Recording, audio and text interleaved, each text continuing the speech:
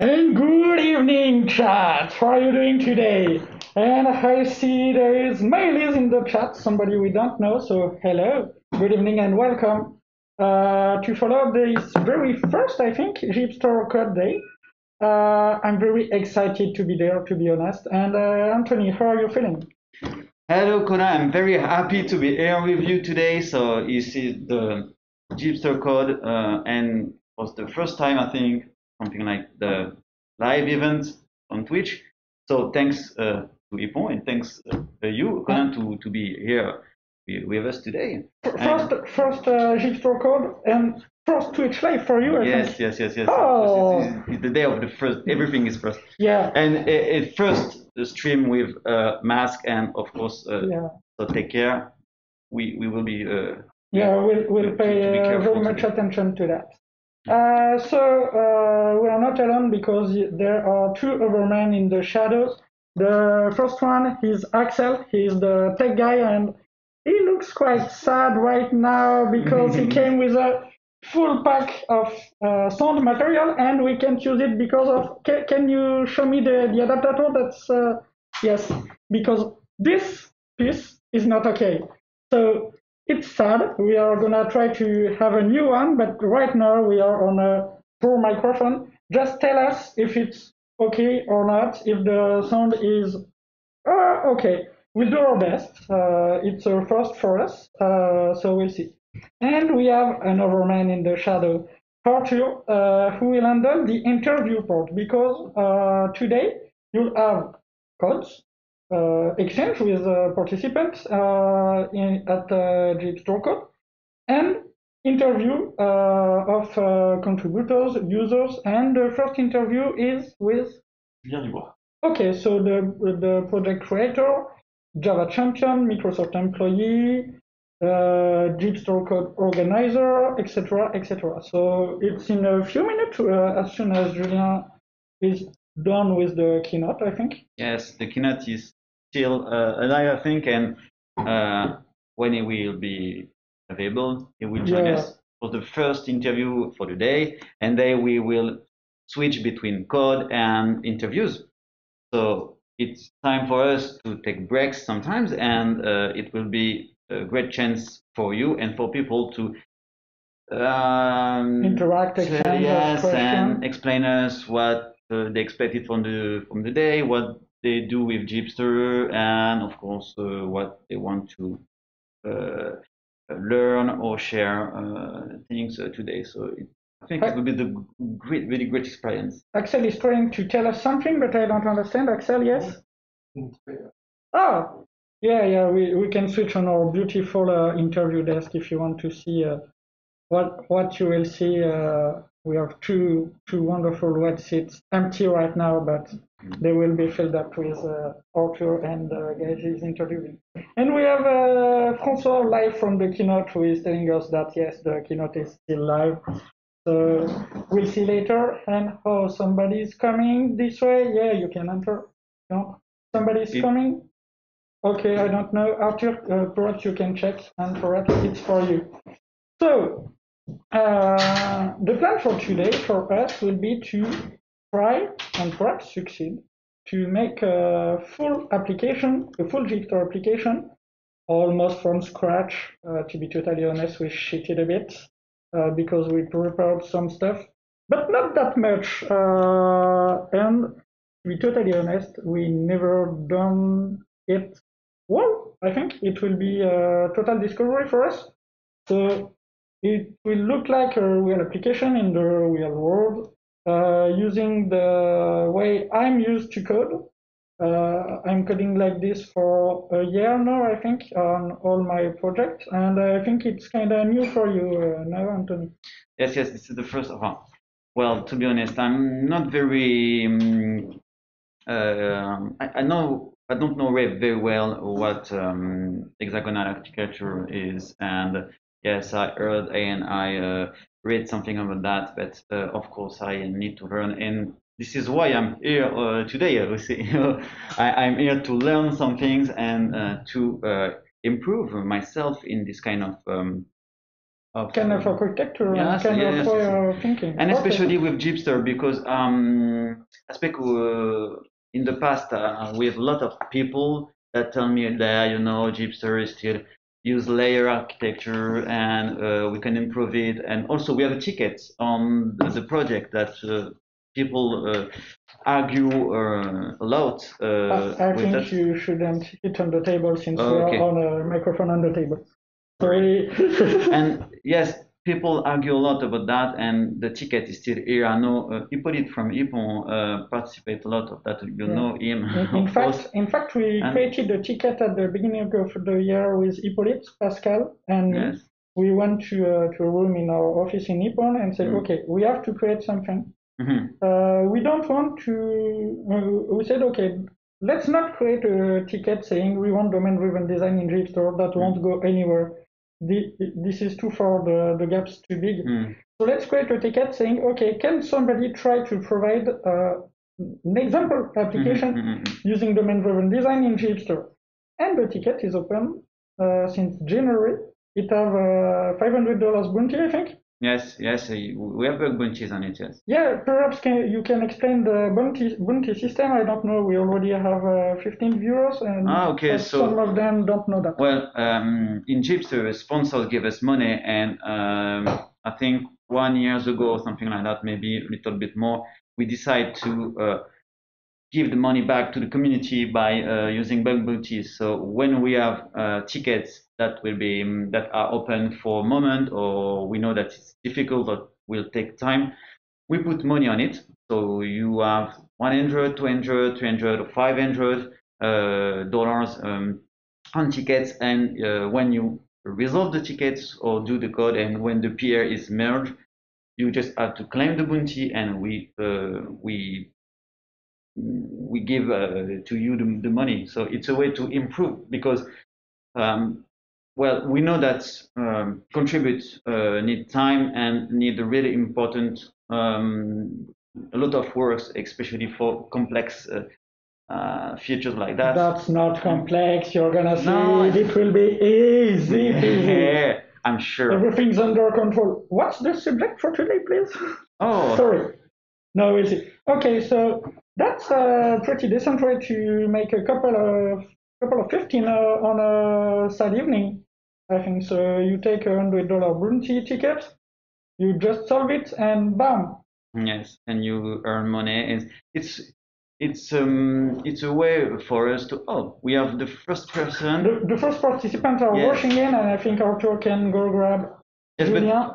Also, we can explain the chat that we have. So the live Twitch event, but also we will have a live person in, so we'll follow the day and all the things that we will do about DDD, of course, and well. We are trying to be as pandemia. How to say that? My English is so shitty, chat. I'm sorry. We're gonna try to follow every pandemia rules. For us, doing 8 hours live on animation with the mask on. Yes. Will be a trial, I think, but we'll see. I'm eating my mask right now. I hope the sound is still good anyway with the mask. Yeah, don't forget, if you have any sound problem, yell at Axel in the chat. It's Axel's fault that we don't have cool microphone. A surgical mask like this. A surgical mask like this. You want to switch from this mask? No. From this one is better. This one is way better. Hello, take a seat. So we are just buying us some time waiting for Julien to be there. So I think Arthur can go grab him, and we'll start the day with. He's on his way? Yes. Perfect. 1 or 2 minutes. One or 2 minutes. We'll start with an interview of Julien. As we say to the chat, we've got sound problems, so our only working microphone is this one. So when the interview is on, we'll have to be quite silent. We were hoping that the whole case of the sound material will help us, but a little adapter failed us. So we are doomed. So waiting for Julien right now, and perhaps you can introduce yourself so we can see you, but chat can hear you. And so they will know who is following the session live if you want to address your name. So my name is Michael. I work on Ippon in Bordeaux. I love Ippon, hexagonal architecture, so you'll be my wingman for today. I will try to help. Perfect. You want to code, and so I don't code? You take my computer, my Eclipse, because I'm coding on Eclipse, and I go home? No? Okay, I code.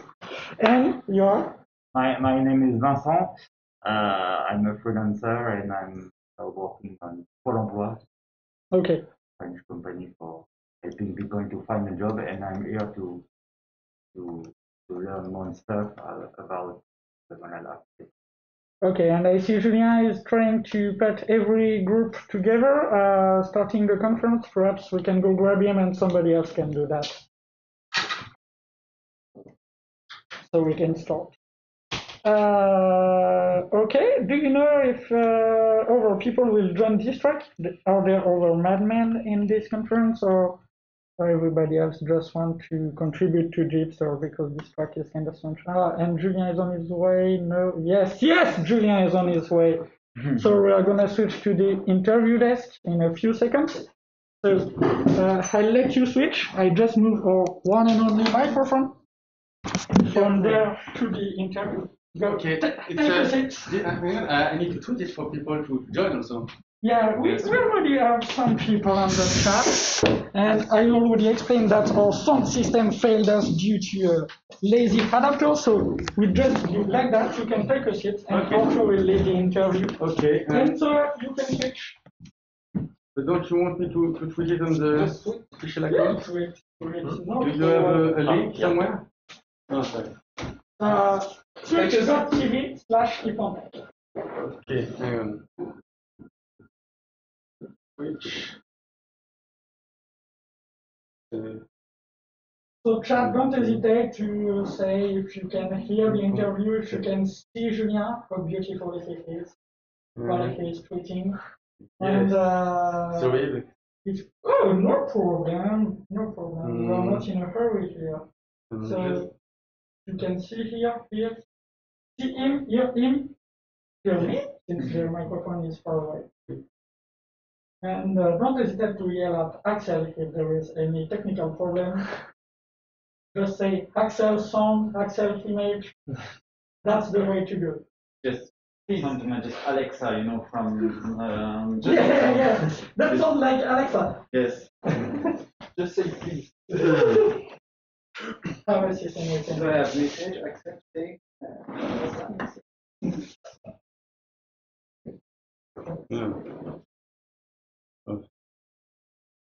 Okay. Okay. We are all okay. After you can go whenever you're ready. Thank you. So good morning, everyone. Good morning, Julien. Thanks for being here with us and taking some minutes to answer this interview. So, good point of start. Could you please introduce yourself? We know the topic profile, so Java champion, Microsoft employee, JHipster creator. That's a lot of stuff for one guy. So yeah, who are you? How do you make all of those roles happen in one day? And what's your area of interest? Well, thank you. So the camera is here? Yeah. Thank you. So I'm the creator of JHipster, so I created it like 7 years ago now. I still lead the project, but there are two colleagues. There is Ippon and Pascal. So I'm not the only one. I'm not doing everything because it's just not possible. Today in JHipster, I'm mostly like organizing things like this conference, like we set up an association, a non-profit association for JHipster. So there's a lot of, I would say, administrative work and organization work, which is what I'm mostly doing because I'm the only one who can do it usually. That means that I'm coding less at the moment. Also, one of the answers is that I don't do everything. I've got a lot of help. That's the way JHipster works. Also, it's it's more community than technical project for me. So it's a bunch of friends who know each other and help each other. And so when I step back from some work, or some other people come and invest me, and that's awesome. That's how the project goes. So to answer your question, I still lead the project, but I'm doing less than I used to do. I'm also doing less because I've got other things in my life. Typically, so I work at Microsoft in the Cloud Developer Advocacy Group. There is a lot of things between my work at Microsoft and JHipster because in Cloud Developer Advocacy, I work in the Azure engineering team, and I'm specialized in Java. I'm leading the Java team, in fact, for Developer Advocacy. So, of course, when you do Java on Azure, well, JHipster is not very far away. So there are a lot of things between my real work and my JHipster is still real work, but it's the work I am paid for and the work I do for free. This is combining in the end. Yes, that's a mix. Sometimes I do some. Well, for example, today, Microsoft is sponsoring the conference. They paid for my trip, by the way. So that's, I would say, Microsoft work, but that's also JHipster work. It's a mix. So that's also how I do things. I have the chance to be able to mix some of them and do twice at the same time, which is another solution. Then, yes, clearly, well, it's not just me. I mean, the whole JHipster community had, I would say, a few trouble in the last few months because of COVID-19. Most of us do this on our free time, and with COVID, we have less free time because with the kids at home, we have job issues, and it's a big mess for everybody. So the last few months have been difficult for everybody. But I mean, the project goes on, and I'm very happy that we still do the conference. It was a close call, but we're doing it. Okay. So you were saying you're 3 project leaders on JHipster. So there is you, Deepu, and Pascal. Yes. So this is a French reference, but project leader in JHipster, is that a good situation? So you're taking the administration part, but from a global point of view. Well, there are two things. Pascal and Deepu are like the technical leaders with me. And then for us, the association, we did something a bit different. So we have Anthony with the treasurer and Pierre with the secretary. There are also two things as like the non-profit organization and the technical work. Is that a good situation? I'm not sure it is a good situation, but we're trying to make it work. I mean, compared to a few months or years ago when it was very blurry. I mean, we didn't have any legal entity, we didn't have any money, and we were just doing things a bit randomly.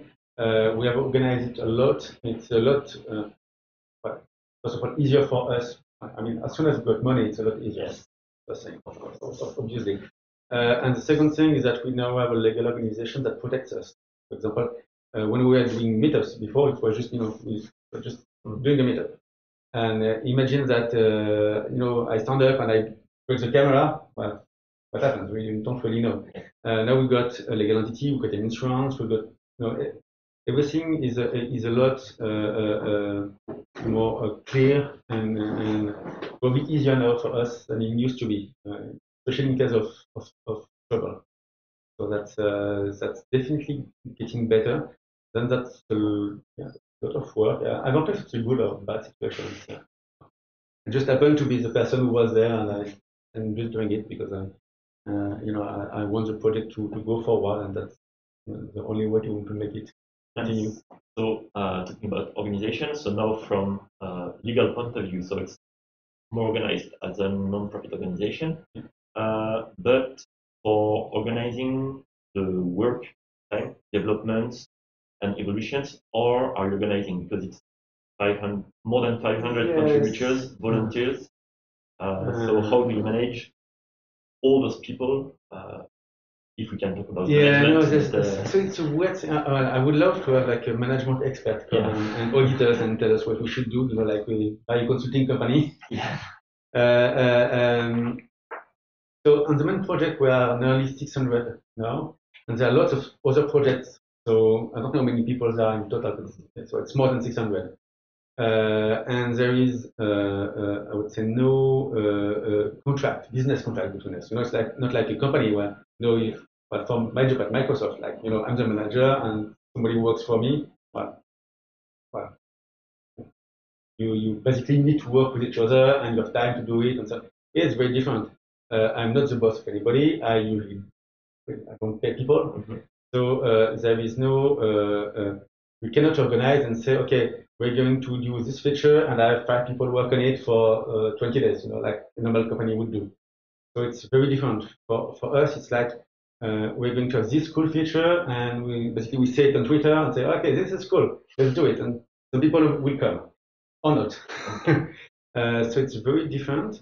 So if you compare to a normal company, we can do a lot more because sometimes we have like 3 different ideas.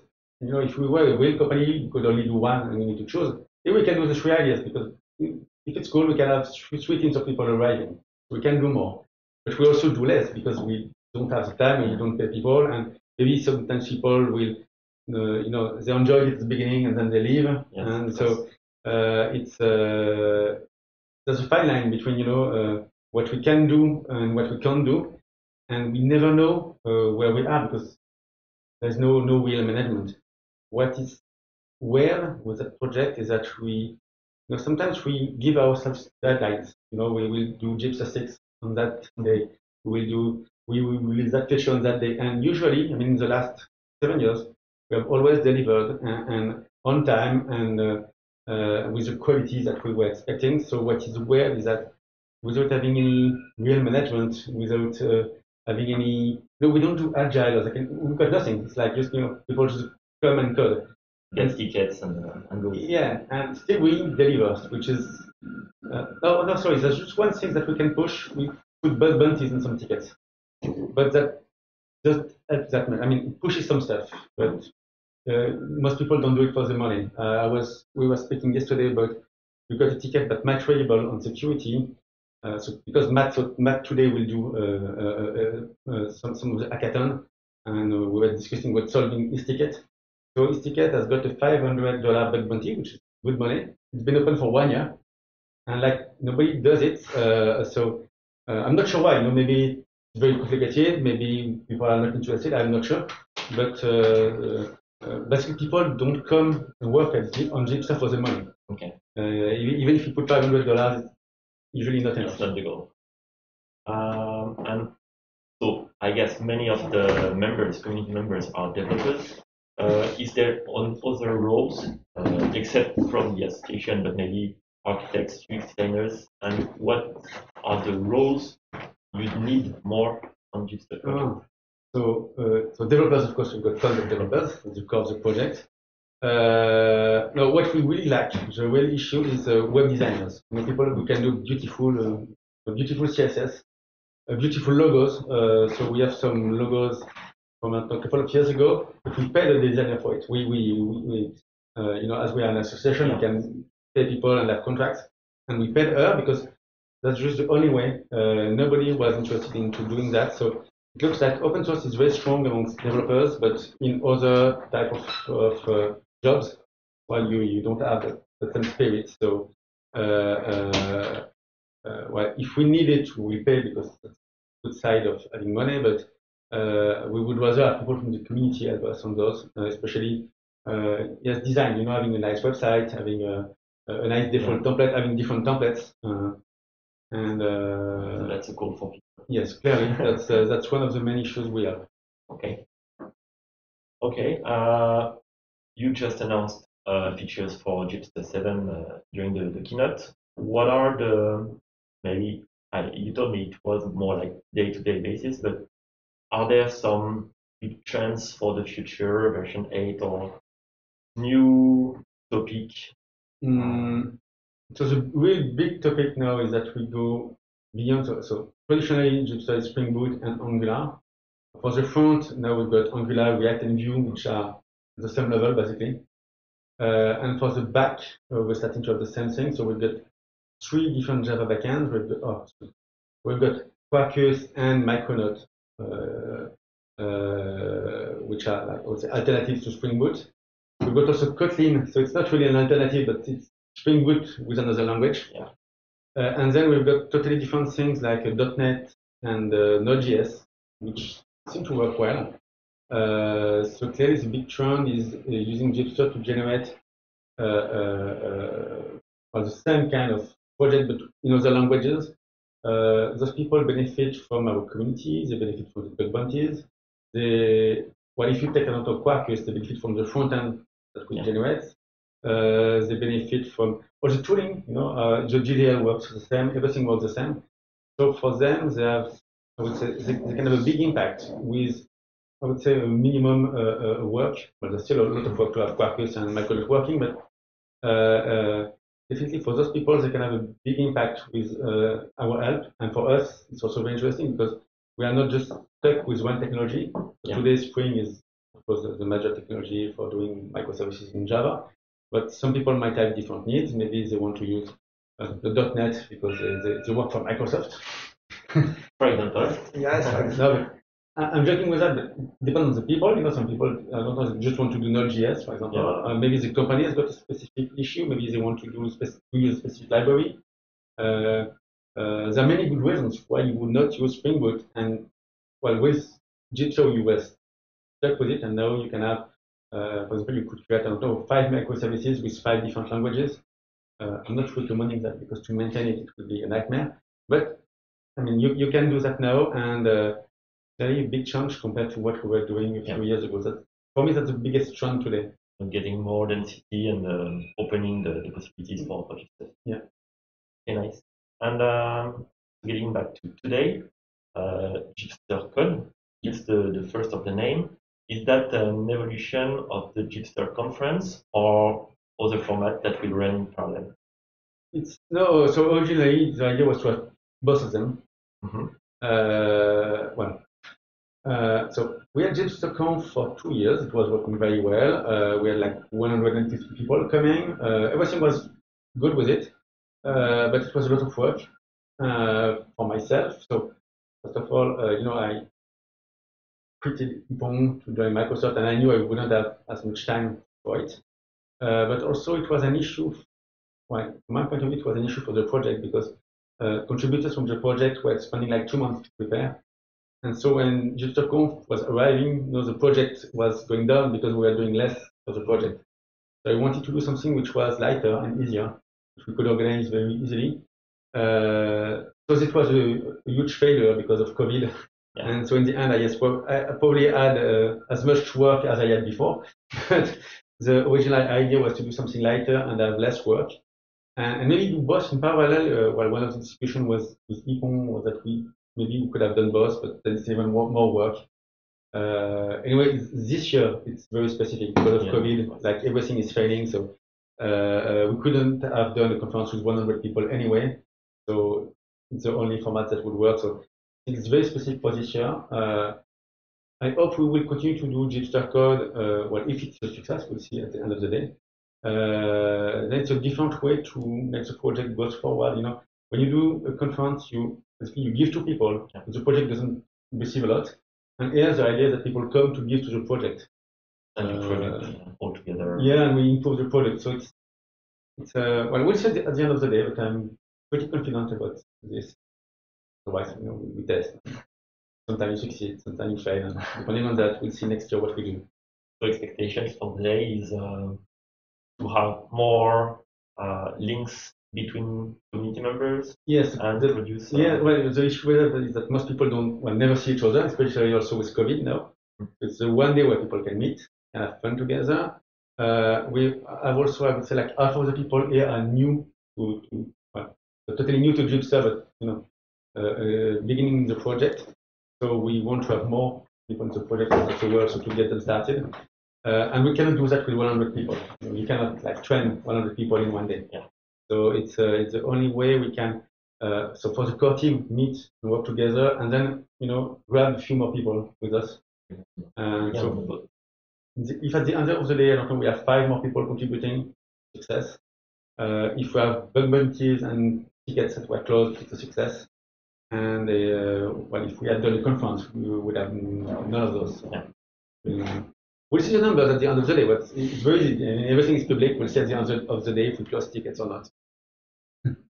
Okay, thank you. Final word because we switch on the track Yeah, of the we day. are gonna try to work on a 500 bunkies ticket today in this track because it's the ticket for domain-driven design in JHipster with an example application using a clean architecture.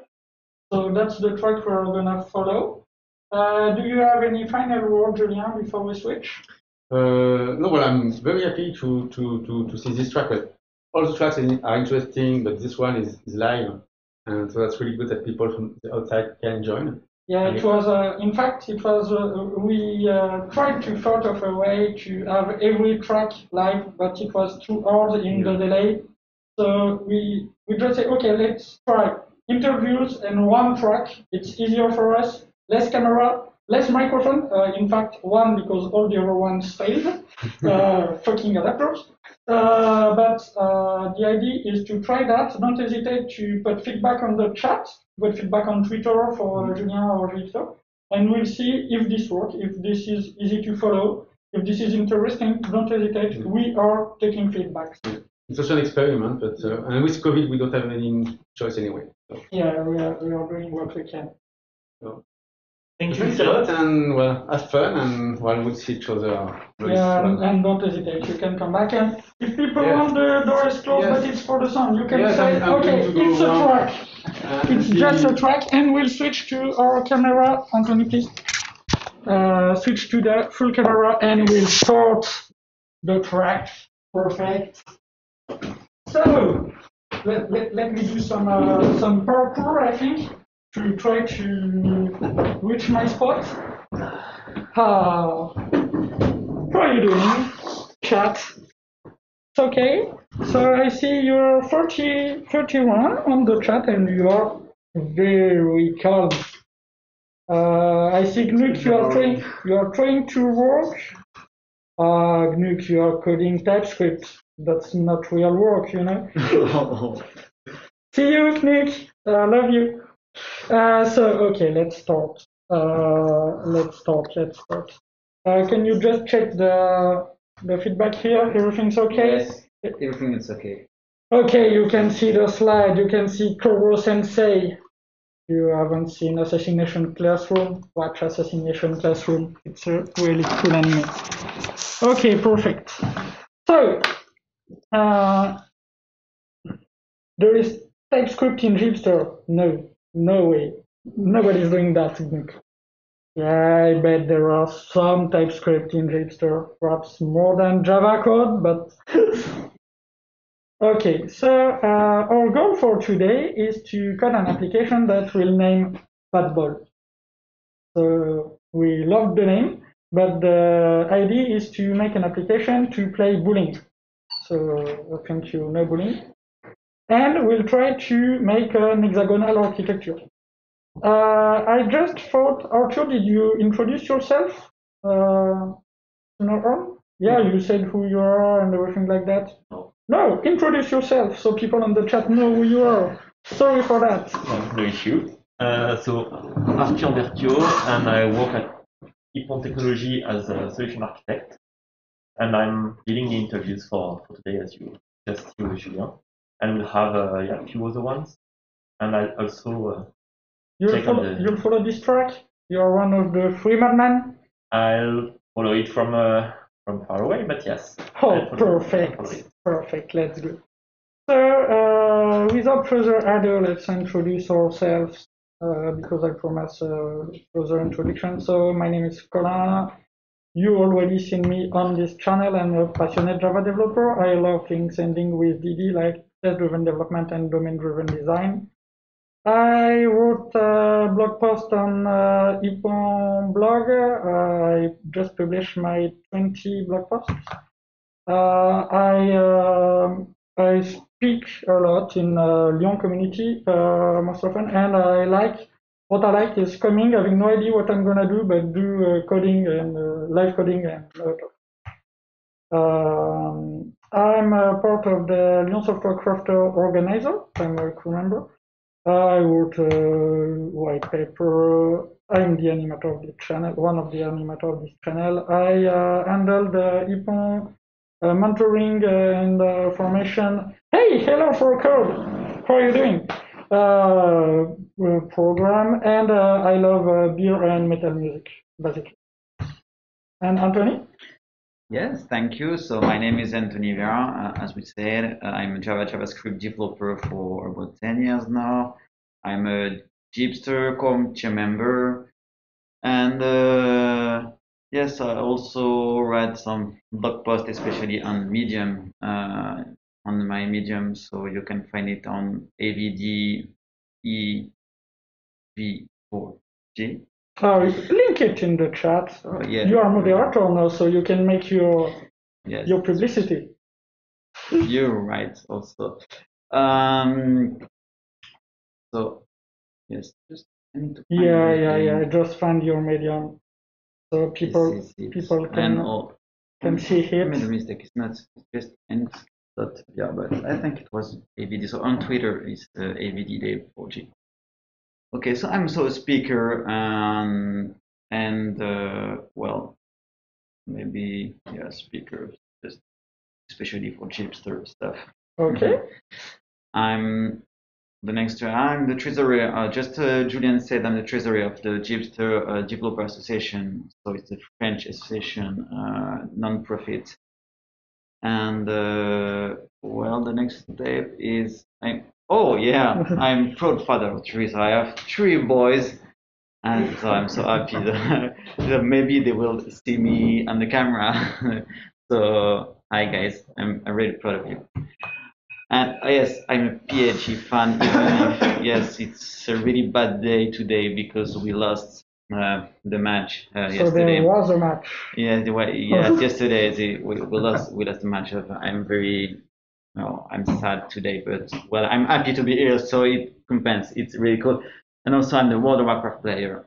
Maybe on the Twitch you can find it. Okay, perfect. So as I said, we are gonna play bowling today. So just a quick reminder of bowling scoring rules, because that's not that easy. When you put a pin down, 1 point. 1 pin, 1 point. 1 game is 10 frame. Remember the vocabulary; it will be important. 1 game, 10 frame. 1 frame is 2 throw. We are throwing 2 times the ball. We are rolling 2 times, and we are putting pins down. We are doing a spare when in a frame, we are putting 10 pins down. So in the 2 throw of the frame, 10 pins down. In that case, the next throw is added as bonus to the current frame. And we are doing a strike when we put the 10 pins down in the first throw of a frame. And in that case, the 2 next throw results are a bonus. Okay? So bowling game is a very famous kata. Bowling game, you're gonna heard of bowling game as a code kata, and we are gonna do it. Just starting with, okay, we know pad ball, we'll do bowling rules, we'll do bowling stuff. So let's start by doing the kata. Just, okay, what's the score of a game? The kata can only give the score of terminated, correct bowling game. We are not checking the inputs, and the game are all done. So let's try to do this. And let's try to do this. We'll see what happens. So here I have a JHipster application with some tweakings that we'll see later. And for now, as I just put my kata in there and we'll see what happens. So it's a little small, but no worries. It will be really big in the time to create a game unit test. Okay, I think it's big enough for everybody. Maybe people can open their computer. Yeah, if you want, you can open your computer. And for this, you have no setup needed. You start a Java project and you can do the bowling game with us. That's quite easy. And so while you're opening your computer, I can drink water, and this is a good news.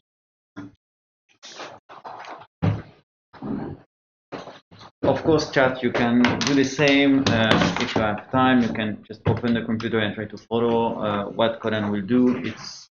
The idea is to make the day interactive as possible. Yeah, so, and we'll see. Yes, feel free to ask question. I'm tracking the chat, and we will take question and ask to Colin if we want to know specific things. Can you link the project initialization repository so people can clone it if they want? And I'll switch to full cam so we can do the setup in full cam. As I know, this is on the GitLab project. So yes, it's on GitLab.com, I think. Yes. On my the first one. Perfect. Okay, so the link is the chat, so you just have to clone the project and follow what Colin will do all day. If you want to try do it with us, but for this first part, we are just doing a kata. And that may sound like a trap, because we said we are going to do hexagonal architecture, and I'm starting to do code saying, hey, you don't even need a framework to start. So it's not a trap. The reason is quite simple. In fact, for me, you can't do domain-driven design, hexagonal architecture, and stuff like that without another methodology, which is really important for me. In fact, the goal of this architecture, the goal of all this is to protect the domain, is to protect the code that matters for us. But this code have to be designed. And the best designing tool I know, you have here if you want. Yes, one core supply EM. The best designing methodology I know by far, in fact I don't know any other that are that efficient, is test-driven development. I told you I love the XDDF. So test-driven development, just a quick reminder, it's you start by writing a web test. If it doesn't compile, it's red. Then you start it, and your test should be red because oh yeah, Arno Zeda. Hello! I'll answer in a few seconds. So you start by a red test, and you are thinking at this point of, okay, what will be my API? How can I expose something really usable? Because I'm the first client. The first client of my code is my test. Then you make the test pass with the most straightforward implementation you can think of. That won't be the best implementation. That's just an implementation that allows you to go further. Then you're gonna refactor because you probably did some ugly code. So let's do a better code. So we'll do a clean implementation. Another I answer. The only external library I allow in my domain is common slang, but you have like 4 live hours advance on this question. But that's the point, and we'll put some common slang in our domain. Oh, Axel is coming back with the adapter he was missing. Perhaps we'll switch to better sound. We'll try, but let's advance. So I think you've got time to clone the project. Oh, no problem, Arthur. No problem. Yeah, Arno Zeda is called Arthur. No problem, no problem. You're welcome.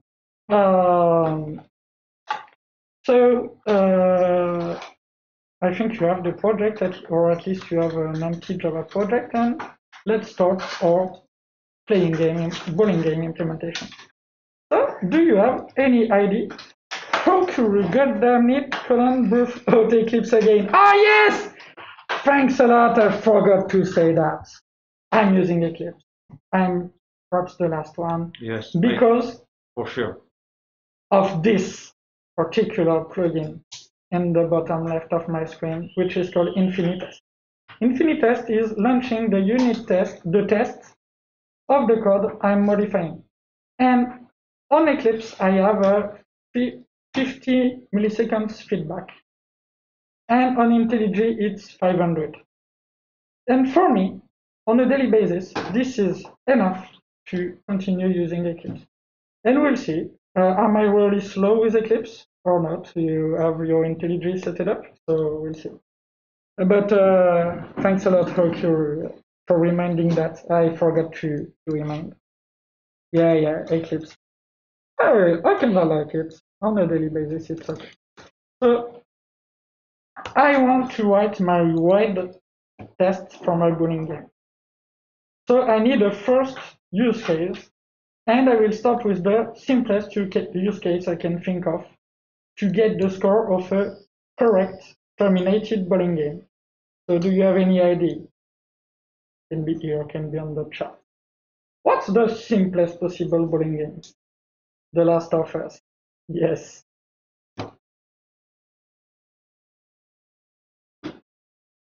Just an hint. It's basically me playing bowling. The first test. The first test. Yes. What's the simplest correct bowling game?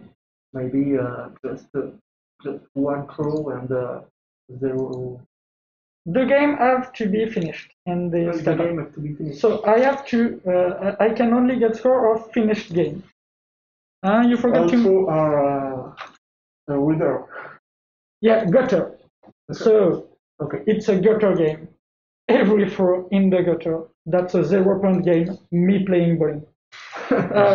So okay, you forgot to mention that internally run related class to modified file on Eclipse versus every file on IntelliJ. Oh, I don't forget to mention that. I didn't know that. So that's really cool to know, and that may explain the long feedback. So okay, so I need my first test. I write my test saying should something in this case.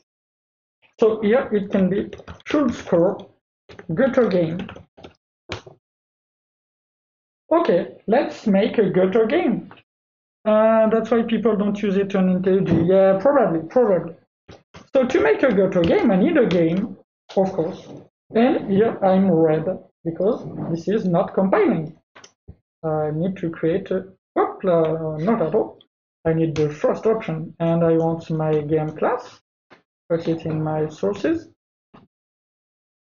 And here I'm set up for now. Okay, I have a game. No, I want to have this game in a variable, and I just want to roll 20 times 0. So I'll make my better for loop and just roll. So I roll 0 because I want to say the score. I'm red. My test is red because it's not compiling because I need to create a method. Okay, so here that's the number of pins down. Okay, my test is green. Next step. Here I need to assert. So I need to assert that my game, and here I want the score. How do we call this method to get the score? Is it get score? Is it score? Is it something else? Cool. Thanks. Do you have any idea? How do we call this? Every option are good, I think. Get score? Okay, let's go for get score while I'm trying to put a microphone on. So get score, and it's red, of course, because the method doesn't exist. Just creating the method. Here I want an integer, and of course it will be 42 because that's the universal answer. So I can't be wrong with that.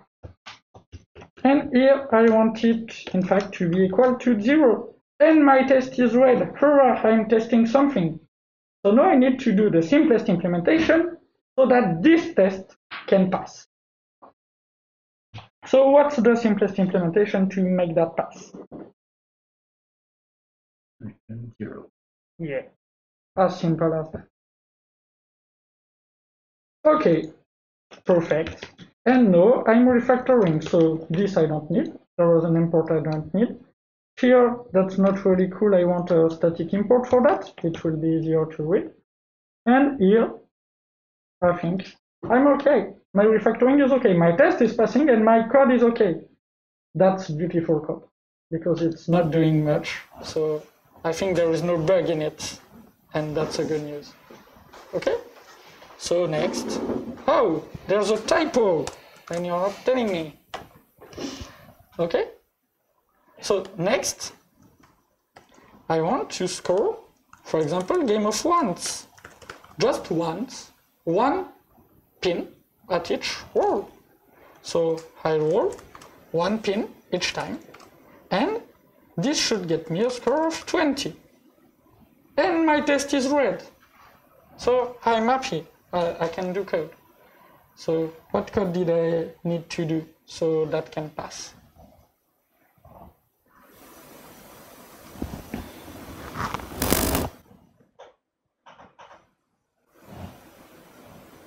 To count the pins down. Yeah. So here I need a score to store it because my object needs to store it.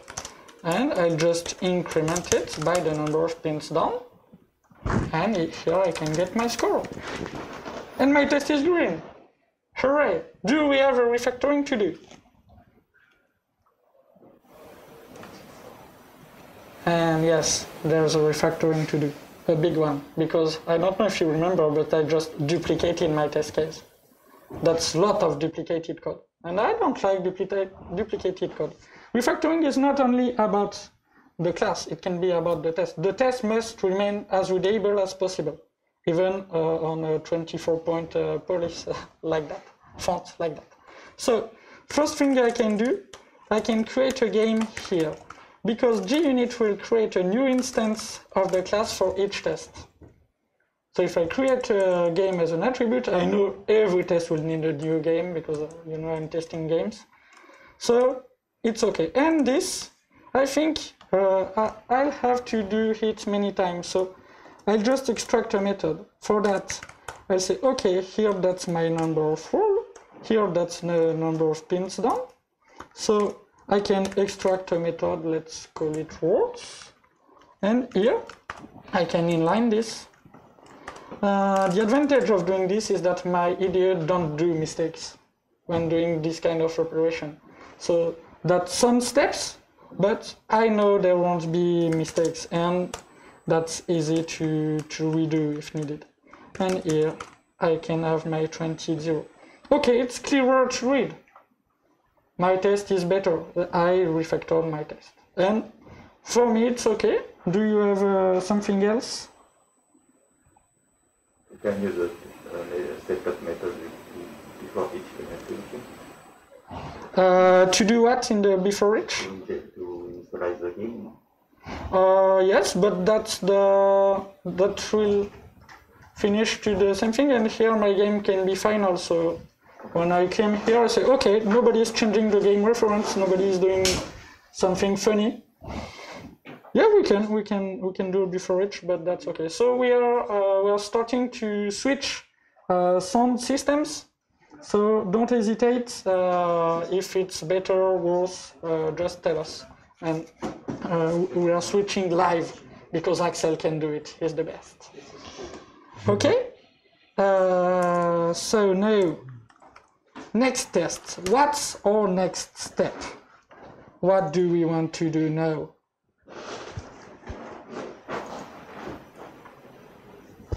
What's next? So we have the game for the normal players. So what's next? What's the next case we want to check?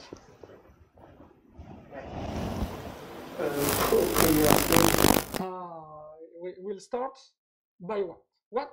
We are trying to go from the simplest case, the 0, to the more complicated one. So what's the next step? We don't want to make something really complicated. The last case, we don't want that because TDD is GPS.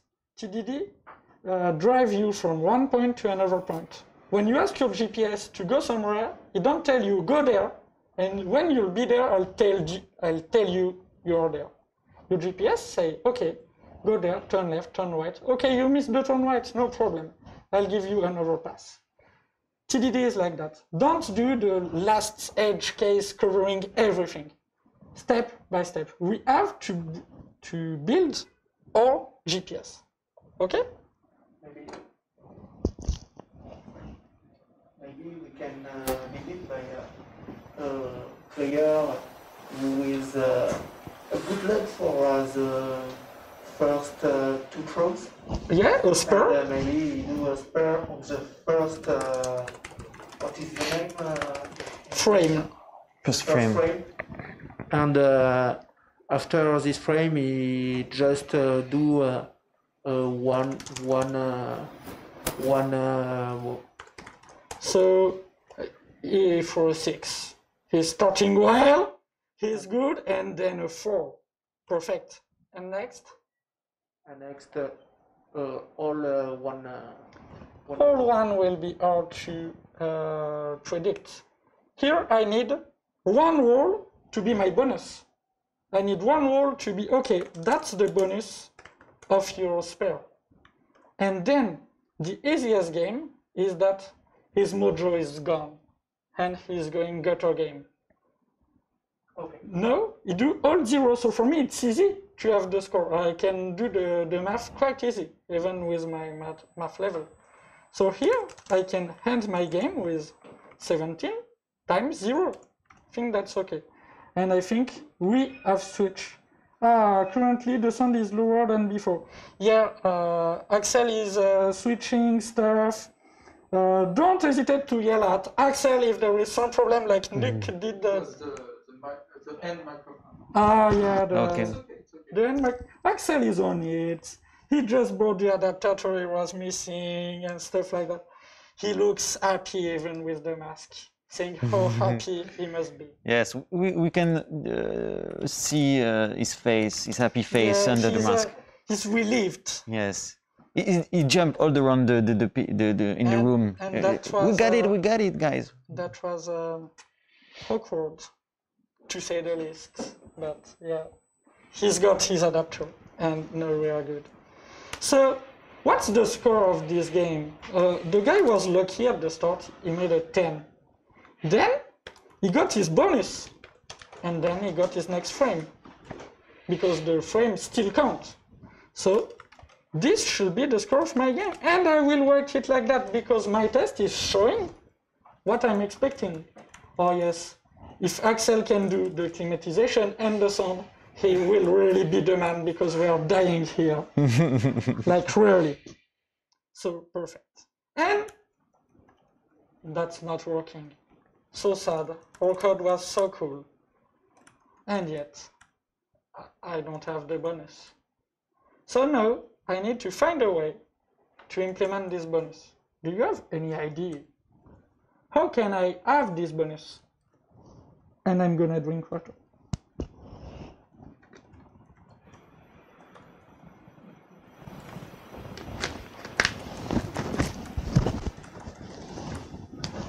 Aha! And that was easy so far. And you say, yeah, what? One day doing a bowling game, so easy. Not so You easy. have to test if the score is 10. The score of what?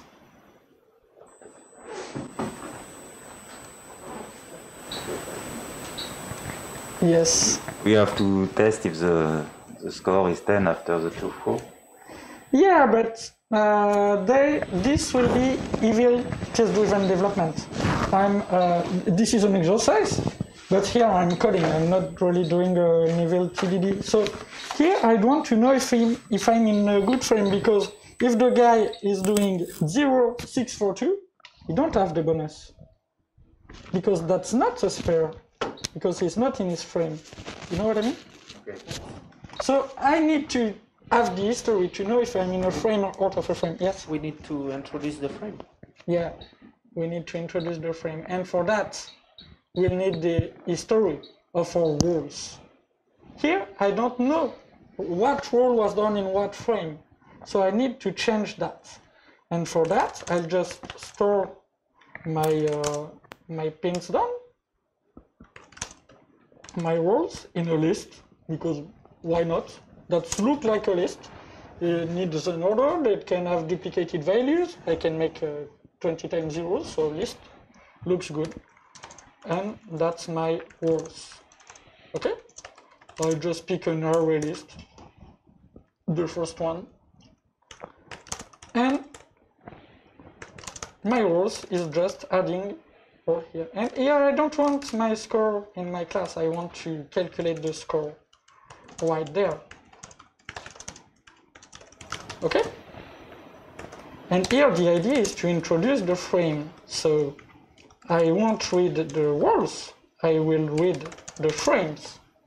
And I know I can only have finished correct games. So I have 10 frames. Whatever. It's a kata, the games are correct.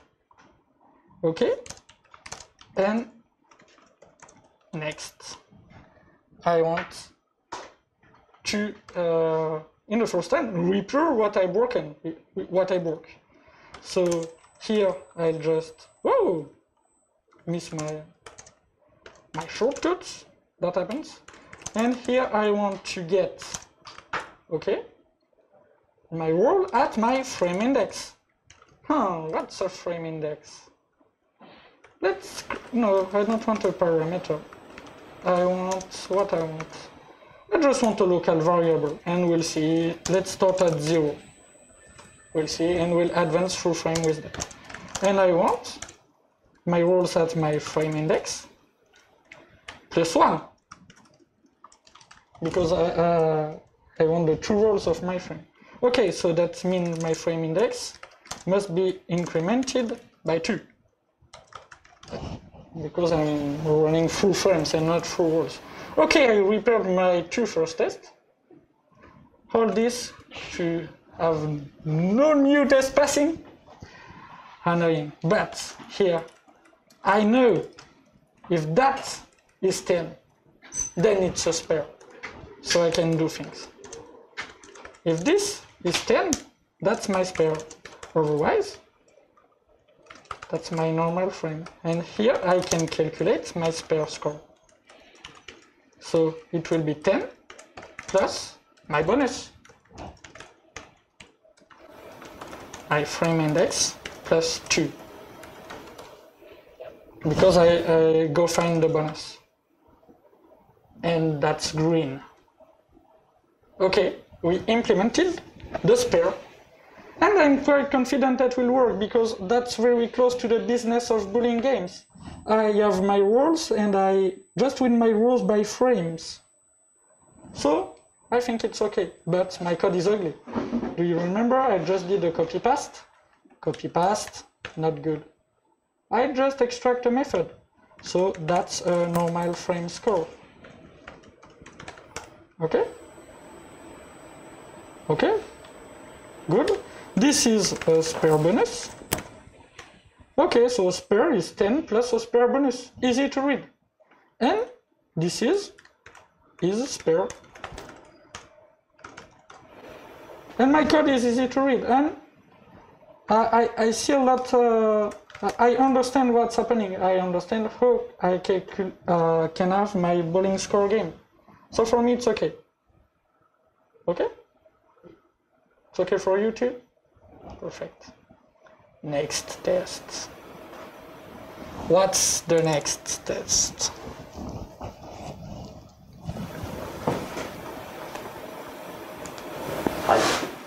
Strike. A strike. Yeah. You can try the microphone. Strike. Strike. Yeah. Let's score a strike. Should score strike. Okay. So I want to do 10. And then what do I need to test my strike?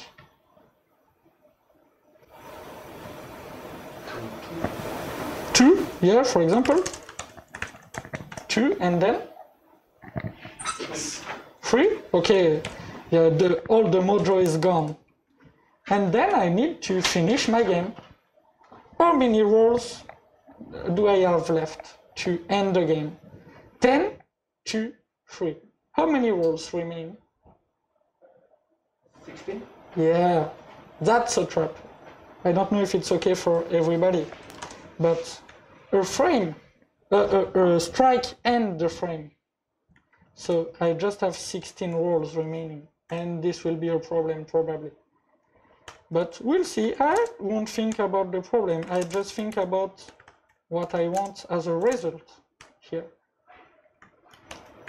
So here I want 10, so my strike, plus 2 plus 3, my bonus, plus 2 plus 3, my frame, my second frame, because, okay, and here, that's not working because I have an index out of bound exception. That's not a good news. But we'll see. How can we fix that? Here I think if I say, okay, if my walls at my frame index is 10, this is a strike. Else, I'll just do the remaining part. So if it's a strike, it's 10 plus frame index plus 1, so the next row, plus frame index plus 2. Okay, still not working, still index out of bound exception, because in the case of a strike, I don't want an increment by 2, I want an increment by 1, because my frame is done. And this is working! And that's good. And what's coming after the green phase? Refactoring. Yeah. I didn't kill everybody in this room. That's on a good way, but not everybody is still living people. And here, I don't like moving 2 values in each block. That's complicated, and I see duplication. This is duplication. So what I'm gonna do is I'm gonna duplicate all that, and the first one will be for the score, and the second one will be for the frame index. Okay? And I forgot this refactoring. Forgot to say, okay, let's do as just as for the spare. So this is my strike bonus. This refactoring is kind of harder because it has to be made in 2 steps. I can't extract a method in 1 step, no matter your IDE, because I need to extract a local variable, then a method. So I'm extracting the local variable, then the method, and then I inline my local variable. Okay? Just one more step. And this is strike. Oh. Sorry, what did I do? My fingers aren't happy today. I think the precedent refactoring is bad. Yeah, of course. This is not a strike. This is a strike bonus, I think. And this is a strike. That's a lake of beer.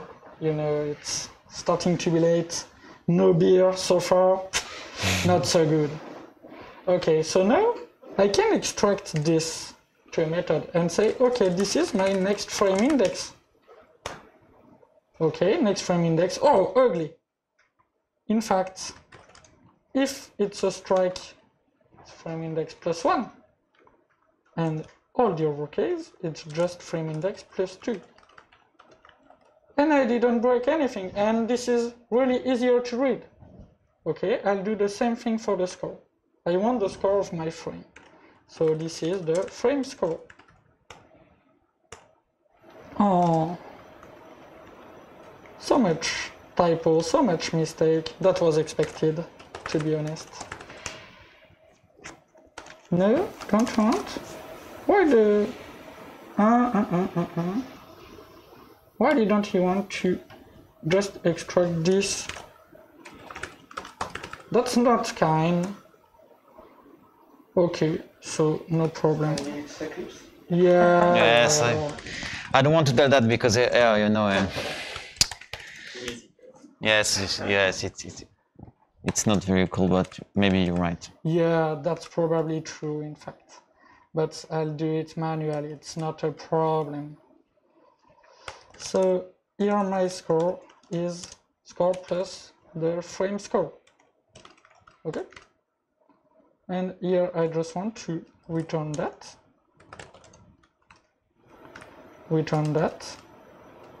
What did I do? Return that, and return. Oh! Return that. Yeah, and I didn't break anything, but I have dead code.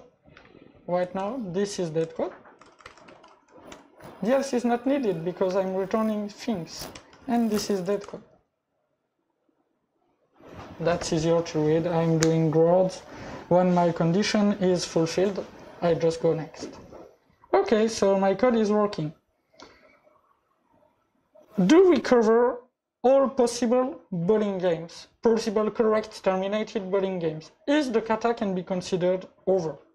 Can the kata can be considered over? Do you see any other case? Yes? I guess it's not because you will be asking there. If we are only doing strikes. Strike, so a perfect game. Do you know the score of a perfect bowling game? 300? Yeah. That seems to be common knowledge. So how many rolls in a perfect game?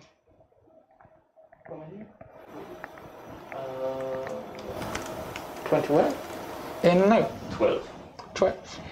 Why 12? Yeah, it seems Arthur is very good at bowling. Yeah, yes. I think he's good. Maybe in Bordeaux there is a lot of bowling place. I don't know. Yeah, so not much walking. You do bowling every day?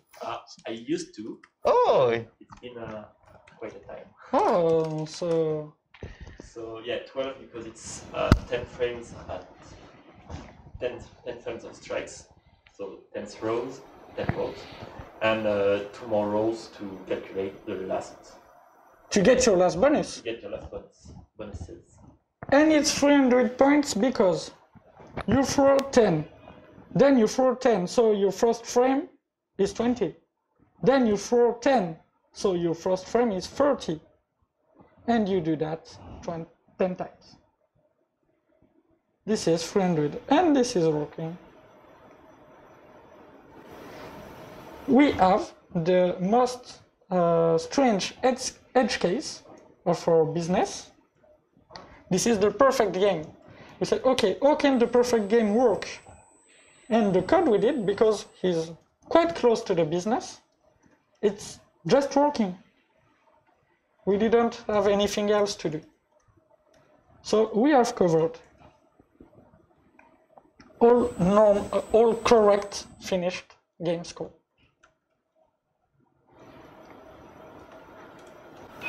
Are we covering the case, because it's still in 10 frames, covering the case we are doing regular games without any strike and finishing with a strike? If you have any doubts, let's create a test about that. Okay, so should end with strike, something like that? Yes. So I roll, so 18-4, no luck. Okay?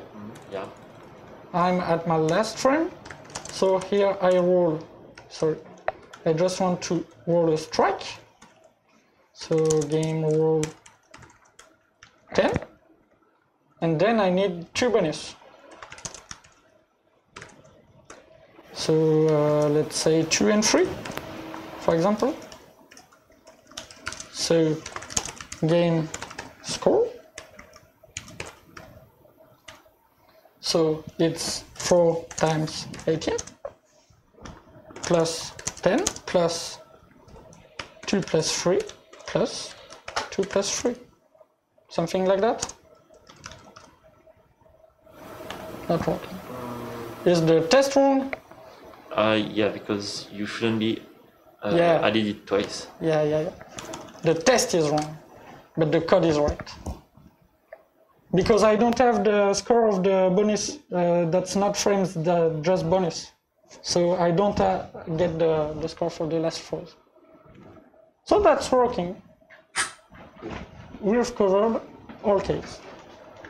So this is a kata, this is toy code, this is code to learn test-driven development, this is not code to make real thing. I don't know. Are you coding object with business operations like that? Not sure. on a daily basis. Your objects are just containers for data. They don't have any business logic in them, perhaps. Don't know how you're working. Let me check my next slide. Yeah, so well done.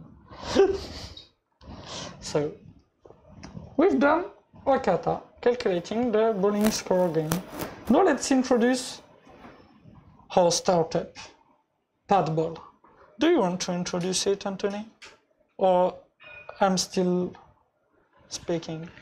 It is you mastered that, so if you want to take a rest. No, it's okay. For Padball, we are not doing the front-end part because we don't do front-end. Only Nuke is doing front-end. I don't. No, because we have to make choices. Even if we have 6 hours of life, we have to make choices to... it will be hard, the day will be long, and so we decided to do only the back-end part. But yes, we need to focus, to be focused. Yes, this is totally possible to do that in the front-end. No problem. You can do almost the same thing in the front-end part. You don't have exactly the same problems, but you can do the same thing. And we are doing it on a daily basis. Nothing song, I practice bowling more since doing bowling kata. Yeah. I learned the bowling calculation method while doing this kata. I didn't understand anything at it before. I understand when preparing the kata for the first time. Seems legit, okay. So, in our Padball services, we have one game, only one player. That's not a real bowling game where you can have multiple players. Here it's a web services, one game, one player.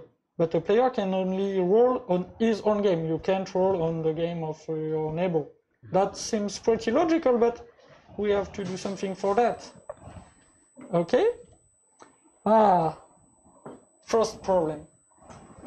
In Padball, you can get score while running the game. You just throw a 10, your score is 10. So this is first thing to change, first little thing to change. And another little thing to change is that Padball will allow you to see the frames. So you can have the frame, you can have a cool display with the frame, and the frame on a running game, on a partial game. So we'll see the frame while we are advancing. Okay, that's some updates. Okay? So, can I use this code and do something with that so we don't rewrite it? Because we are developers, so we are lazy. So we don't want to rewrite stuff, and that seems like it's working. So, do you have any idea what we can do next for that? And I'm drinking while you're thinking.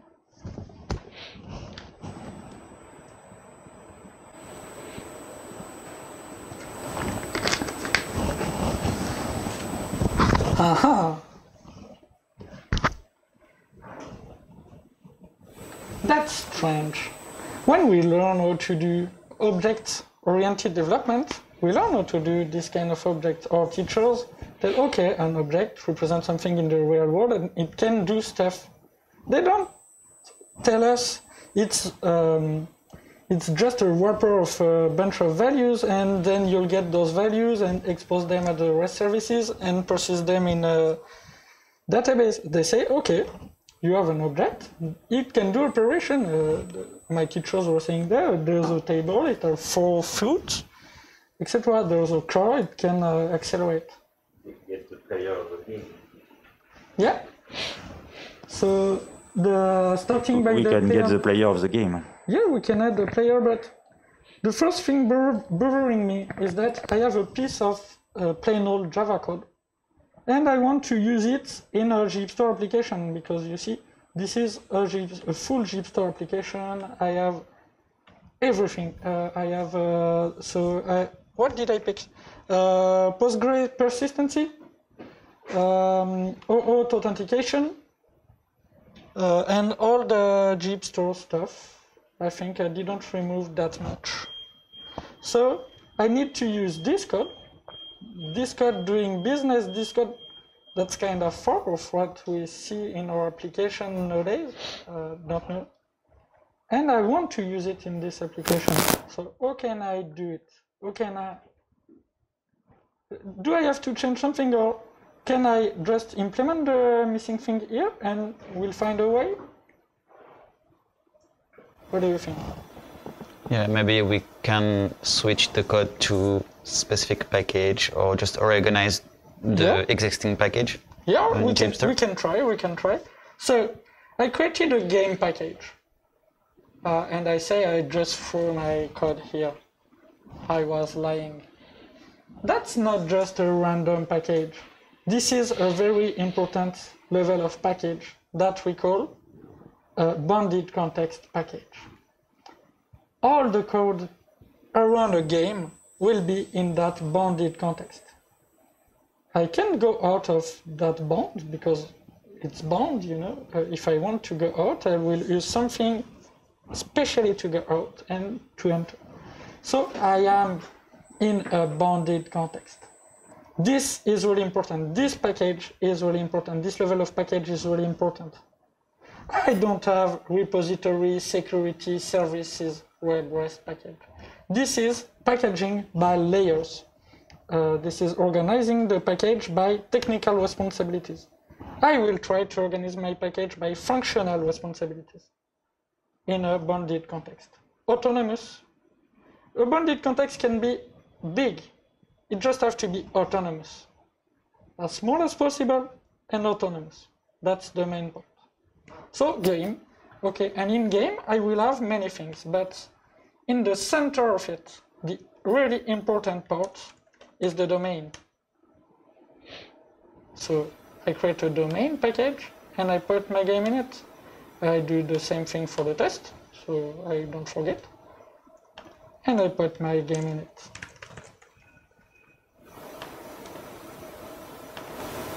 So this was pretty easy to do. I didn't do that much, but it's really, really, really an important step. Okay, so now, first adaptation step, first step to go to what Spatball is doing and not our lazy kata is doing. I don't remember, the schedules went out of my mind. If we have something coming at 11, just tell me. Yes. I don't remember. I think we will have next interviews soon, but we can take time because we started with a little bit. But no problem. So we can, it's okay, we are not very, there's no problem if one, yes. I think I don't remember the schedule, but yes, maybe Axel can give a microphone to Arthur and stuff like that. Yes, we can. Okay, perfect. So first adaptation, I want to try the part where I can get partial game score, because the test modification is pretty easy. In the test, I can just remove those stuff. Do I have others? No. If I remove that, that's supposed to be working because that's totally fine for Padball. That wasn't for the bowling game kata, but for Padball it's okay. And that shouldn't fail like this, our index out of bound exception. So now I need to make an adaptation in my code. So I'm going to have something cool. Do you have any idea of an adaptation we can do to that? It will be easy to do because we are lazy, we are developers. And that will answer that new need.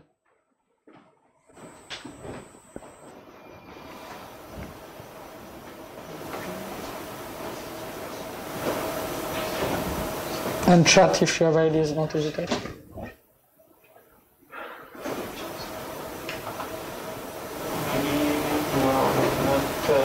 It's not mandatory to have 10 frames. Yeah. In this case, I can have less than 10 frames, but knowing the number of frames I have can be a nightmare because of the strikes. I can't take the number of rolls divided by 2 add 1. That's not my number of frames because the strike will mess it up. There's an easy way, a lazy way that will be perfectly fine.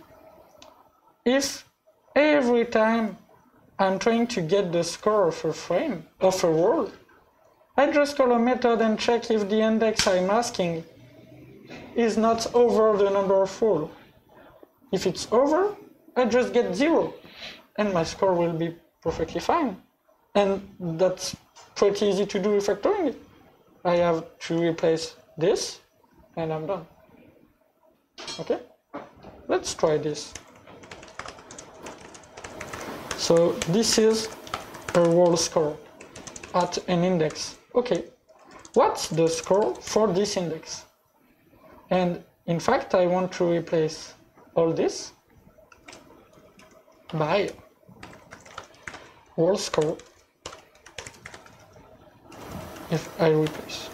Okay. Oh, no. I missed.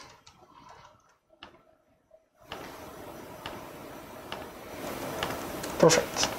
And here I need my implementation. So if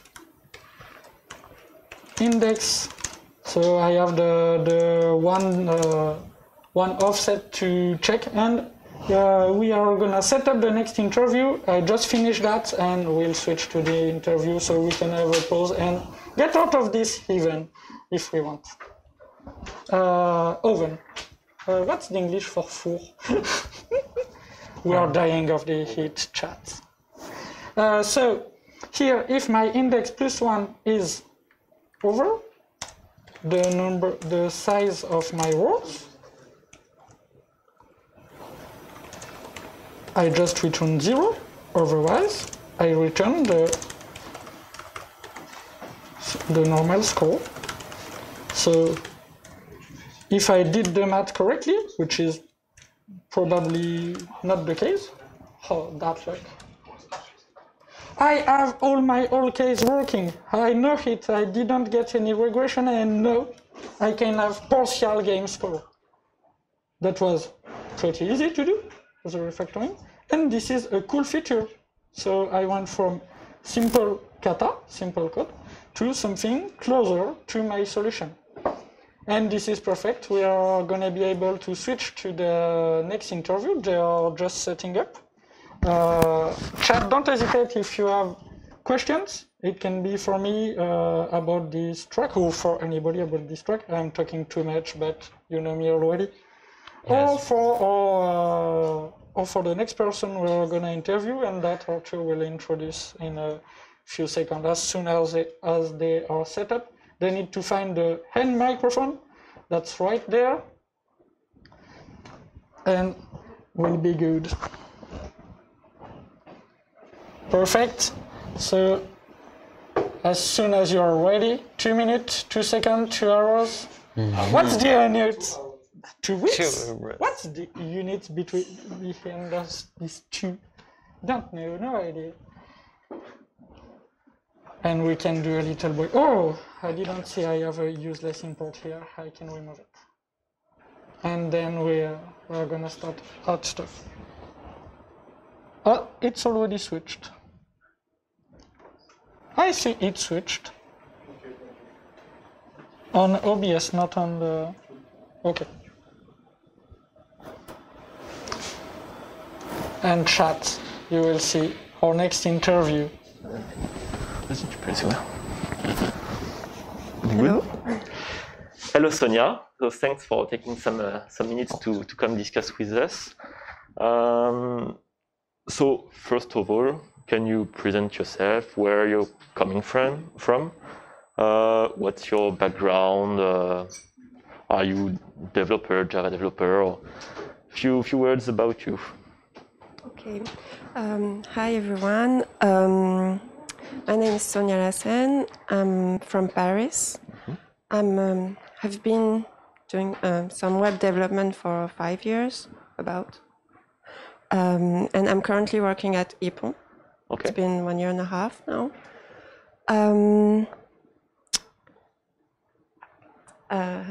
What else?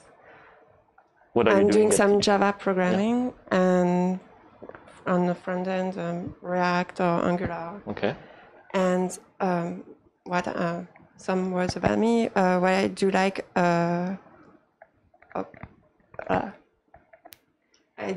is in my free time I like surf. Okay. So I like watching videos and I like to do some surf, but Yeah, I that's live in famous. Paris, so it's more videos watching online, and also like to go to meetups and watch some meetups on DDD or other stuff, maybe Flutter also sometimes.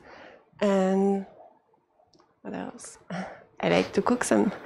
Recently I learned about cooking, and so that's all about me, I think. Okay. And martial arts. I like martial arts. So this is about me. Nice. So you like meetups? You're in it, so you're at the good place. Why did you join the? No, why did you join the JHipster Code today? Was that for discovering JHipster or wanting to contribute? What was your goals, your expectations coming here? I came here because I wanted to meet the community, because I was at the previous JHipster Conf. Okay. It was a year ago, and during the lockdown, we couldn't meet with the teams and with the people. At Ippon, I'm in the JHipster team. Okay. So I can see every month we had some meetings, and so today was the opportunity to meet everyone and learn. Yeah. Because to develop, to contribute, you need to be more comfortable with a JHipster, and this is the opportunity to learn more about the generator. Discovering other community members from all around the world. Discover, talk about, just have fun. Yeah. So you already are JHipster community member, already contributing to it. But I want to contribute more, and I think being here today will help me have more knowledge on this generator, and so I'll be more comfortable working on different areas. Okay, and how did you discover JHipster? Was it part of your professional at Ippon, or did you already know about it before that? I learned the first time I heard about JHipster, I was in engineering school, and I didn't pay much attention to it, but I heard about it and I went to the GitHub account, so just saw it. And then I think it was 4 years ago, I had a tech lunch. So I heard about it, all the possibilities at the time. So that was 4 years ago. And then I think 2 or 3 years ago, I was in a project from scratch. And in this project, we were wondering whether we use JHipster to generate our application or start from scratch. And finally, we didn't use it. We haven't used it, but it was a possibility. And it would have saved some time. Yeah. But never mind. And so since I've been working at Ippon, I only worked on projects that were generated with JHipster. And so I'm very happy to work on this kind of project. Yeah. Yeah, because they have. What I like about working on JHipster project is that they have the same structure of files and folders, and the same configuration files. And so you're not when you work on a JHipster project, you're not lost. You know that there's a file that's called this way and another that's called this way. So you're already a bit familiar. Yeah, you're not starting from ground zero. Yes. Okay, and so you're from the JHipster practice in Ippon. How many projects did you start or work on? I was working, I think, on 3 projects. Last year it was a React and Java application. So it was a front-end React and Java. And so it was based on JHipster. And recently I changed to AngularJS and Java, but it's also generated by with JHipster. So I'm not lost. I kind of like it. The fact that it's the same, and you can upgrade applications. You can upgrade your JHipster application, and it embeds the new features, the bug fix, and the security vulnerability fixes also. Nice. So you're convinced with the JHipster product? Yes, because it's a community that with different backgrounds. I mean, people with different knowledge. Some people specialize on front end, so some other on security, and it's nice to have this kind of diversity that you don't have in your project usually. Yes. So it helps build, I'd say, secure and with some norm. I don't know in English. Okay. Okay, and so today, what did you choose to work on? Which track did you choose, and why? I decided to work on the beginners track, even though I've been in the community for a year, because I think like I'm missing some point, and I want to be sure that I have the basic knowledge, so to work more and be more involved in the community. So that's why I started this. I think it's good to have a very good foundation to work more on the subject. Okay, and so what are you doing in that track? Is it just individual developments? How many are you in this beginner track? I think we're about 10 or 12, and we started from scratch. So we've downloaded all the requirements, like Java, NPM, Node, and so on. And we're starting by fixing some easy bugs. First issues for beginners. Each one of you has only one bug, or are you working by teams of 2, 3? Oh, I think for the moment there's a pool of bugs, and we're picking some bugs, but I think we can work together. Okay. We just started, so okay, that's why. It's 11. So do you have some objectives for the day on this track? Number of bugs, or I think kind of topics that you're focusing on? Me or everyone? The whole track? The goal is to finish all the bugs that were assigned to the team. Okay. I mean, the first issues, I don't know, I forgot the name. But do as much as possible and learn and try to... So by the end of the day, JHipster will be fully up and running without any bugs? For the easy bugs. Yeah. Okay, and maybe to finish, what's the main itchy points you find in JHipster? What's the main drawback from your point of view, you find in JHipster, and what you would like to be implementing next in the future? Well, what I'd like to see is the possibility to generate a mobile app with JHipster, like Flutter apps. That I would really like it. And the drawback, I wouldn't say a drawback. It's just like it's so big. There's so many possibilities. It's so huge. You have CI/CD. You have front end, back ends, database, everything. It's just that I don't now. For somebody who's beginner, it's hard to grasp everything, to understand everything.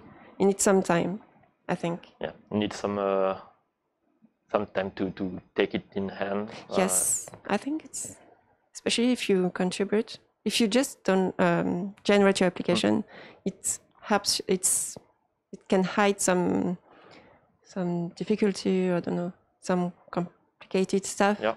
But one day you need to understand what's behind that. Okay. Thank you. A little bit of advertising for our friend Colin here. As you said that you are interested in DDD, so it's not DDD, but we have the track Hexagonal architecture. And we are going to talk about DDD. I don't want to put it in the slide because That look like, don't know, perhaps, yeah. We are doing DDD. We already talked about bounded context, like 10 minutes ago. And we are gonna talk about DDD, but I won't say the words. Too much expectations to handle. No, I won't say, I don't want to say the DDD words because they can be frightening, but we are doing DDD. I started the day by saying, okay, remember the terms of the bowling. Remember the bowling terms. We are gonna talk about frames, rolls, strikes, spare. This is our ubiquitous language for the day. This is DDD. Doing DDD doesn't really mean something. You are doing DDD as soon as you are pragmatic and doing developer stuff. But here we are gonna talk about bounded context, value objects, aggregates, entity, repositories. I think that will be it. So we are not gonna speak about the strategic patterns, but the tactical ones today. Okay. So even if you're talking with the beginner track today, I think there will be the replays on Twitch for a few days. So perhaps. And I hope so. If there are no replay on Twitch, don't. You know what to do? Yell at Axel. If there is a technical problem, yell at Axel. I think the sound is okay. Yeah, perfect. But if it's not working, the replay, I hope you can do some meetups. We already have some stuff on our Twitch replay that works because they're on Ippon YouTube channel talking about that, and we'll continue with that. Okay. So there are talk, stuff like that. Okay. Thank you. No problem. Thank you, Sonia. Thank you. And I think we'll be getting back to the track soon. Okay. Yeah, we'll go back to the track. If you are okay, thanks a lot. Sorry I missed the interview, but it's too hot here. You have an air conditioner. We don't. Can't you open the window? It's not working, so it's like we don't. It's working, but yeah. Not hard enough. Yeah. Okay, perfect. It's okay for you? So yeah, I'm doing the switch. Have a good day. Perhaps to the full cam. Perfect. So I lost all my friends, and that's early in the day, so to lost all my friends. Oh, they are on their way back. So cool. Such synchronization. Perfect, perfect. Welcome back, guys. Just in time. Yeah. Just in time. The next break is the lunch break, I think. Yes. We're 40 minutes. Yeah, so the next interview will be near 1 p.m. So perfect. Just before we restart for the afternoon. Perfect.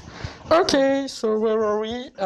We just have a bowling game that allows us to have partial game score, and this is good news. So what's the next step? So partial game score done. Perhaps we can work on frames. yes. Let's try to do frames. Perhaps that will be a nightmare. We'll see. Perhaps that's a bad idea. I don't know. We'll see if it's good or bad. So what's the first test for the frame implementation?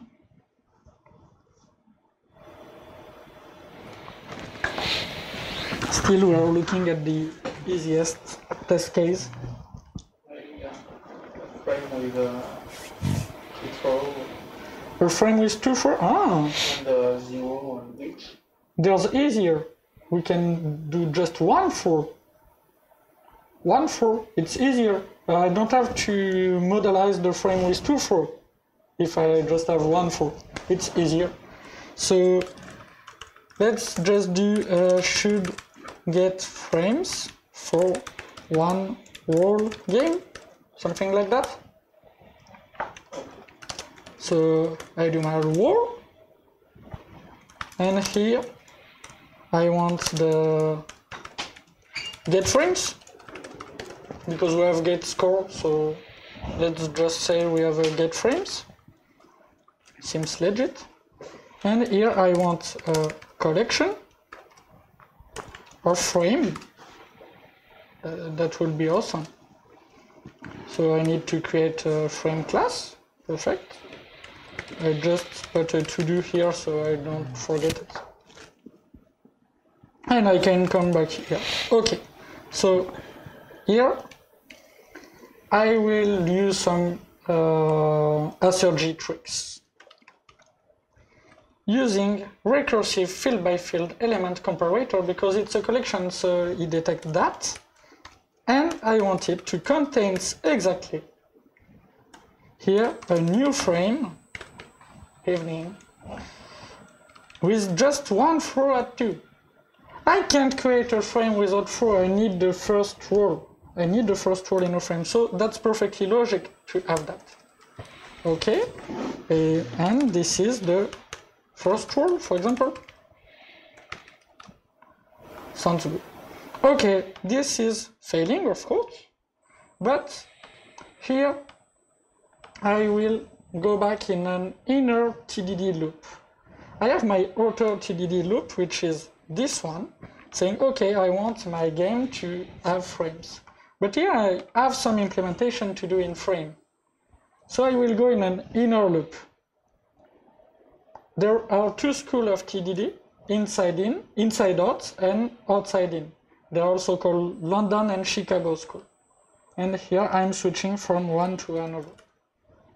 Because that seems fair. Okay, I lost the chat. Sorry, chat. Can't see you for a few minutes. You are missing me so much. Okay, chat. Here you are. Perfect. Okay, so let's do the frame test.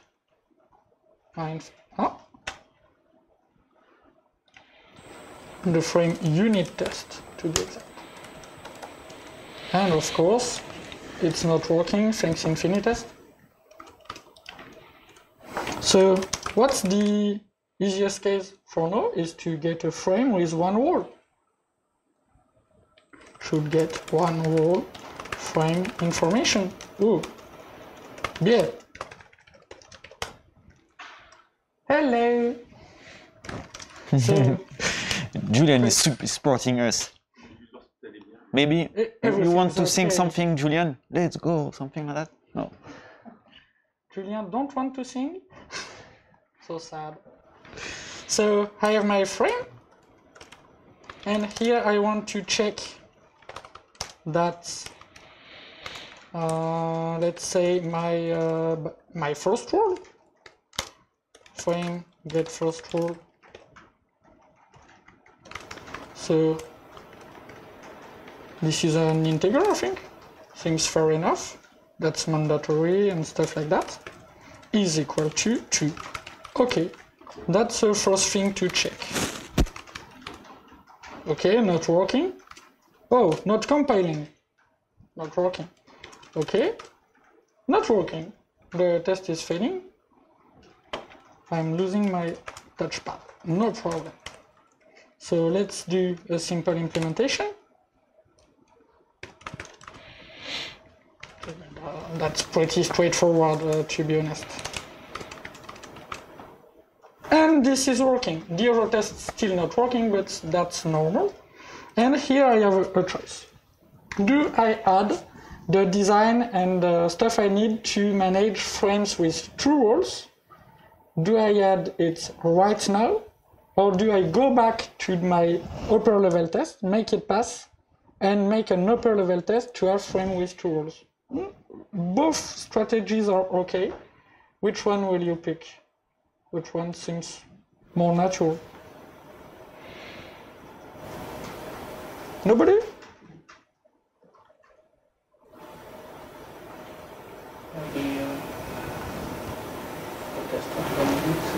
Well, just in the mic. You can begin by fix this. Yes, get the mic. Custom on game units. Okay.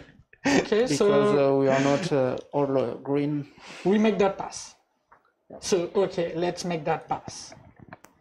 No problem. So so this can pass like this. You tell me if I'm doing strange stuff.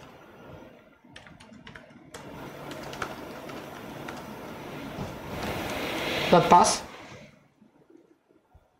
This is stupid, but that pass. Sometimes the stupid code may work. And for now, that works.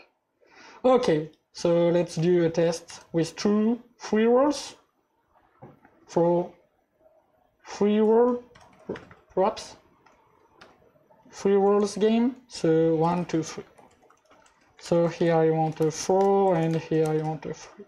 So here I want my frame starting with 2 and I want a second roll. For example, that seems like a fair design. Here I'm designing my APIs. So I'm thinking of the APIs and that seems fair. Let's do something fluent on the frame. So I can't miss with a constructor with 2 integers.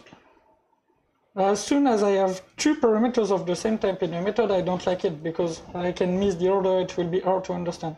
Here I can't miss. Okay? And then I'll need my new frame with the frame with 3. I think we're okay. So this needs to compile. And this is my second row. Okay. So next, I need a test, but I want to add something here because my frame with only 1 row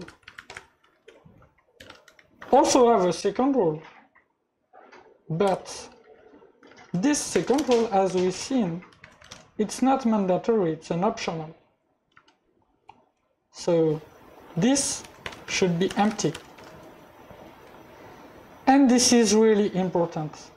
In my domain, there can't be any null value.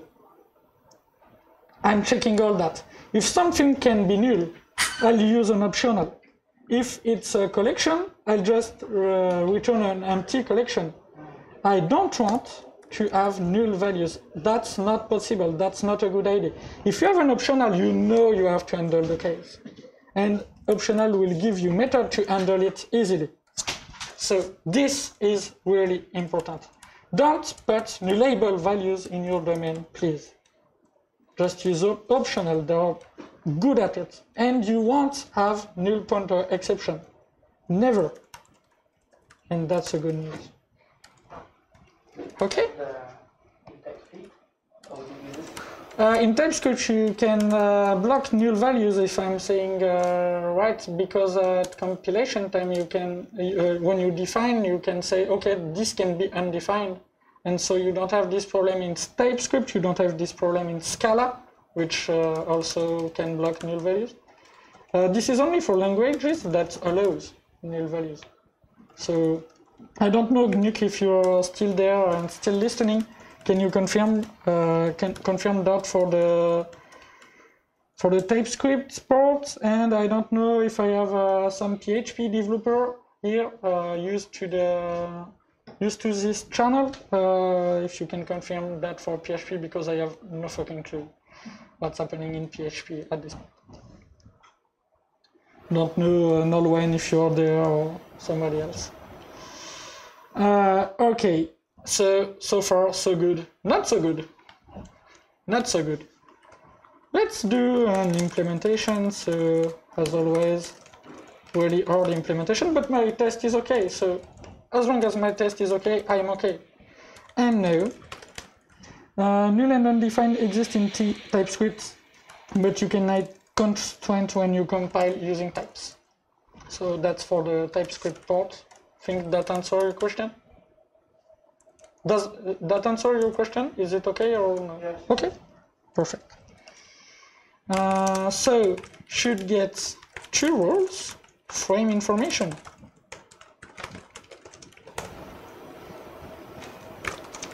That will be a cool add. And here I want my second role at 2. Okay, this is my frame. And here my first role is 4, pretty simple. And my second role is 2.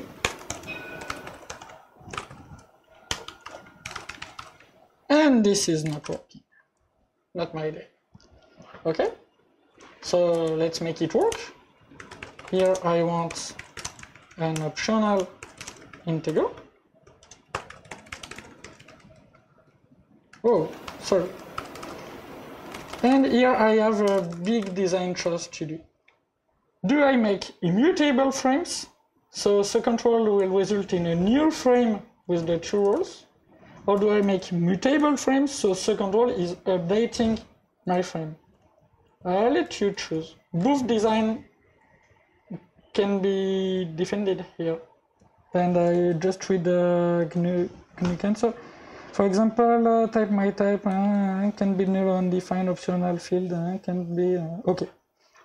So it just put the syntax to have undefined null and stuff like that. Thanks a lot, GNU. No problem with formatting, will be okay. So, mutable or immutable frames? What do you think is the best? Immutable? Mutable? Let's try mutable. It will be easier for us, to be honest. Here it will be easier. So here I just return this. I just have my Fluent API. But a frame in Boolean is mutable. That's logic. When I do my second roll, that's not a new frame. So both are okay. Immutable is have less side effect, have no side effect in fact. This is even righter if we check at the bonus throws after it. Yeah, it can. Because we need to update it after the frame is supposed to be complete. Yeah, we'll see. We'll see. So let's do the control implementation because we need to advance in this implementation. So here I want my control.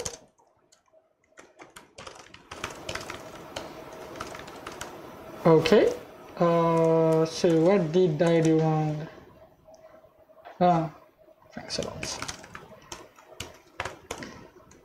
Boxing, anti-boxing. Oh, sorry, and this is this second one. Perfect. Still not working because here I need to say, okay, my control is empty. And here I just need to get the second row. And my frame is okay, but my test is still red because here, you remember when I said this is stupid? And this is stupid. So let's try to do a real implementation for that. And I talked too much, so you'll have to help me on this one. How can I have a real implementation to get my frames from what I have now? From the cases I want to cover.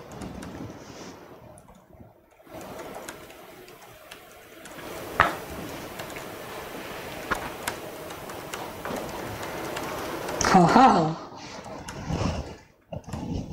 And since we have air conditioner, thank you. This is the second good news of the day.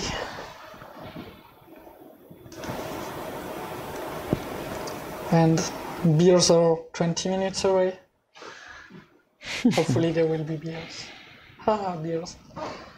Okay, do you have any idea what we can do? We are not looking at good code right now.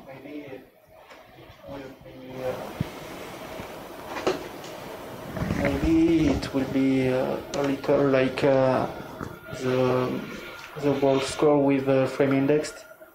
So we need to use how we do the frame. Let's try it. So I start with something like that. Going through the frames. Okay, if I want to do that, I need to initialize the result. Something like that. You tell me.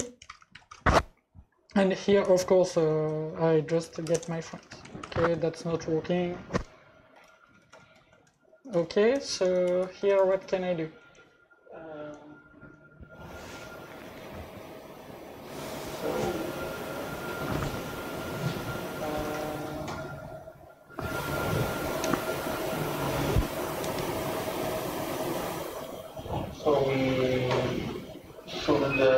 add a new frame and add it on frames. Okay, so frames, add new frame with what? Frame index. Okay, so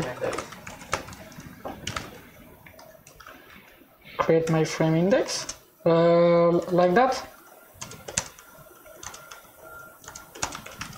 Yes. And so we can add the frames 1 second. So it's frame index plus 1.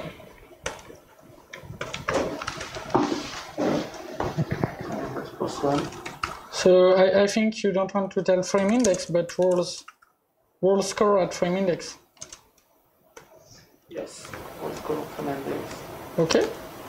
So I see a little flow here because I will add 0, and 0 is a possible score, but that's not, when I don't have any second roll, I just for one time, that's our first test.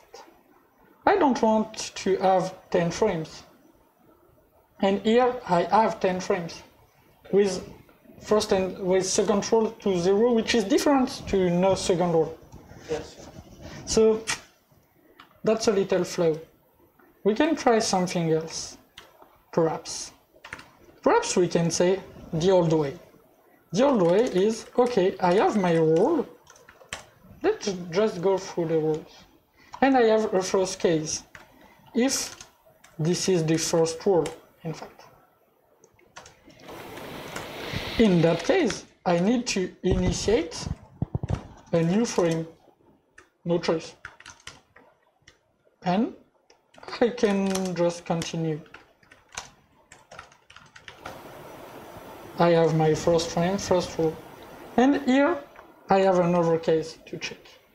I have to get the current frame and check whether or not it's terminated. If my frame is terminated, I need to create a new frame.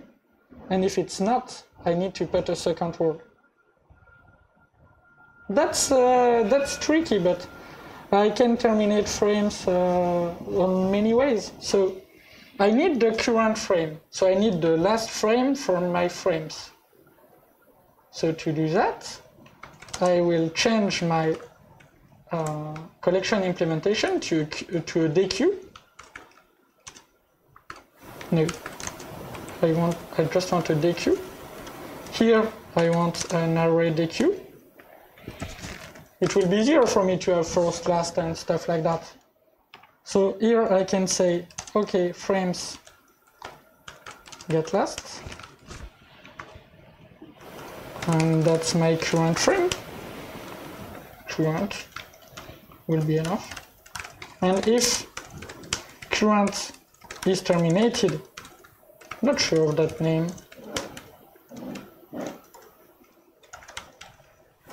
If my current frame is terminated, then I need to add a new frame, start a new frame. I have to do that.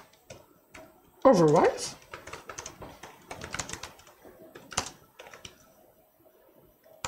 I can send a second roll, which is my current roll. Okay, I have a compilation problem. Let's create it. And for now, the is terminated is kind of simple. Second roll is present.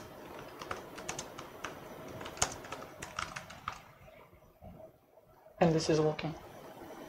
Okay? Okay. I have to handle those 3 special cases. The first roll, okay, I have a frame, but it's not terminated, so I send a second roll to it, and the frame creation. Okay, so there is a case that we didn't cover here, which is the one that's annoying us with the frame order. That's the strike. Should get frames with starting strike. Because in that case, if I start with a strike, that's not like it. That's 10. Then I end this frame, and I have a new one with 4 and 3. And that's really important. Okay, so this is not working. Let's make it work. And here I can say first roll equal 10. But first roll equal 10 doesn't mean anything. This is a strike. And I have my frame working. But I don't like it. I don't like calculating the frame when I get the frame. I want my frame to be an attribute of my game, and I want to have the frame as soon as I roll, I can add the frame. So in fact, I want this. I don't want it here, I want it here. That's private final. And this algorithm, I don't want it here. I want it here, perhaps with some updates. First update, this, if frame is empty, frame.add new frame, and it's not a continue, it's a return. Okay, next update, I can remove this 4 and this. This is just algorithm, this is lying track, because we are not talking about hexagonal architecture here. We are doing the business value. We are adding algorithm, we are moving stuff.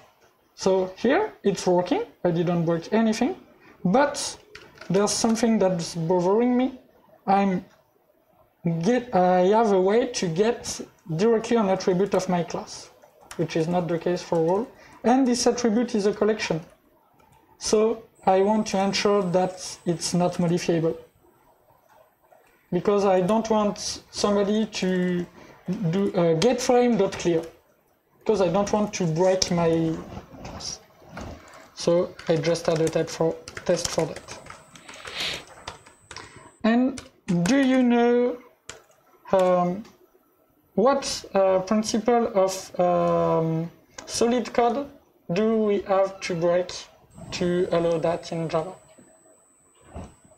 while I'm writing the test?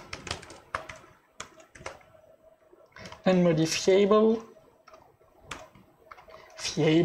frames. So here I want to check an exception, and if I have my game get frames clear, that should not be possible. So this should be an instance of unsupported operation exception. And this is ugly, but that's the only way in Java, because we don't have a collection interface that have no update method. This doesn't exist.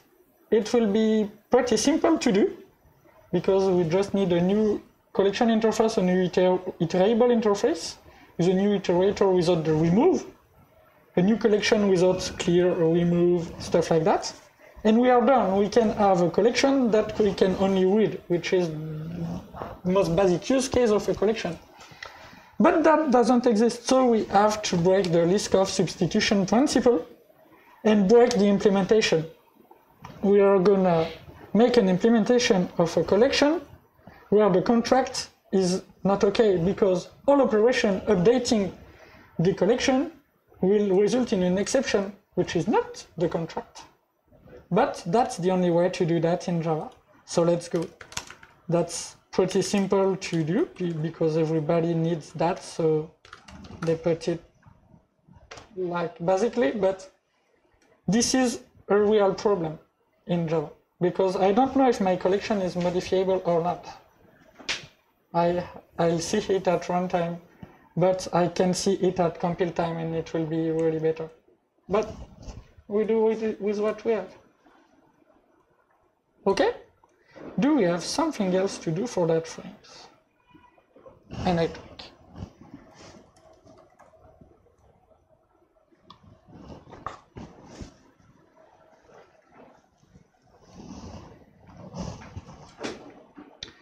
That seems pretty legit. not perfect because we have a duplication of roles and frames.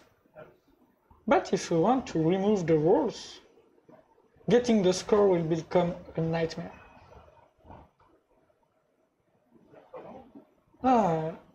We'll try it later if we have time remaining. That seems like a good idea. But then you see, okay, I will get my next frame to get my bonus. Okay, that's my first bonus. My second bonus, perhaps the frame is down, so I don't have a second roll because he did a strike, so I need to go to the next frame. That's a lot of cases to cover. And in fact, it's less clear than this one, than this algorithm. Yes, we have duplicated data, but that's not that big of a problem. That's integral, they are cached. The first integers are cached when the JVM starts, so that's not a big deal. And here the algorithm is simpler. We will try it if we have time remaining. But for now it's okay.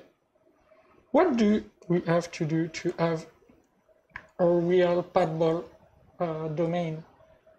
What's remain?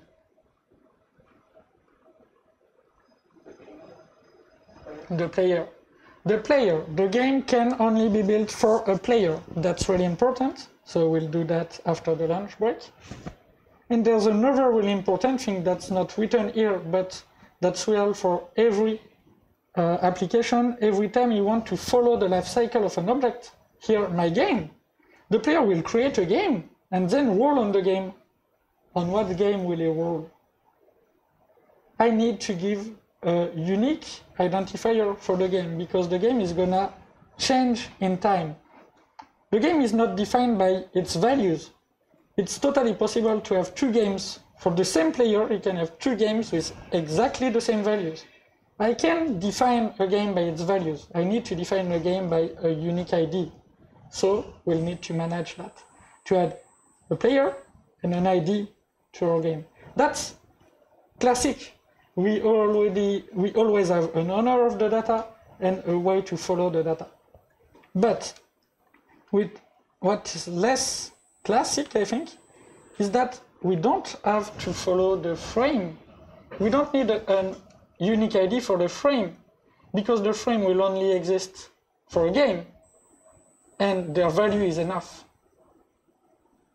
We know that they are in a certain order in the game. It's enough. We don't have to generate an ID for the frame. So we'll go back to the full cam to do the first discussion for the day because 8 minutes left till lunch break. I see people starting to put lunch, and that's a good news. I love lunch and beer. I didn't see beer.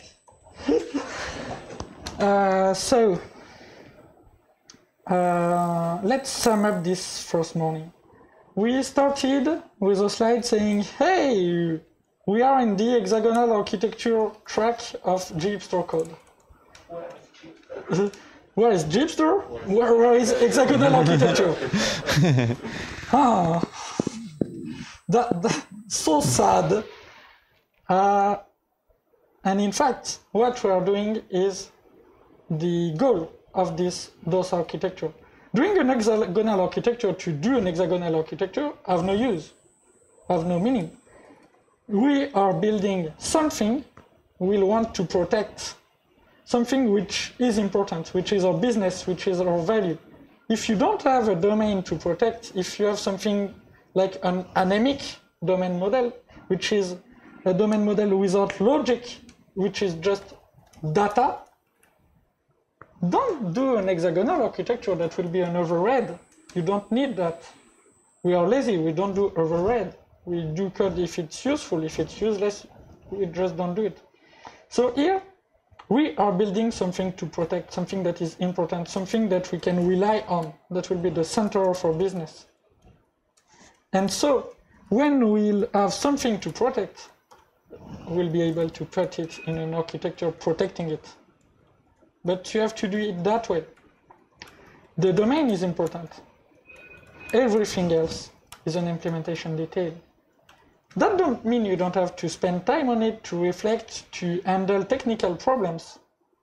But this is an implementation detail. The domain is important. Spending time on the domain, thinking about the domain, thinking about your APIs, the way to do it is important. So it's perfectly normal to start a talk, for me at least, to start a talk on hexagonal architecture by arrows building the domain. I don't know if I made my point here. Yeah, kinda. So yeah, we are building the domain and we'll continue after the launch because we have the player name and the ID. We are taking time to do it because I'm explaining, I'm going slower than I normally do, of course, that's a talk. This is really faster to do in real life when you are used to it, that goes really fast. And we'll see where we'll go this afternoon on that, and then we'll put it in an architecture and stuff like that.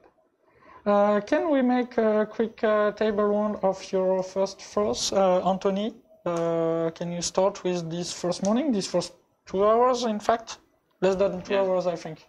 Yes, something like that, yes, 2 hours, I think. Yes, can you tell us your feelings on this day's start? Did your expectations were met or not? To beginning, I'm just a little bit surprised because we have a lot of people on the stream, so 20, maybe 30, since we begin at 10 a.m. So I'm a little bit surprised because I thought that maybe we have 5 or 4 or maybe 10 people, but it's okay. So it's very good thing to have a lot of people that are here, and so we have good interaction. So it's more about discussion, learning something. So it's very cool to have you today, Colin. I'm a little bit quiet. So people who know me, they know that I'm normally not that quiet. Not quiet. I'm just maybe a little bit like you. I speak a lot, and today it's okay for me. So you master the thing. So we learn and we can follow all the things you do. So it's very cool. So I'm looking forward to know and my mic is it's on. Okay. Your mic died. Yes, maybe it's died. No. Okay, well, maybe if people can hear me, so maybe we. It's okay. It's okay. Yeah. Okay, well, anyway,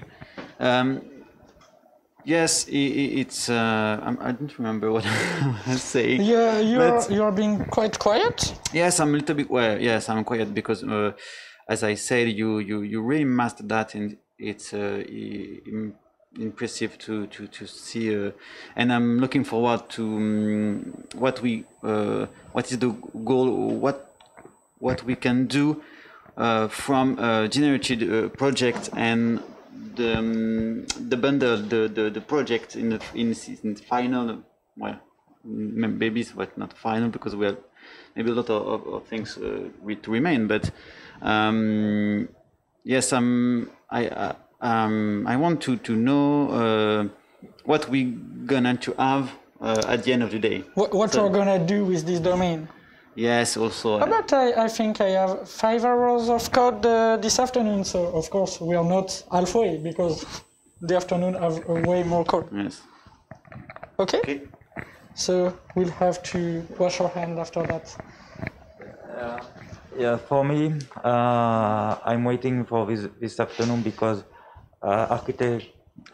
hexagonal architecture is the main subject of the talk. So this morning we dealt with the basis of the project, and I'm waiting for this afternoon. Okay. And just maybe, Colin, you could push the code in the repository. This one, yes. To help people for the afternoon to get the code back, and just to be sure we have synchronized. Yes. I don't think I can go. Okay, so for me, I'm not surprised to do some business code because I share the vision of Colin of hexagonal architecture. So I'm waiting this afternoon after to see how Colin will pack it with JHipster. And all the stuff I have set up before coming here, and we'll see this afternoon. I just pushed JHipster Code branch to the repository. Perhaps you can link it. Hopefully we have the good rights on the repository so people can take it. Okay? And sorry, I forgot to ask. So far, little frustration because we are not doing hexagonal architecture, but we are building a domain. But is it too fast? Too slow? Okay? For you? Okay? For me, it's okay. I just need to remind the rules of a bowling game. Yeah. Yeah, we are going further and further from that. Yeah, for me it's not too fast, but I have some absence time because of the interviews and stuff. But quite happy with this morning's output. I'm not completely fluent on TDD, so I already watched Colin a few times on this topic, and it's still good to get the method and to repeat it. And of course, I'm looking forward this afternoon to check with the hard stuff, so with the hexagonal part and the D word that we will not say here. So yeah, happy and quite expecting this afternoon's output. Perfect. So chat, see you I think at 1 p.m. or do we have some interview scheduled? Yes, we have an interview at 1 p.m. so we will be live. Maybe 10 minutes left. Yeah, something around 1 p.m.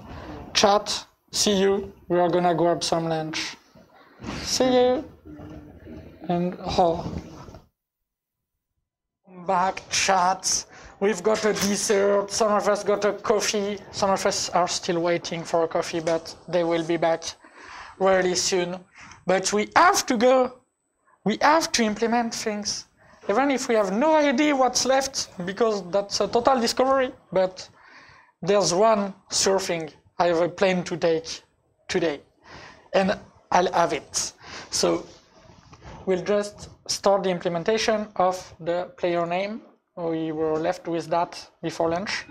And so we'll just try the player name. So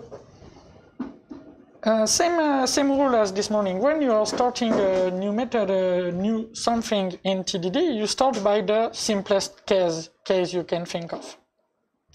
And here, with a game who needs a player name, the simplest case I can think of is not to give it a player name. So I'll have an exception. So my simplest case is an edge case, an error case. And it's really simple because I don't have to fill any item, any object. I can just create my signature with nothing else. So I'll add my tests, should not build without player name.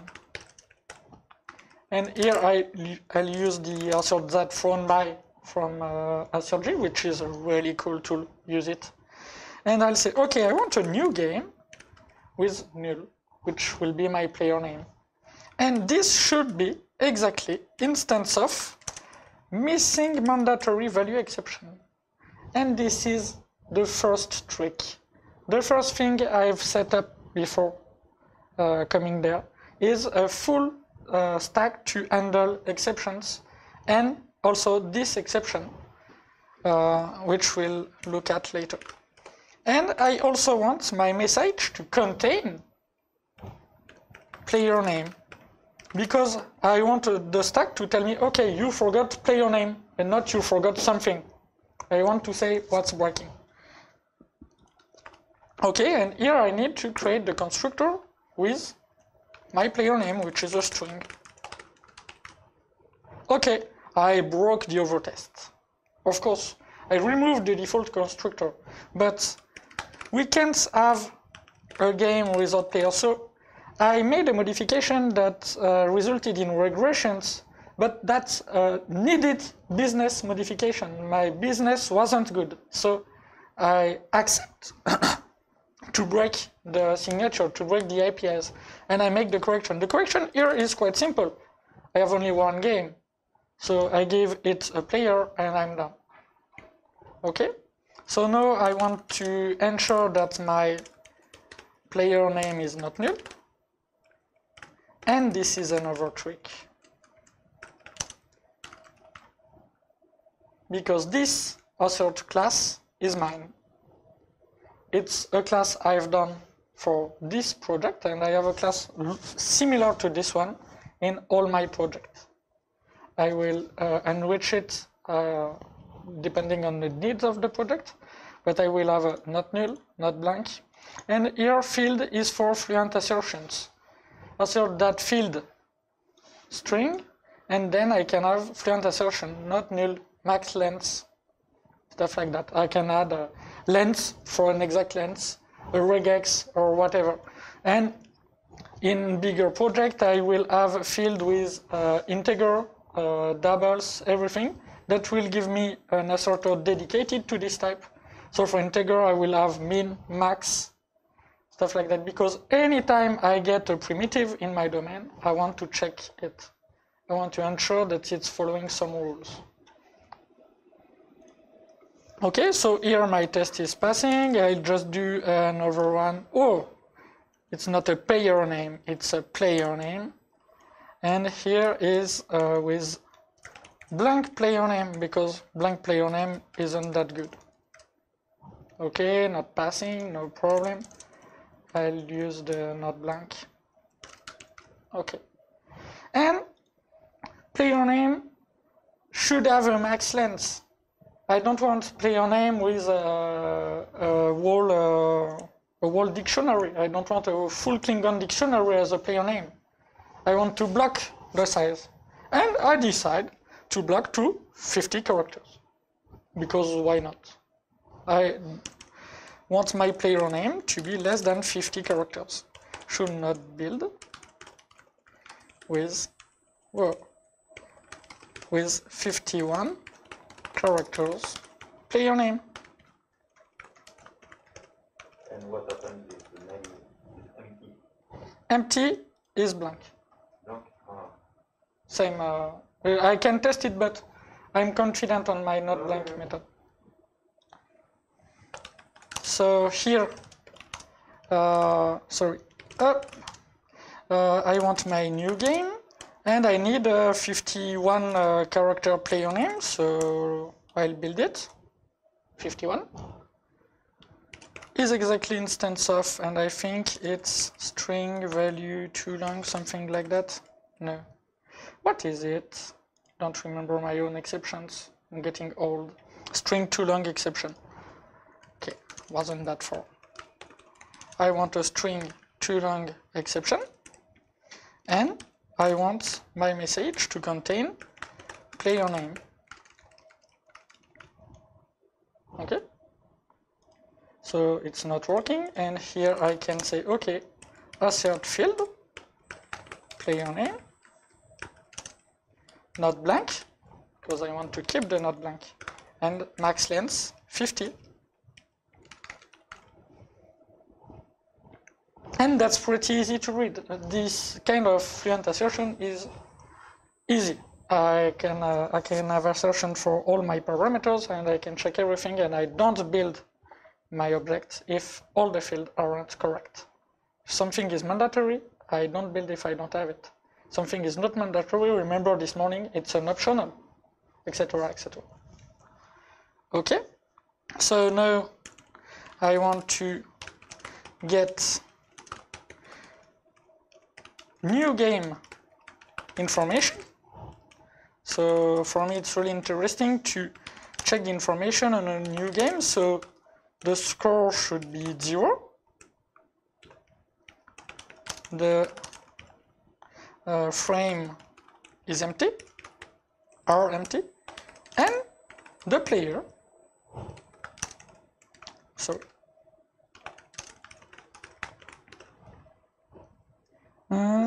Colin, do you try to think about design pattern when trying to do those kata? Design pattern, I make the design pattern emerge from my TDD. They are just popping out. I'm doing code and I see this can be replaced by a pattern during my refactoring phase. I don't know if that answers your question, Nothing Sound. Tell me. So here, my player name. So I have a problem that's not compiling. I need to create, I'm losing the, please? Yes, but I'd really like to have the,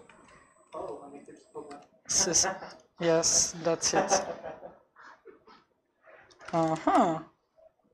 That's an Eclipse problem, but that's one I've never had.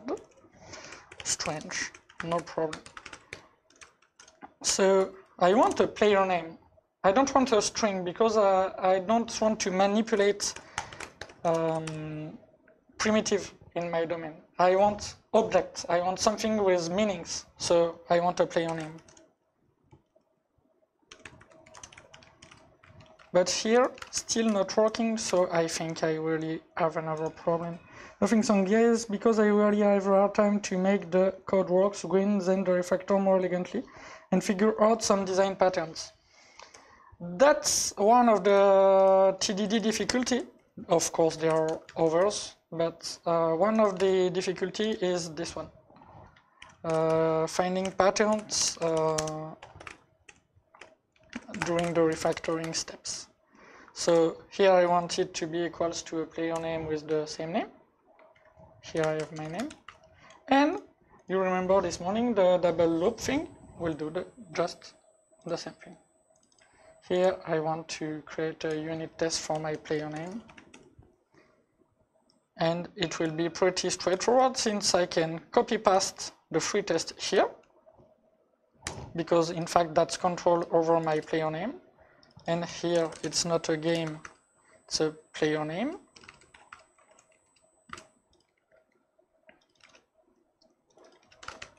Okay, that's the same rules. I wrote it for the player name. So here I can copy paste that.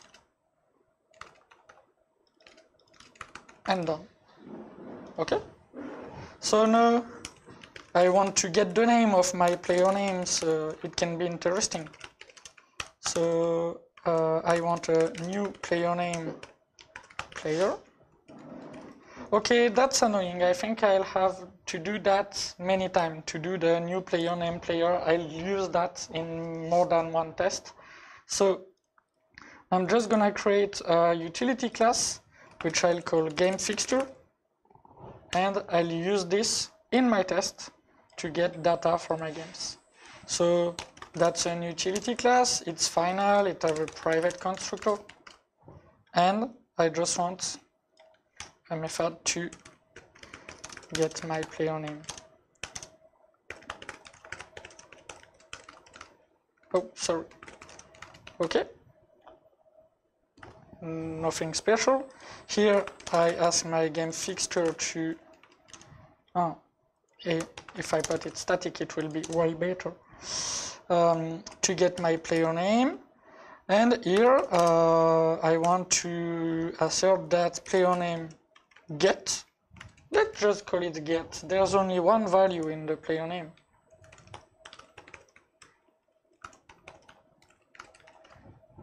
This is supposed to give me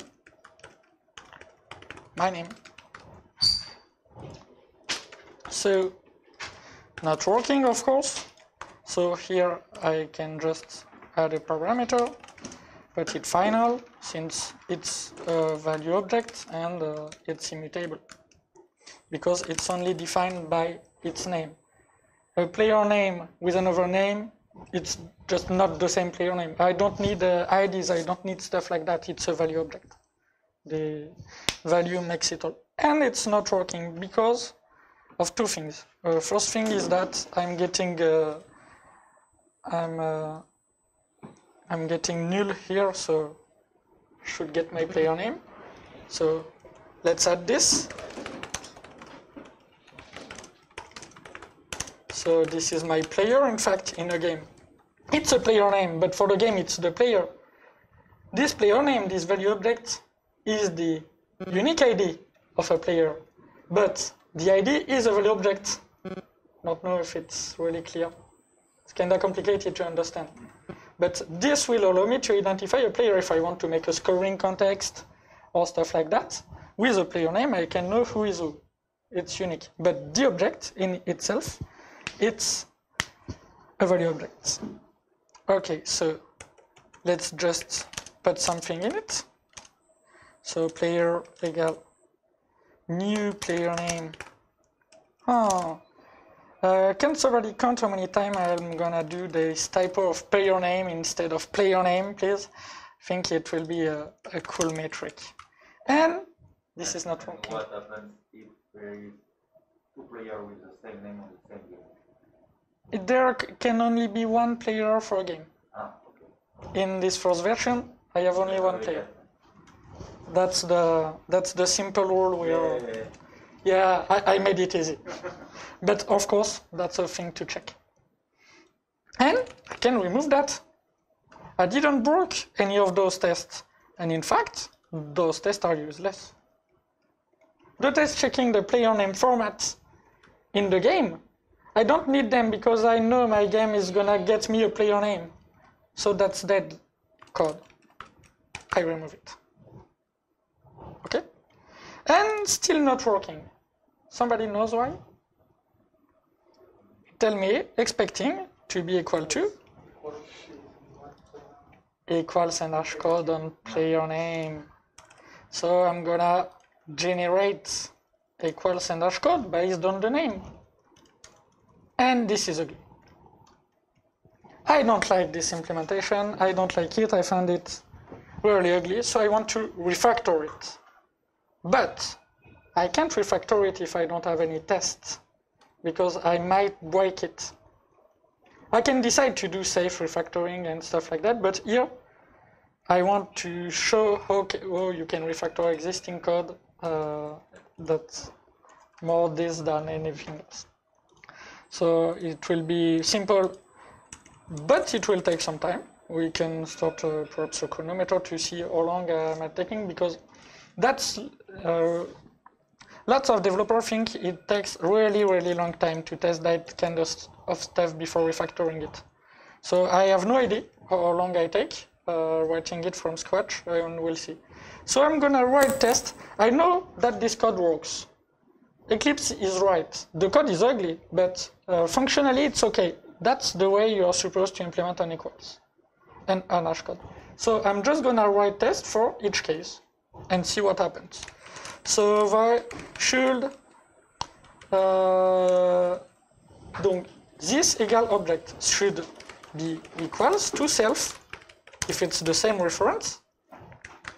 Then it's okay. So I want a static import on that, and here I can have my player name. So same reference, and player name equals player name is true. So far, so good. Next, should not be equal to null.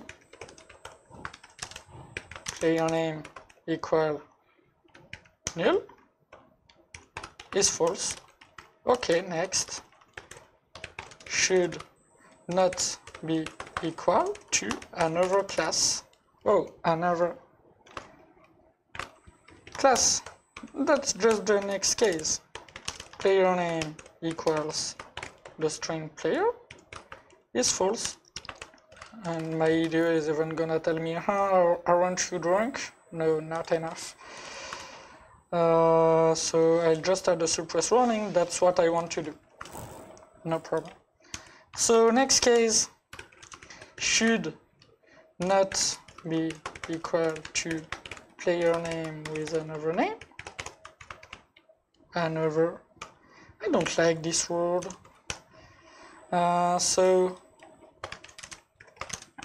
player name equals new player name another. I said another name. This is another name. Okay? Yeah, my humor kinda suck. Sorry for that. And then it should be equal to player name with same name. And this one is easy to implement. Okay, and now I have a question. Do I forgot some use case and stuff like that? I just run a coverage analysis, so I'll see what is the code where I'm not going, oh, I missed this case. Can some... Ah, this is dead code. This code is dead because name can't be null. It's dead in the equals, but it's not dead in the hash code. This code to check the name nullity in hash code is not dead code. There's a way in Java to be there. I don't know if you know this strange thing of Java. It's related to serialization. If you serialize your object, it will use the default constructor even if it doesn't exist, and then put the value, and it can do an hash code during that phase. So that's tricky. But here, I can refactor my equals method to something that suits me more. So here, I just say, okay, in both those cases, this is not equal. And here, I'll answer this morning Arno Zeda's question because I'll use an equals builder from Apache commands. And I can append name and overname and is equal. I didn't break anything, but the code suits me a lot more. So same thing for the hash code, it will be easier to do. Should have same hash code with same name.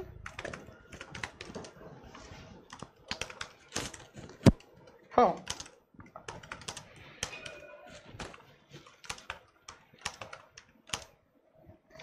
Is equal to, oh please, what did I do wrong? Is equal to player name hash code. Okay, and should have different hash code with different name. And here my name will be different. And I think you already get the joke, but I like it. So, okay. So it's not is equal to, it is not equal to. Perfect. And so I can refactor it. Same thing, hash code builder. Append name hash code.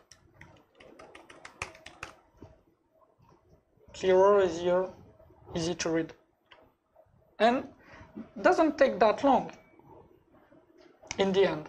And once you have done it one time, you can copy paste and do replace. Once you have done this test suite one time, it's really easy to copy paste it. And so you can build it and you can check really what you want, remove the dead code and do safe refactor. Okay? So now our game got a player name, and this is a good news. So what's the last thing we'll need to really start doing hexagonal architecture? Because I don't know if you remember, that's the title of the track. The ID, yeah. So my new game, in my new game information should have an ID. And a new game should have a unique ID generated by my domain. I really don't like to have ID generated by some third party, like a database, because it's harder to test it's slower because you have a single point of failure. You need some exchanges back and forth because you create your object without ID, it gets you the ID, you get it, okay, I have my ID, this is my ID. Creating an object with a unique ID is quite simple. So I can create it, and if you don't have any ID, just get a unique ID, and bam, I have no problem. It's easy to test. I can change my persistency implementation. I won't have to update the sequences. I won't have problem if I want to merge two databases because the ID are colliding. Use unique ID. So my game get ID. Okay. So I don't understand why the exact same thing didn't work 10 minutes ago. And this is a game ID. I want to put it in as the first getter because in the logical order for me it comes first. And I will create my game ID. Okay. And here I just want my game ID to not be null. Because that's all I can check. That's a null random ID, but I want it to be not null.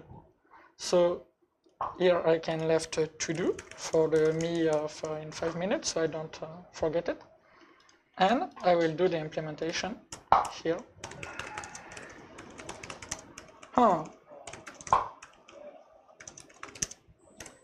Sorry, game ID. And here, in that case, I just create a new game ID. And here I just get it as a result.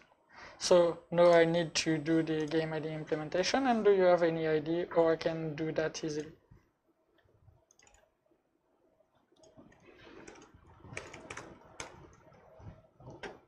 No? My first test will be, okay, the default constructor of a game should get me a unique ID. That's as simple as this. I don't need any other things right now. So should get random unique ID from default constructor.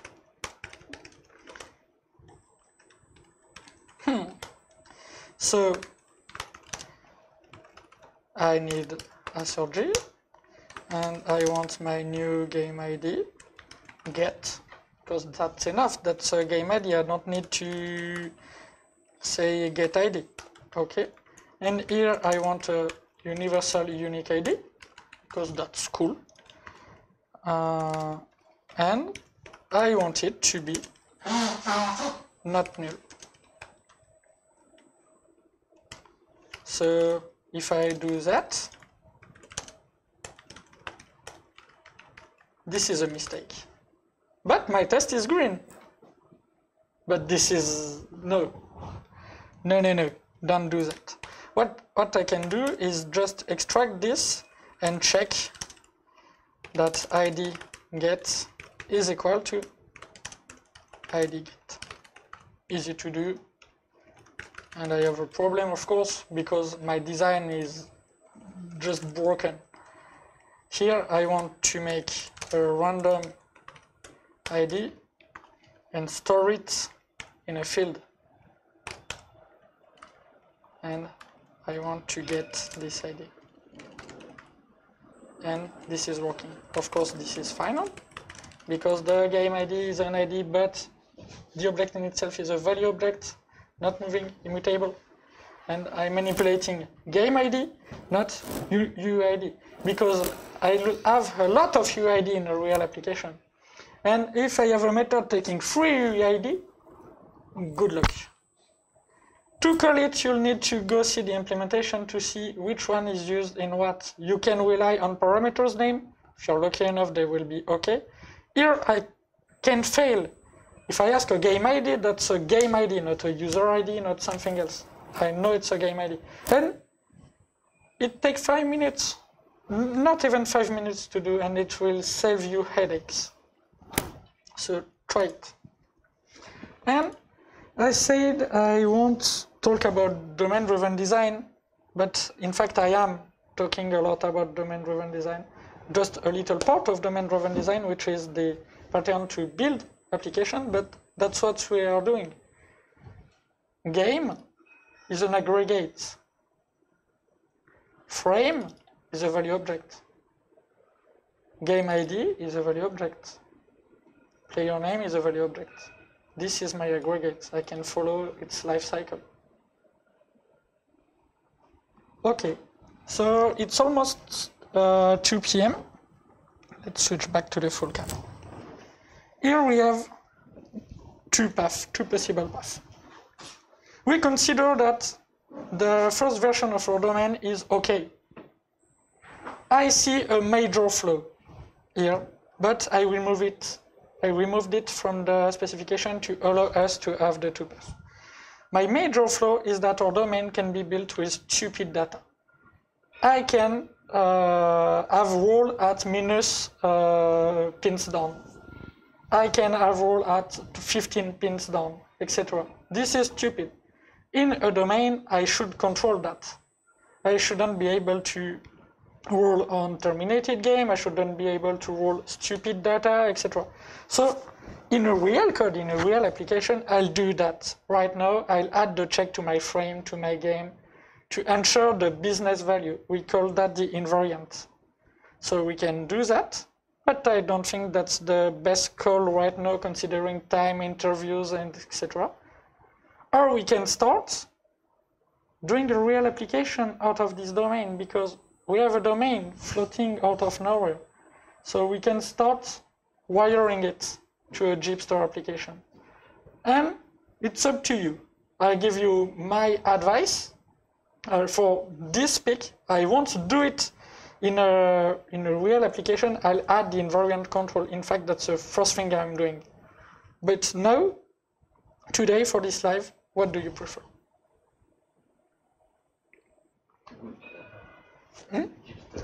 JHipster? Yeah, we are JHipster Code. Let's do some JHipster. Can you check rapidly on the OBS feedback that sound is good, etc.? Because Axel left us. Yes, seems okay. Seems okay. Perfect. So the bar is moving on, so yeah, I suppose it's okay. Yeah. Go in the green, maybe in the yellow. Yeah, I still have battery on my microphone. That's one of the problems for today. So okay, thanks Maxence. Perfect. So let's do some JHipster code. I think that's the fun part for you. Oh yes. This is where I'm supposed to do something. Okay. Okay, so before doing JHipster code, I got you. I have another slide. I have two other slides to explain two more slides. All those stuff.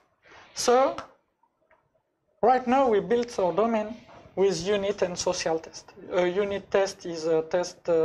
In fact, that's the same thing. It's just that people think unit test is testing one unit in code. No, unit test is testing one behavior, one functionality. It can test multiple classes. And we've done it many times. My is terminated on frame is not tested in frames. It's tested in game because game needs it. And it was really easy and really natural to test it that way. So that's the only typology of test we have done so far. Yes. We'll have to add some other test typologies to go further, so I'll just go through the pyramid. We'll have to add integration test. And when you talk about integration test, depending on who you are talking to, they don't have the same definition. So I'll give you mine. We don't really agree on the terms, we agree on the levels and the needed levels. The terms may change depending if you read Martin Fowler article on Martin Fowler website, or his colleague's article on Martin Fowler website, or Uncle Bob article on Test Pyramid.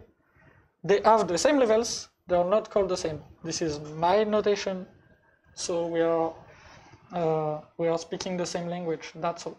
So integration for me is when your solution, your code is speaking to another code, somebody else's code. Your code speaking to your database, your code speaking to your framework, your code speaking to an API. This is an integration. You integrate your code with something else. Mm-hmm. Okay. Then we have contracts. As soon as you expose an API to the world, it has to work. You can't break an API without noticing it. If you break the API, you have to tell it, you change the URL, you say it's a V2. But you can't break an API, not on purpose. So you have to make contract tests. So you ensure you are not breaking your API. This is really, really, really important. Contract tests really will save you. Then I have a component test. A component test is, I take my code, I take the stuff I'm shipping to production, I mock everything external, I mock or use simple implementation, for example, for my databases. Maxence is so sad that you don't have the slide, but Anthony will share the slide, so share the slide deck with everybody, make it public, and send it to the chat, so you will have the slide. It seems that people don't see the slide on the stream. That's why. Sorry. Sorry, I forgot to change the scene. My bad. Okay. No, sorry. Axel's bad. But he's not here, so we can't tell that. That's always Axel's fault. If there's any technical problem, yes, that's Axel's fault. Yes. However, I will share the slide. You have to change the sharing parameters, I think. I want. And yes, make them public. We can change that. We'll just publish it on the SlideShare website. No, I think you change that and it's okay. Okay. I think you have the right. You make it public. Every user that got the link, yes. Okay, it's good. No, not editor, just viewer. Update and just viewers. Oh yes. Okay, sorry. Yeah, Axel, that's your fault. Yes, because we are two on the Ippon account on the chat, Axel and me. And Ippon is saying, I will tell him. So I think he got the message. Yeah, this one may be my fault, I must admit. Okay, so component. Whatever you are shipping, you simulate the rest. For your database, just take an in-memory database, something simple, some H2 or stuff like that, or start a container with test containers, but simulate it in a controlled environment, and call your API, call your entry point, and you will validate your cinematic, all the steps you are calling.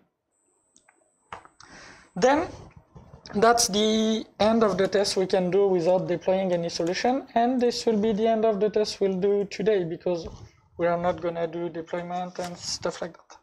Then you have the end-to-end, your front-end calling your back-end, calling your other back-end, calling whatever. Properties tests. So that's all the tests that are really important, but are not directly features. Performances, security, scalability, stuff like that. This is really important. If your application is doing perfectly what it's supposed to do, but take 10 minutes at each API call, it's not usable. So properties test is important. Your properties must be okay in normal standard. Today, an API answering in 1 second is really too much. So this is a problem. And then we have the exploratory testing. It's basically some user trying to break the solution, clicking and trying to break it. You mean monkey test? Yeah. So maybe we can tell the chat, or I know a lot of people on the chat are used to watch your videos and your stream, so maybe they already know, but we can tell them that I think you have done a specific stream live soon on what those tests are and kind of tests we can find in the pyramid it's on the way. We've done 2 sessions, but we are not that far, and at the end of this day we'll be make another one. No? Yeah.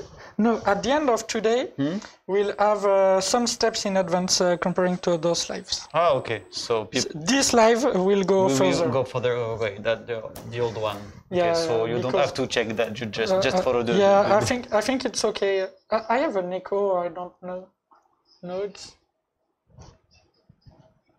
the other room. Or Yes, not maybe just people just. Ah, yeah, sorry, they are doing a call. No problem, no problem. So maybe I have a question about integration, about contract test. So maybe I know you use a contract test just as you don't use external tools to do that. That depends. But we can use it external tools, isn't it? Yeah. And what kind of tools you suggest to use? I got a really good time using just Swagger. So I use Swagger to generate API documentation from the code.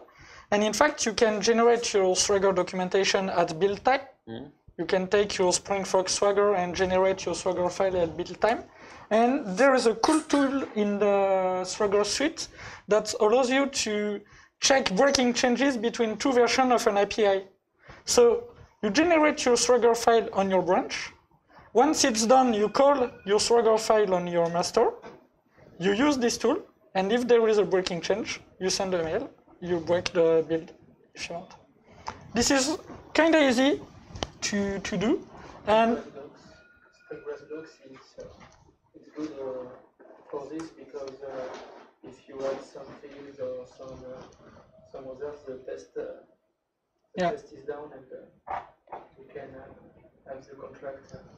Yes, Spring REST docs. I think you can link it. I don't know this tool, but kind of cool. Spring REST. Docs. Docs. I'll check it. Don't know this one.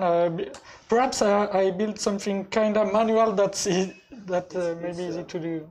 At least it's for generate documentation, but if you use it without some tricks, you have a contract, and if on the generation of the documentation you have a new field or another thing, the generation is down, and we can have the contract test like this. Okay, so awesome. I'll check that. I'm looking for something that I know, but I can't find it for the moment. But I know it was someone from Ippon that wrote an article on that. And I think it was, I don't remember it. API testing, it's Gregory who wrote something, I think, on this. Maybe it you was can check his few page. months ago. Yeah, you can check his page on. Yes, I know that he used something that you just, you need to deploy your API first. Yes. And so you have a contract available, and it just, with YAML syntax, you wrote test that will be check that the API will respond as expected. So you just have to write some YAML files. It's quite easy. Well, yes, we suppose that is easy even with YAML, okay? And if you don't make mistake just about in YAML file, and so you can have you can launch the test as you want, maybe in the continuous integration, continuous development system. And so you can test your contract, but for that you need to deploy the API somewhere, just not in local. Yeah. Well, I think you can do in local, of course, but the real value is to have something available for every person that can launch test when they want. Yeah, that kind of looks like my manual solution with Swagger, but better done, better industrialized. I have to check that, and we'll see for the payload part of the contract test. I'm just using unit test. I use them to ensure that I have the good Jackson annotation, that the serialization is like I want, and bam, I have a payload contract test that won't break. So we'll see that. Okay, so this is on a pyramid because the more you go up, the upper you go, the more confidence you have because you are increasing the scope. But you don't do all your tests in an exploratory mode because don't do that. You'll spend weeks and weeks doing tests. You won't see anything at all. You'll think you have tests. You'll think your code is of great quality, but not really. You can check. A human can do repetitive tasks without errors. Computers can. And when you go to the bottom of the pyramid, you are faster, you have a better isolation, so your test won't break so easily. So do lot of unit tests, little less integration, etc. This is why this is a pyramid. So far, we built a domain model using unit and social test. And now we'll put it in a clean architecture. There are many clean architectures. The one I use is a version of hexagonal architecture because there are more than one. Perhaps you'll find my version of hexagonal architecture is not good, is not suited to your needs. Perfect. Find one that is suited to your needs. I'm using this one. I'm okay with it. I didn't see any flaw, any fatal flaw at least, for on many applications on thousands and thousands lines of code. So this is not the version described by Alistair Cockburn. This is the version I use. The version described in Domain-Driven Design Distilled by Vaud Vernon. It's not the big red book. It's a small green one, and it's very good. Not the red. The red is bad. Read the small green one.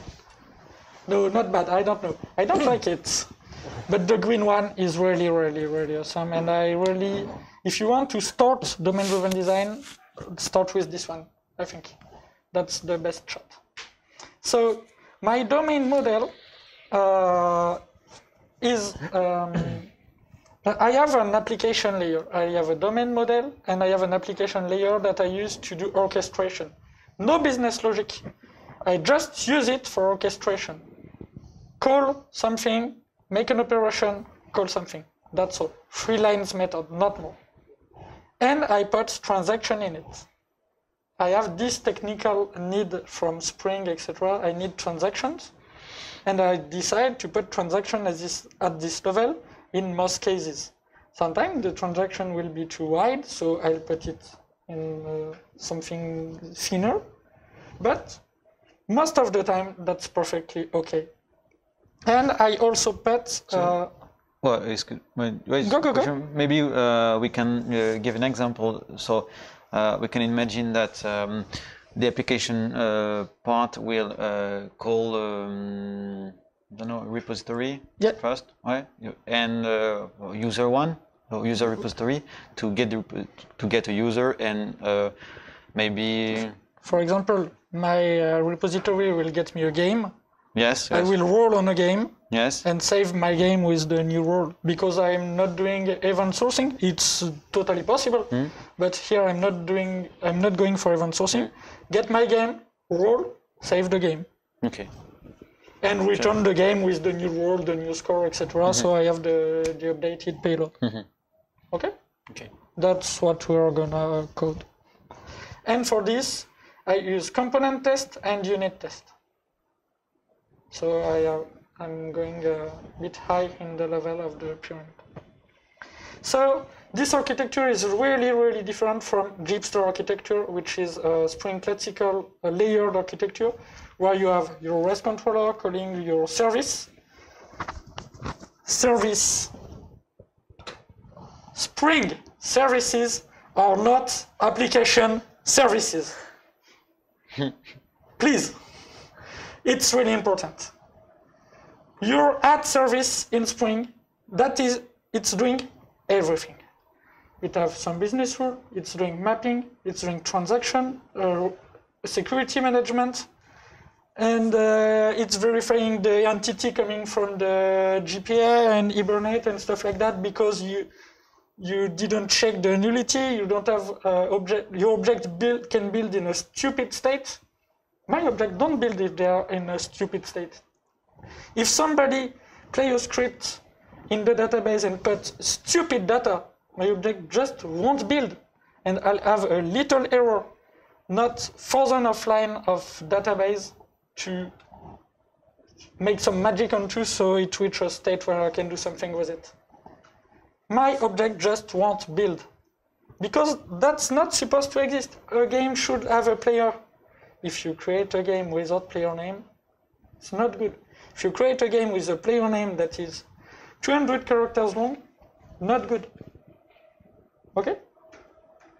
application service are not Spring services.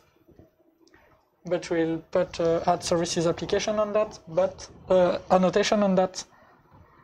But that's another thing. Don't do code, business code in your application service. Stupid orchestration, nothing more.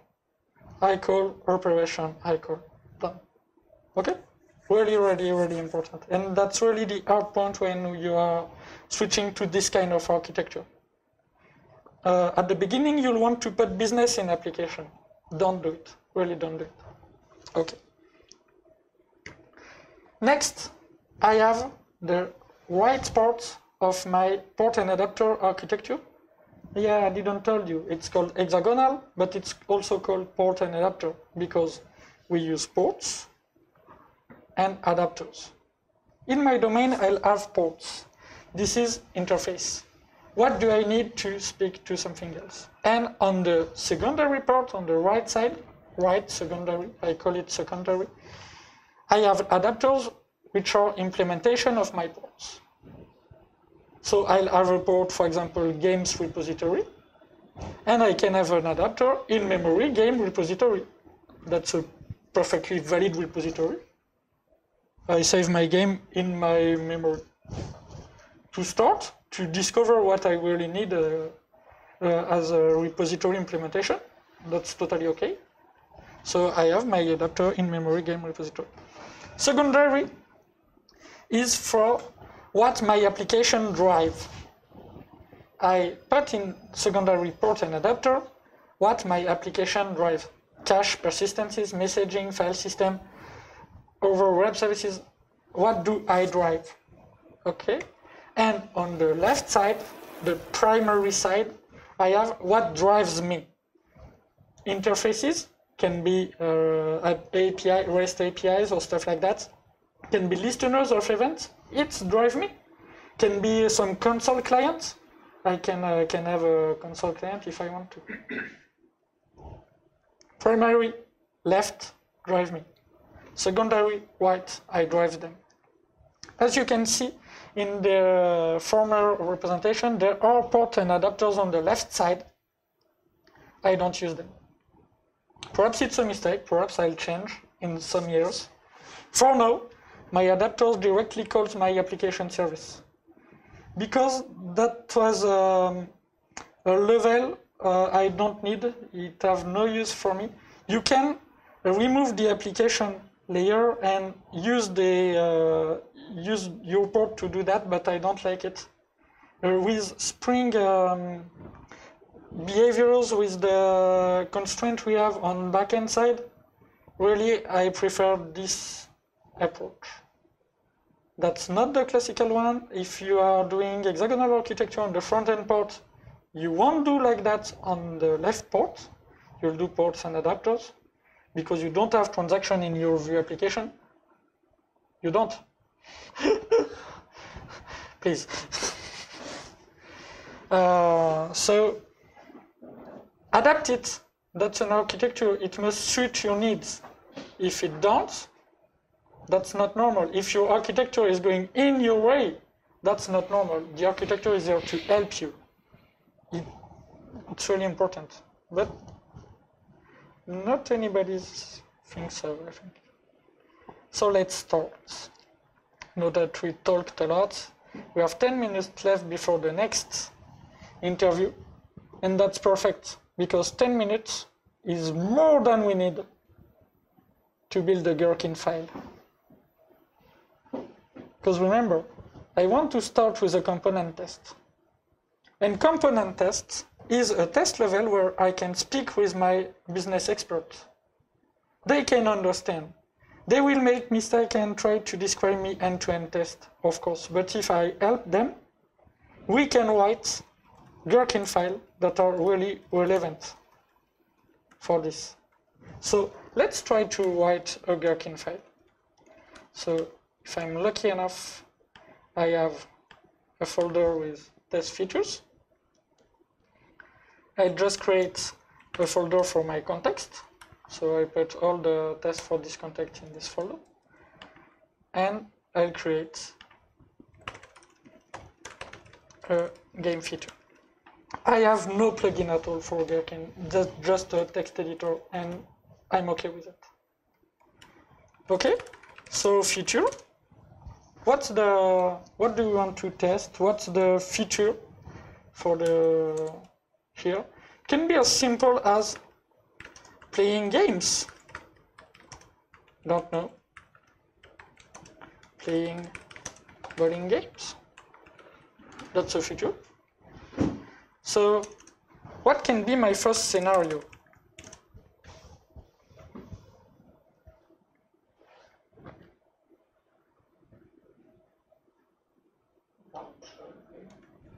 Yeah, starting a new game will be hard to validate. It will be, the scope is kind of thin. For me, I'll start with a game and 1 or 2 roles, so I can check my score, I can check some stuff. Two roles on a game? The name is not that good, if you have a better idea. But we can start with that. Given, 1z, so the Gherkin syntax. Given, what's my initial state?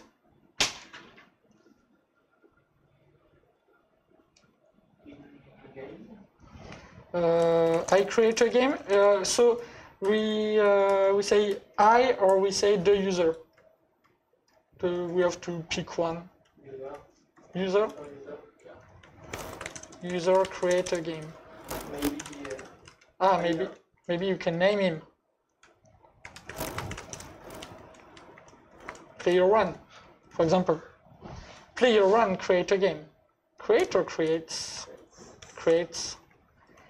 Player 1 creates a game. When?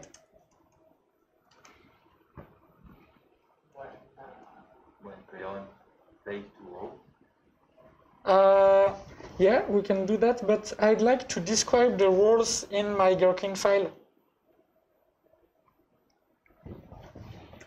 Something like that.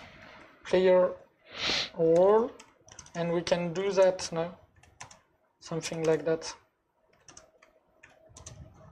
For example, I think, oh yeah, sorry, typo.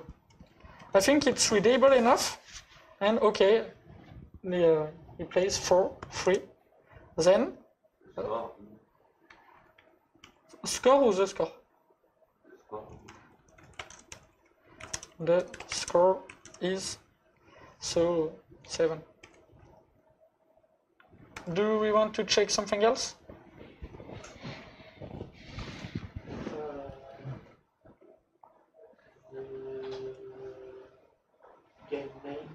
The game player name is player 1. We can check.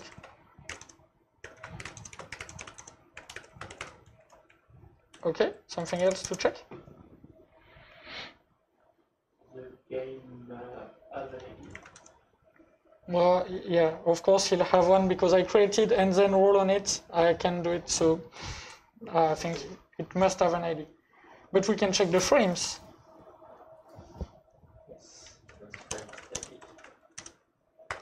We can do something like that.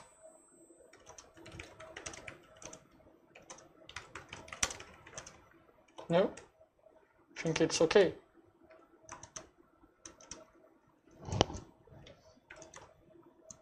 think it's readable, something like that. Okay, you have your first role, second role, and it will be really easy to describe all kind of games, all kind of frames combination with that, I think.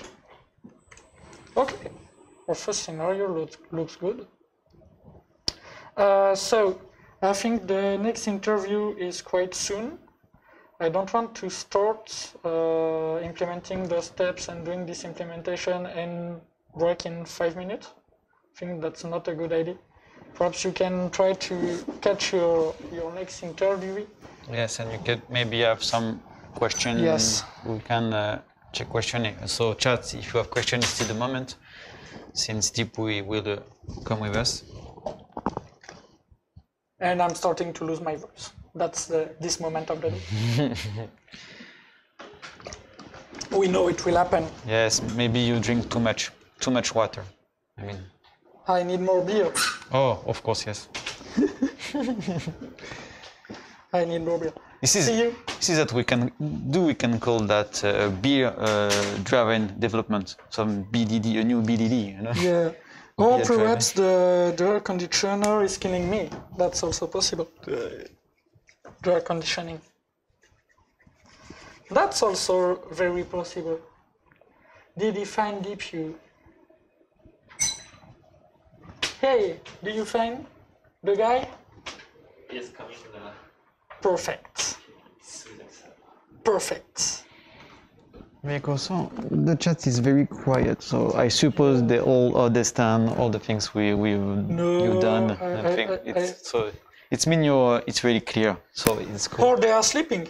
Or maybe, but well. They are probably sleeping. Let's say that because you are very, it's very interesting.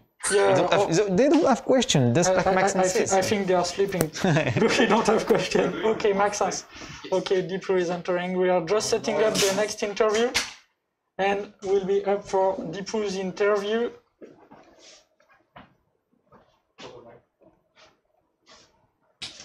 So, setting things up. Nap time, yeah, I think it's nap time more than what I say is understandable and interesting.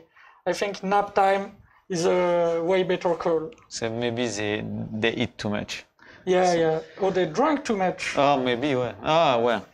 It's supposed to be at work, so no, we can't think that. Given I have two balls in your scenario, Mr. Del Broyel, please. Okay, so we are all set up, guys. We switch to you? Yes. Done. Hi, Deepu. Thanks for joining for a few minutes to talk with us. So we have you here to discuss about JHipster today. First, maybe a quick introduction of yourself, who you are, what you're doing, what's your background. So I think most of you know my name. So anyway, I'm Deepu K. Shashidharan. So currently I work as a developer advocate for Adyen. It's a payment platform for enterprises and mid-market companies. So I started contributing for JHipster around 5 years ago. I started out as someone who was annoying Julian with some tickets, and then he asked me why don't you build this yourself? And I was like, yeah, I can. And at that point when I started out, I think the JHipster community was quite small. I think there was probably around 50 contributors, and then slowly we started to grow, and I think in the next 1 year there were a lot of new features added, and have been I think I coded most of my time I was spending coding JHipster, and I think I'm still the number 2 top contributor. Though the last 1 year I have been contributing less code and taking on more of direction, and that letting the young blood do all the work, and then setting direction, taking a back seat and watching them, and providing help when necessary. I think both me and Julian were doing that, and Pascal has been taking on more responsibilities and driving it more, which also corresponds to the new blood coming in and the new contributors. So I have been leading the project for I think more than 2 years now with Julian. So that's about me. And also originally I was a Java developer. I started out as a Java developer. Then I was a JavaScript developer, and now I'm a polyglot developer doing whatever comes my way. So. Okay, so you said you stepped back a little from development on JHipster. We had Julian this morning who said he was doing more administration as a project leader. Are you also not only but doing administration, or what's your role? I think it's quite a little bit different than Julian. Technically all 3 of us are project leads, but I think Julian is doing more of the administration part, and I'm doing more of so I make sure that I participate in all sort of discussions and roadmap directions. So I think for me, I stopped doing any, for example, I stopped picking up tickets and working on them because given the size of the JHipster community now, it's not required anymore. Back when I started, it was required. And especially there are a lot of complex features in JHipster which I built originally and which nobody was touching. For example, the blueprints and the yeoman generation part, the core part, I was the one who was constantly updating those and rewriting it once a while when things change and upgrading to the new versions of yeoman, the blueprints part, the hooks mechanism and all these things. So at that point there was a dependency on me to maintain that because nobody was ready to touch those because that was the most complex parts, and also not everyone understood how those things worked, right? So because you had to put in a lot of time to understand how it works first. So I for some reason put in that effort. So I understood how it works. So I was the only one touching it. But gladly, I think in the last 1 year, there were a few new people who were also showing interest in that part, and they took up that part and they started working on. So I was so glad that, okay, there is somebody else who knows the complex internals. So I was truly able to take a step back and take a step back from all coding activities and focus only on the leading part. And also Pascal has been doing a great job of making the releases and managing the project itself. So that burden is also reduced. So I think mostly what I do now is that, of course, I take part in all discussions. That is very important because you have to. One issue with having a lot of young blood is everyone wants to do everything, right? So, and sometimes it is not scalable, that everyone wanting to do everything may not be scalable. So you have to have someone to come in and say, no, we shouldn't do this. So I think sometimes I play the bad guy part of coming in and saying like, hey, no, we shouldn't be doing this. I think somebody has to say that at some point. And and of course I still do the evangelization part for JHipster wherever possible, and writing about it and these kind of things. So yeah, I take that kind of a role. I think it's quite similar to what Julian does as well. Yeah. But yeah, I think Pascal is more on the core project maintenance, and we are more on the administration and then guiding new people and these kind of stuff. And aren't you missing the end-on part to actually develop make bug fixes, develop functionality, because you had the step back? I guess it must be relieving a little bit from a workload perspective, but it's a mixed feeling, because another reason I took a step back from development was also because I think kind of 2 years ago, until 2 years ago, for maybe around 3 years from the time I joined JHipster, all my free time was dedicated to JHipster. Whenever I was free, I was on the laptop doing something, right? So the work-life balance was not there, honestly, and that is also one reason I wanted to take a step back, have a life and that kind of thing. So I don't miss that, honestly, as much as I thought I would, which is a good thing for me, I think. And also, I think having gaining more experience, and if I look back, I think that is okay. I mean, I still do some stuff. Like for example, last week I recoded the entire JDL studio, which was fun. So once a while, yes, I still do. Whenever I crave that kind of coding, I still go in and do something, especially things that nobody was touching. For example, JDL studio, nobody was touching it. So I knew, okay, I had to go in and do that. So yeah, I mean, of course, there'll be some times when there are things that nobody wants to do, and then then of course I'll definitely go in and do those. But yeah, it's fine. I think it's fine. Okay, and so back to the work part, professional part. You're of course an evangelist on JHipster. In your company, do you use it? Do you use it first, and are you using it a lot? If you're using it, are they receptive? So I originally started using JHipster as part of my day job. When I was working as a consultant, I wanted to quickly prototype something, and I was looking for something. That is how I discovered JHipster, and that is how I started contributing, because whatever JHipster had then was very basic. So it was not sufficient for me. I started building whatever I needed. That is how I started. And then I switched jobs and I moved to Europe. And in my second company, we used JHipster to build one of our products. JHipster was the core of one of our products. And now I switched to another company. And here, unfortunately, it's a payment provider with an established product and everything. So there is no scope for using JHipster as it is.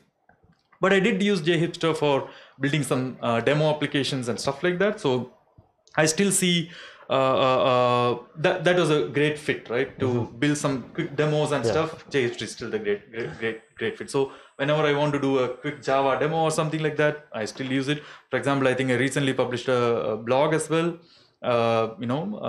showing an e-commerce application which was built using JHipster, of course. So yes, if I have a chance, yes, but I don't want to push. Just because I co-lead the project doesn't mean I have to push it to everyone, because you also have to see where it fits, right? Yeah, to see if there are advantages. Yeah, exactly. So if there is a fit, yes, of course. Okay, but do you feel like they would be receptive if maybe not on the payment core, literally speaking, but maybe for side projects to go for JHipster, or do you feel like there might be some? Yeah, I do think anybody who has a CRUD kind of need, and in the Java base, if they have a CRUD kind of need, I don't see why they shouldn't use it, because it's one of the fastest way to do that. And of course, again, it has to match the use case. So if the use case is building a CRUD on Java quickly, then of course, I'm pretty sure if you demonstrate what the platform can do, I so far haven't had people saying no when you demonstrate the platform, and if they had the use case, they have always been receptive. So I would assume the same. I mean, I don't see why they wouldn't be receptive if there is a use case. Okay, and so today, what's your role on this JHipster Code, except being, of course, the project leader and checking stuff and networking and all? I think you're leading some track. Yeah, so I have been helping out Pascal with the beginners track. So yeah, just there answering questions and helping whoever needs. And honestly, Pascal did most of the work of preparing everything. I'm just helping out in answering questions and stuff, as I'm always doing, which I kind of like that kind of role. So, and I think as the project matures, that is what all of us has to do. I mean, at some point, I think all of us who were leading and driving the project have to take a step back and let new people take over and be more of a guide rather than like lead. So yeah, so I think that would be ideal, because our ideas and things that we bring in was definitely useful from the beginning. I mean, they are valuable, but as time changes, our ideas might stagnate. So when you let new people take on, I think things will keep on going. And yeah, I think as a community, JHipster has grown a lot. I think I have seen it growing from like less than 50 contributor project to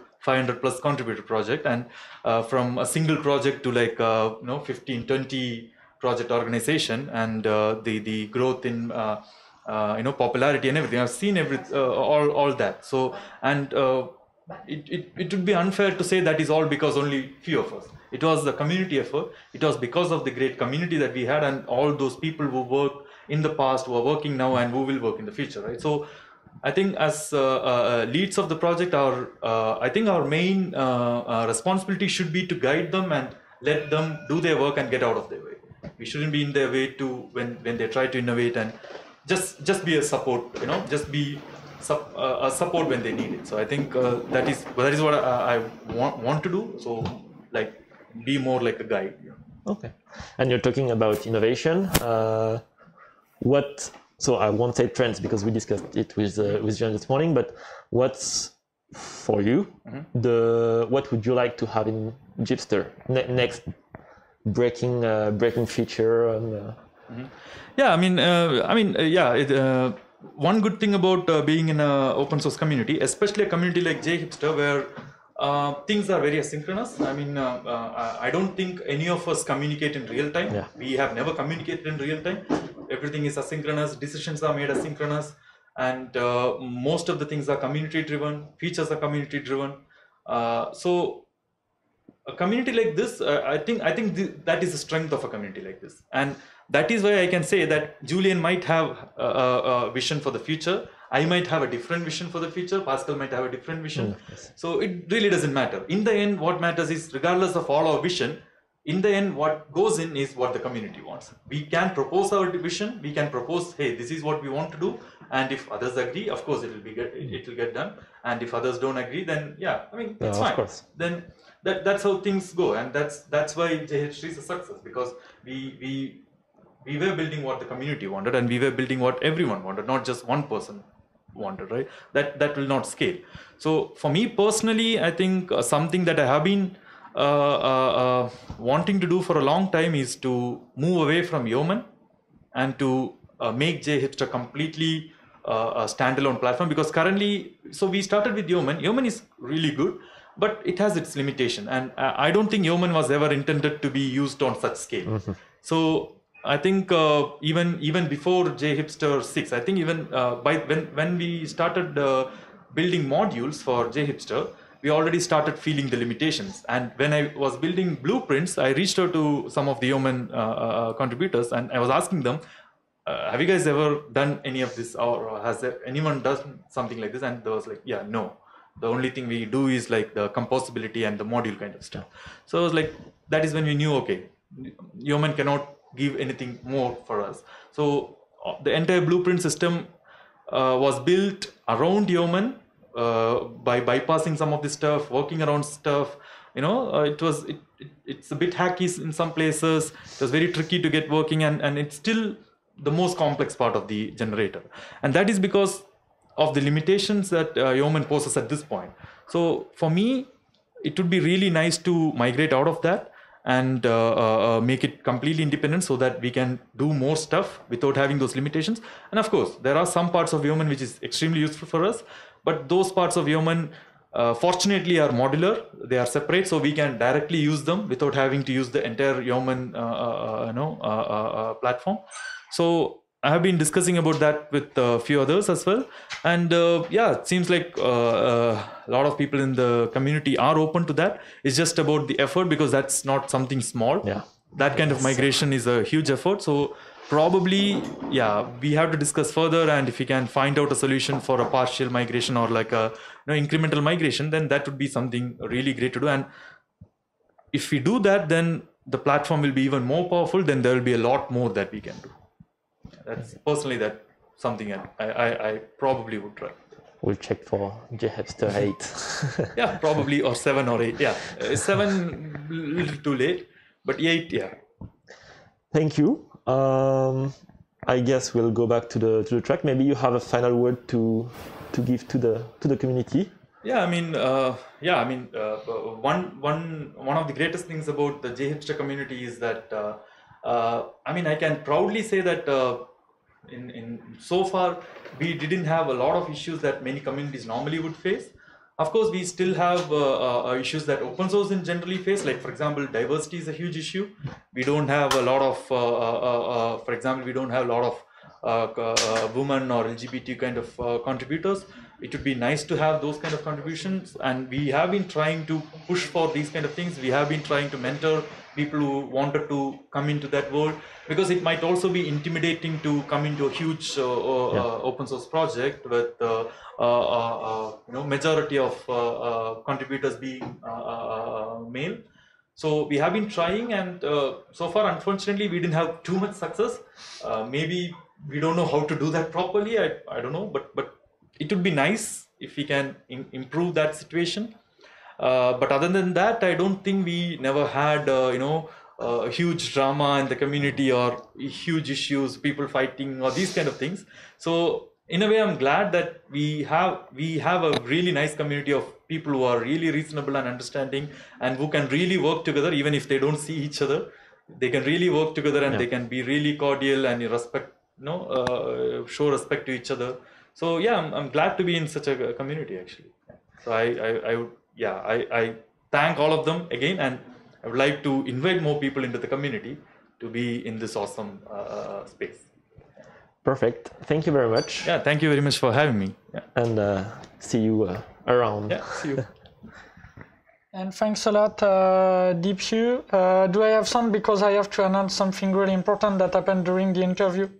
Something important for Ippon Twitch channel. We've got our first ban.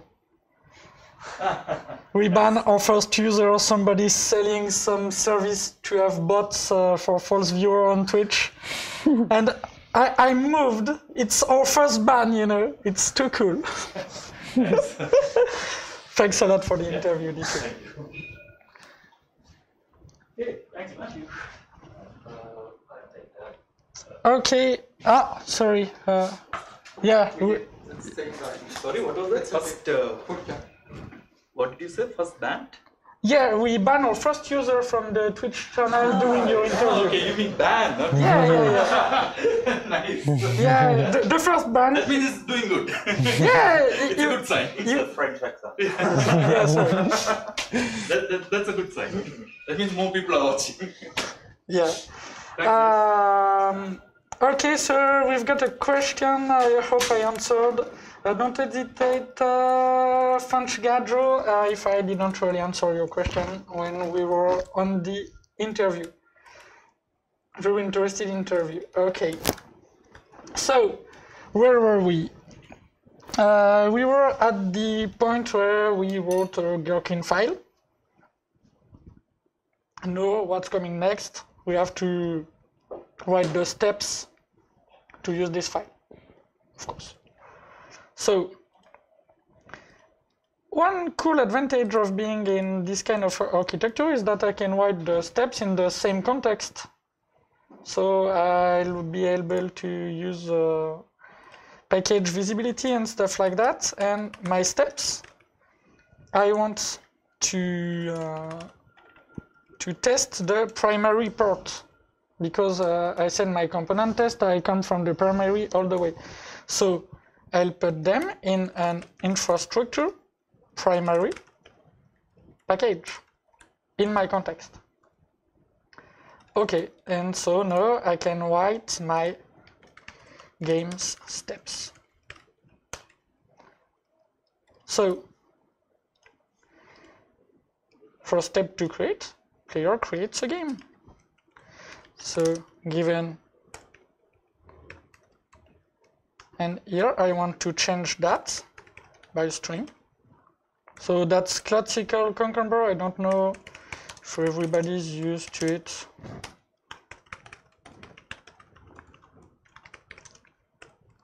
And here it's my player name.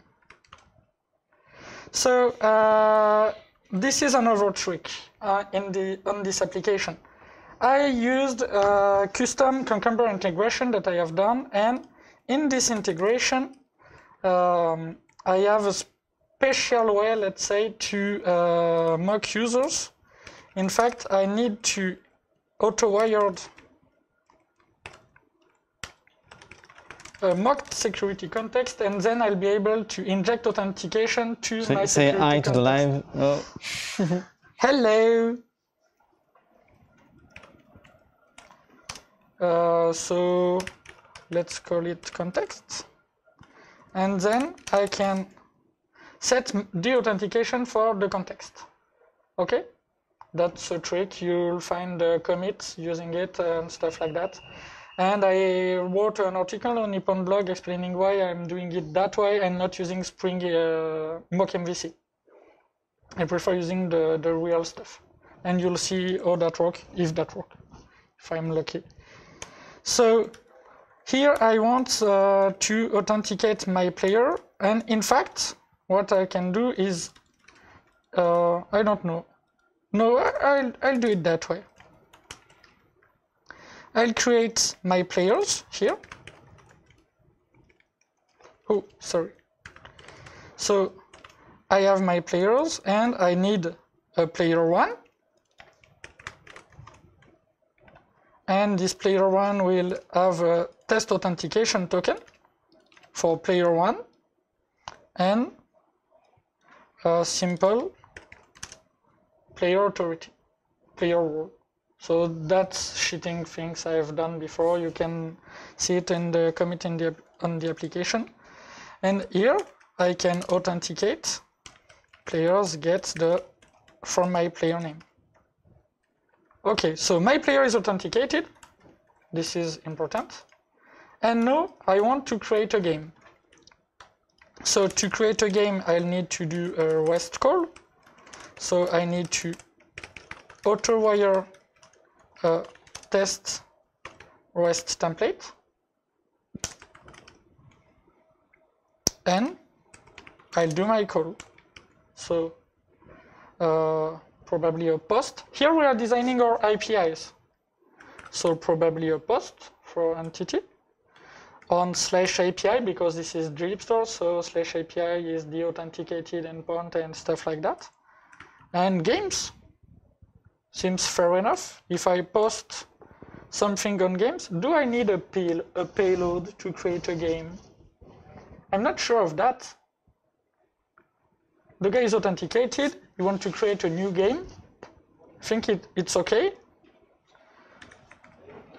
And do I need a response here? In the creation step, I can ignore the response. I'll need it in the when step, but in the creation step, I can just ignore it. So my first step, if I'm lucky, which I'm not when using Cucumber, should be okay. So now we can write the when step. HTTP created with the location of game ID. In fact, I don't like in my in the API calls to check the result, because I want to be able to use the step, for example, to check not authorized operation. For example, somebody rolling on somebody else's game, I want to use the same step definition. I don't want to rewrite it because the first one is checking the status. So this can be then, but that's kind of an implementation detail.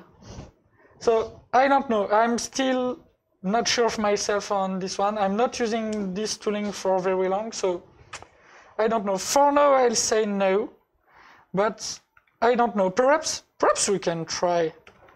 Perhaps we can try. The ID will be here to check that the response get status code is equal to HTTP status created, something like that. Don't know if it's a good idea. I don't know. And for the URL, we'll see later. Let's go slower. It's a very big step we are doing here, so let's go slow. So player role.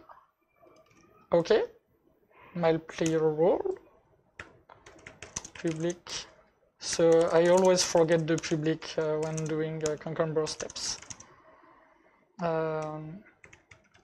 Role, and here I want a list of integer. That's my rules. And to roll in that game, I need to know to which game I'm gonna roll, because I can't just roll and to any game. So I need the game. So I need the game I just created. So here I'll use another tool I have put in this project, which is the Cucumber test context. This is a tool that will be automatically called by the test template that I injected, and I will have all the response from all web services call. So here I can Cucumber test context, sorry, get an element on the last response or with a given URI port, and I have a JSON path to get the element I need. So if I get the ID from the last call, I can add here games, for example. The ID from the last call on game will get me the ID of the game I just created.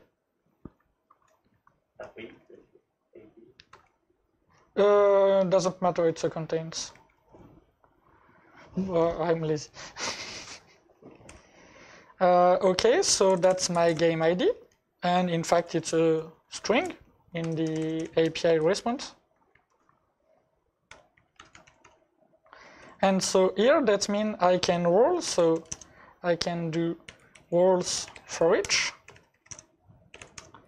And here it will be REST post. So API games slash my game, the one I just created, okay, slash roles, slash roles. And here I need a payload because I need to tell how many pins down. So it will be a new REST role, don't know, can be REST role with the role value. And the response still a void, I think. Okay, so I have a problem that doesn't exist. It's not really a problem. I can create the class. And here, really important, I put the class in package. Because this is a primary. This won't be used by anything else. Everything depends on the domain, and the domain depends on anything else. So this doesn't depend on anything else.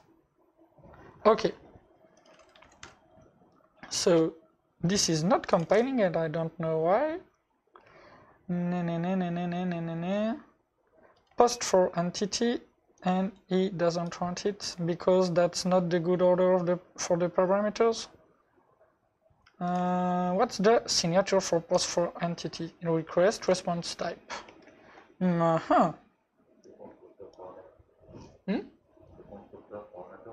Oh yeah, of course. Sorry. Yeah, good call. Perfect. And now I need some unit test on that. What kind of unit test on something this simple? What's the only thing I'm gonna do with this class?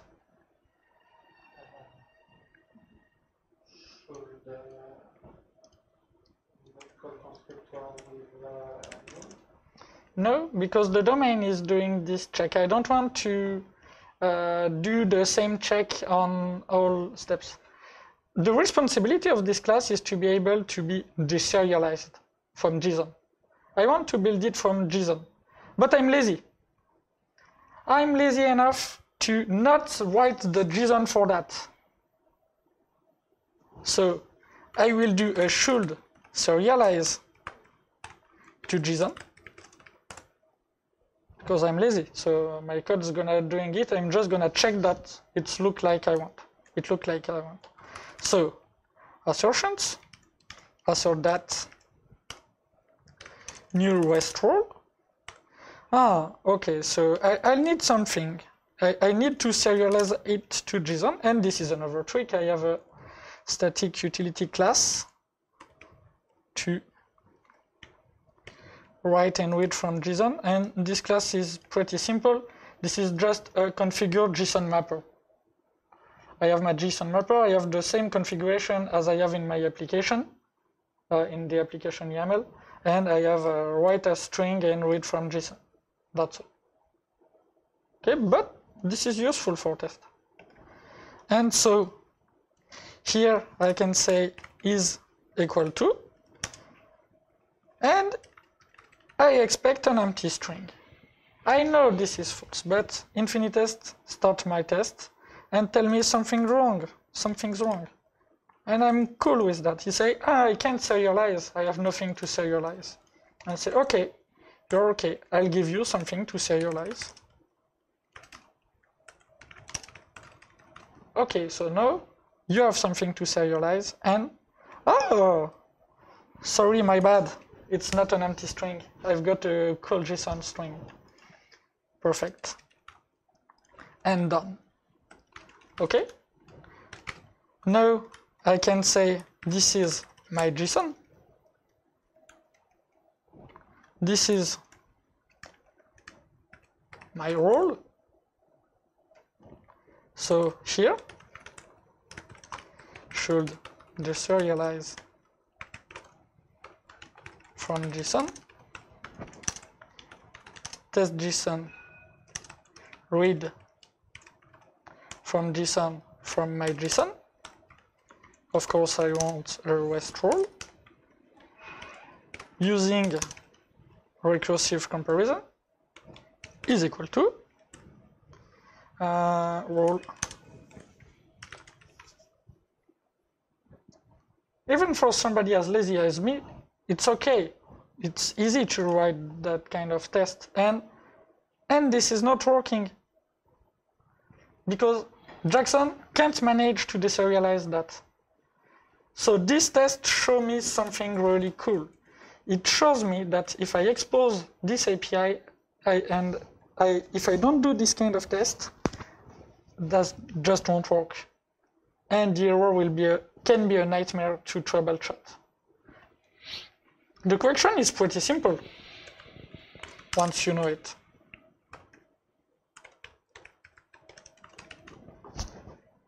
Fixed. But I avoided that bug, and I discovered how Jackson is supposed to work. I'm missing something really important, really important on this class to finish it. Can you see something missing here? Really essential for this REST class, for this payload, this REST payload.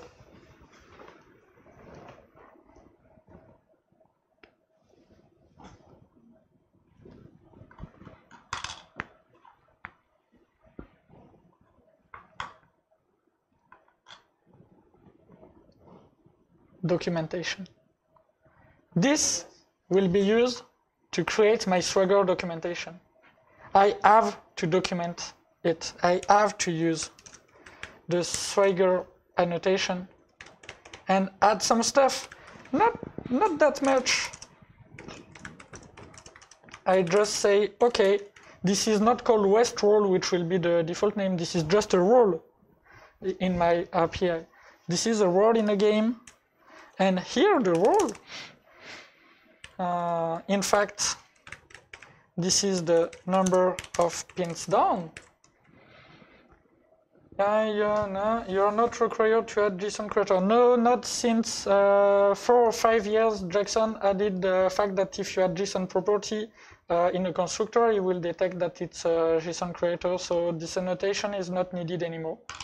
I'll have, if it was needed, my test will fail. And I'll say it's required. This is really important. And by saying it's required, I see I have a flow here. Why using an object integer if this is required? I can use the primitive one. It's better. It's required, can be null. I get periodically disconnected from the chat. Is it just me? I think yes, Arnozeda. For me, it's okay. My phone's still alive. It seems we don't have issue, but tell us. Yeah. Probably. Shame. I have a question about that. So, well, for this example, you wrote the code, the API, and just added the documentation in it. But maybe, well, what do you think about doing the API first design? API first? So for the chat, we are talking about write some Swagger files. So Swagger, so maybe with Open API free, which is Swagger. Yes. Open API, which is Swagger free. Yes. And so we can write something in JSON of YAML and use Open API generators to generate all the code. So you just write on, this is on the left, and so we don't have to. This means we don't have to write the code and also the documentation at the same time, because everything will be generated by the generators. You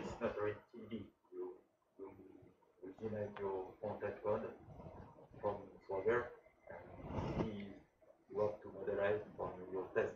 So it's a different approach. If you yes, but I'm not. That's the question. What do you think about? Oh yeah, yes. Wait. So perhaps we can repeat the question because you don't have the mic. Can you repeat? Oh, you understand the question because you don't took the mic. The same question. Maybe you can. Does the mic is? Yes, maybe you can. I think it's the same question. Can we mix all the two things, TDD and Swagger code generation? Yeah, you can do contract first and TDD. Because this is just a primary adapter. This is not code I really care about. I'm doing the minimum syndical things, and in an API, having a great documentation is a minimum. Because if you expose a REST API that is not documented, people are gonna hate you. So having a great documentation is a minimum. Having your REST objects able to deserialize from JSON is a minimum. This is my minimum. So you have two ways of writing it. You can create your Swagger file or whatever file, contracts file, and generate your code. But then you'll update your API. Of course, your API will live in time, so you'll regenerate. That will put the object in a dedicated package because those tools are doing packaging by layer. Yes, but in Java, the generator generate the source generated file are placed in the target folder. Yes. So this is not really code apart. So just you have to generate on your target folder, and you can launch the application, and so the API is alive. So yes, you add it as a source. So if it change, it doesn't matter. So you just have to regenerate the code. Yes. No problem. The both approach are perfectly right. That just depends on what you want to do. I don't like design upfront. I don't like designing upfront, and designing a whole API upfront is kind of hard for me. I never tried to do API first with small steps. Never tried, because doing it that way, generating Swagger from the code, is perfectly okay for me. Sorry. Anozeda, do you use tool to ensure your minimums are made in the project where you are not the sole developers? I'll answer just after Anozeda. Both approaches are perfectly fine. Doing a contract first can be really, really cool if you are building something like, say, API gateway first. I'm thinking of some microservice on something like an AWS API gateway that will need this contract to do stuff. Yeah, perhaps never got the problem. In fact, I did API first a few years ago, work like it, and I don't find it very efficient, but that was probably due to the project and not to the methodology. And today, doing code first and then generated API, I'm okay with that. I'm okay with that, but there's a flow. As you say, Arnozeda, how can I check that that I don't forget any annotation, that I don't forget any stuff? I have no tools for that except reviews. This is one of the few things I'm not testing. The Swagger documentation, I don't test that because I consider it's more configuration than code. And sometime I will have typo in my documentation, but I didn't find any test that will ensure that I have no typo or stuff like that. For me, it's more configuration than code. So I'm not testing configuration. But depends on your needs. From my needs, from my point of view, and with the needs I have, using it this way is really efficient. It allows me to really rapidly create the APIs I want. I don't have any flaws, I don't have any bugs on that. Sometimes my documentation is lacking, but that's not, that's easy to fix, and that's something I can accept. But that depends on the project. If your project is to create an API to consume by many governments, For example, I'm thinking of Fire, which is an API for healthcare. Their job is to create an API. So of course they will start by the API. But most of the time on our project, our job is to expose a business operations, not to create a really, really clean API. So our API is as clean as it can, but it will have one consumer or front end, or two consumers, three consumers with other businesses. So in that case, I accept that. And if I have to expose my APIs to the rest of the world widely, I'll do a very good review of the contract, because I know no other way to check API. I don't know if that answer. That answer? Cool. And I didn't forget the scene. First time in the day. And this is a good news. Okay, another answer. Perfect. So, I'm happy. I should have something that's calling my web service that doesn't exist. But I have my payload. I have my signatures. Let's finish the steps. The score is 7. Okay. This should be pretty easy. Or not, we'll see. The score is int. That's it. Oh, the typos are back. Should have score. Bless you. So here I want my game ID. Yeah, the air conditioner is killing me also.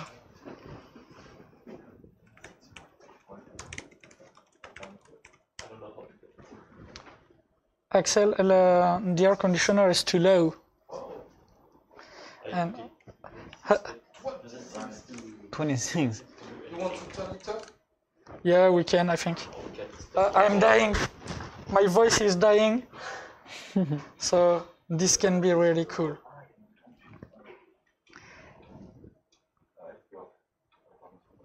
And here we have to decide how do we check the score. Do we expose a get API, or do we get the score from the last roll call? Because every time we roll, we'll get the updated game. So what do you want to do? Buffer, okay. You want a get method. Why? The question is, in both cases, I'll ask why. You can take the mic, I think. We get, I don't know, but maybe if we have a need for in the future, it will be. Your sentences start with, if we have a need. Yes. Yadnie. Do you know that? Yes. You ain't gonna need it. If you need it right now, you need it. If we have then the need in the future, perhaps that will come. No. I knew your answer already. Both are the same. How to do the job. So we have to choose one. Yes. I don't know if in this this application we can do a pause, quit the application, and restart a party. For now, no. Okay. For now, it's a simple POC. Okay. Simple proof of concept. Where are the requirements? Show me the requirements. Anozeda. If you want to start trolling, I'm gonna have to call Gnuk back. And you already lost. No problem, Anozeda. You are more than welcome. And of course, if you want to troll on the chat, we are very happy with that. Please troll harder.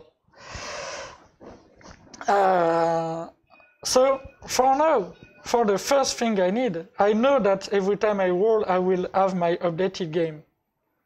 I'm lazy, so I will do the simplest thing for me. That means exposing two services, create a game and roll, instead of 3, because I don't know if I'll need the third one. And I'm lazy, so I take the easiest solution, the one where I have the less work to do. What's the next pause, the next step, next schedule? 4 o'clock. 4 o'clock, perfect. So we have time. Perfect. So, here, to get the last score, it's kind of easy with my cheating tool. Test context, get element, I just twirl. So, words. And here, we have to decide where is the score, and I think score can be fair enough. Okay, so this is my score, and in fact this is an integer. Oh, sorry, game score? Game score can be fair enough.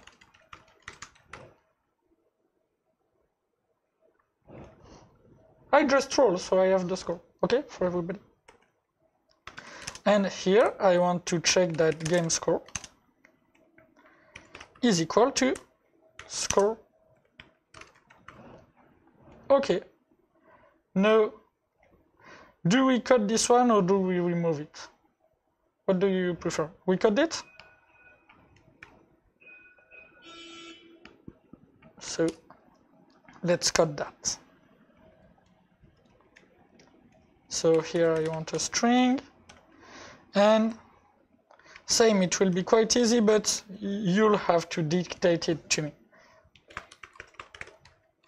The implementation part, waiting for you.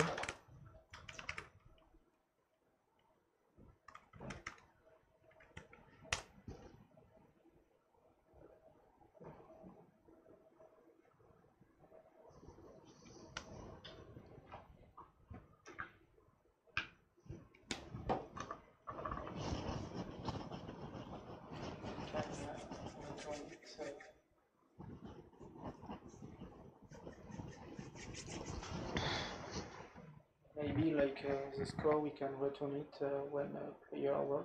Yeah, it seems fair enough. You roll, you get your updated game, and in the game you have the owner. Why not? That's fair enough. So that means we can have the concurrent test context, get, we're gonna get the roles, and here we have the player. I think it's okay, play a game with a player. Okay, perfect. This is my player, this is a string, and I'll add an ugly cast. Oh, sorry. And here, I want my player to be equal to my player name.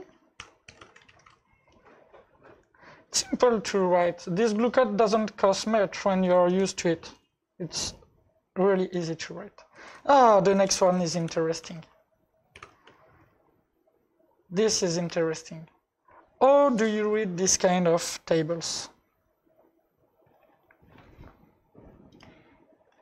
Oh, please. Yes, issue from Eclipse, I guess.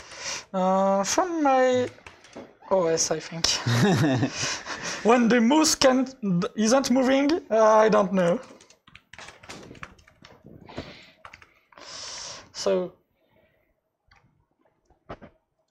what's this? How can I have this? That's kinda ugly, I must admit.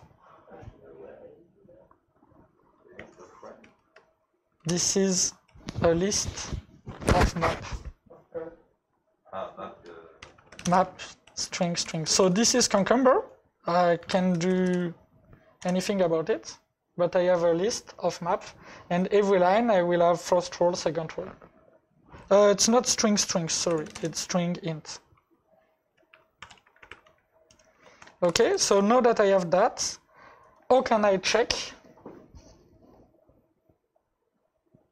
the results? I just want to check something.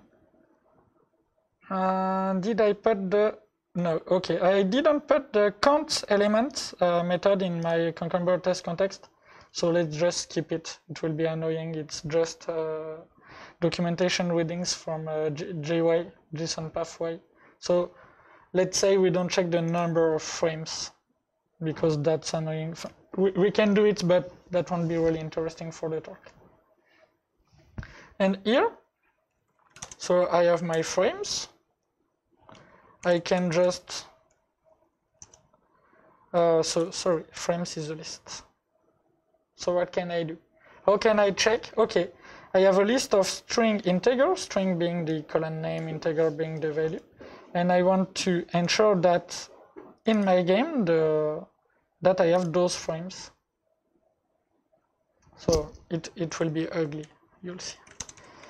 Int frame 0 frame under frames size.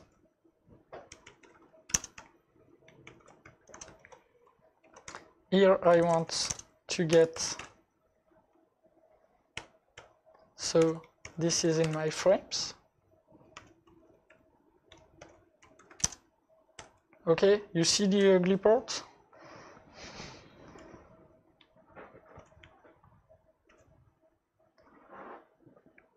Okay, so I have my frame, and in this frame, I want the first row.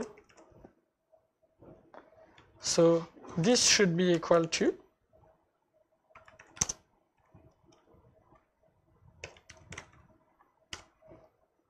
frames, get frame, get, this is a map. Phew.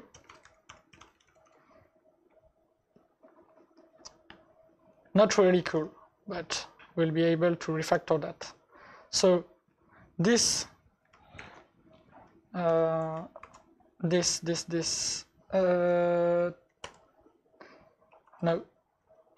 I won't get what I want, no problem. This is the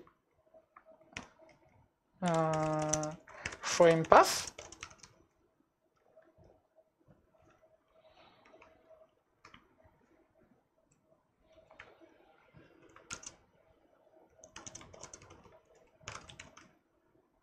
Okay, and so if I duplicate that, I want to check that my second row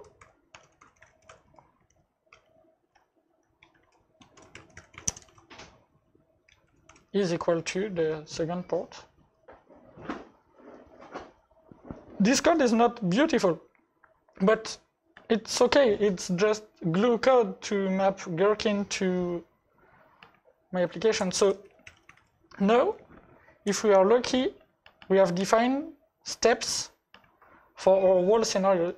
It means that we have a big loop to pass, a big loop, because we have no service, no application, no repository. Oh, I missed. User creates a game. What did I miss? Oh, yeah. Missing because of a trolling space. So sad. This is the sad part of Concomber, I think. But here is, he found the method. And he say, okay, I should have a 201 which, no, that are asked. And I have a method not allowed. Just because my service doesn't exist. Spring will say, method not allowed. Okay, so I can close all of that. And what's the next step? What do we do now? Now I have a test. I have a big level test. I have a component test. And lots of things to do.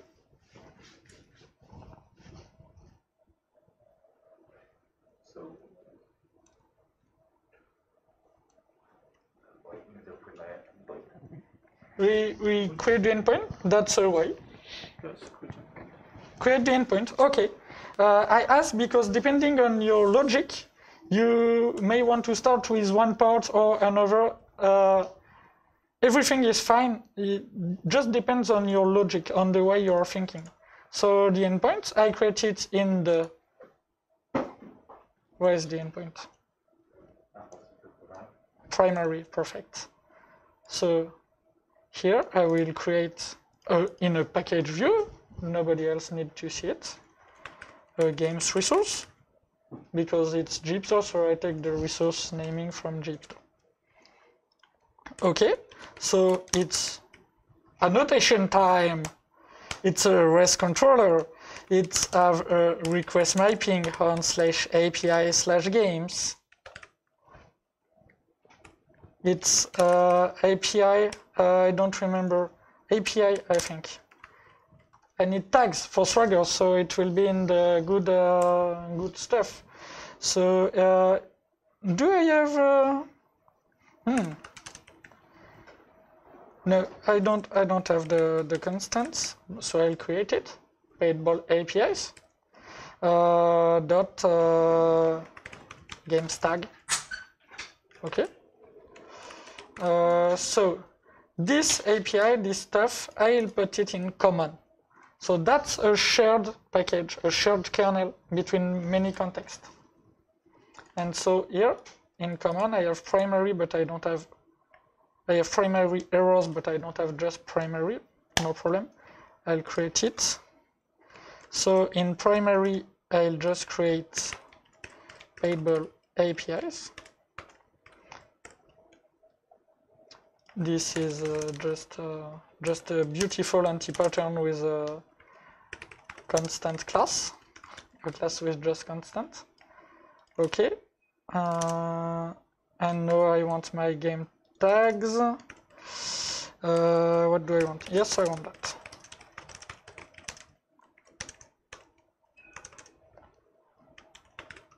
As simple as that. Okay, I'll have the games well setted in Swagger. So now let's create a first service, the game creation service. And I need the documentation. Here the important part is the API response for the errors. I need to document the format, the payload for my errors. So if I have 500, the response will be, so it's, oh, please, I don't remember. See, yes, that's it. That's it, got you. Okay. And here I want a response entity of a REST game. Can be a good idea. Create game. I don't need any parameter, I think. So, what's the problem here? Do you want missing attribute? Oh. This workplace is a nightmare. Message.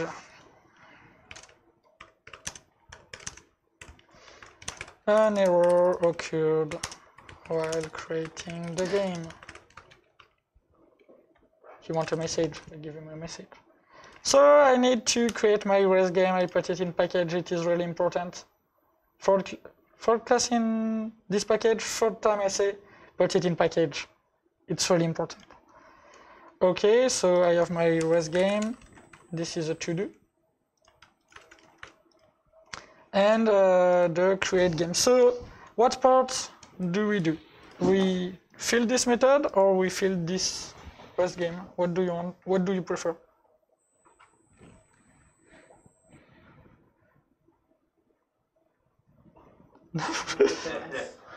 No preference? So left, this is left. Okay, so we'll see.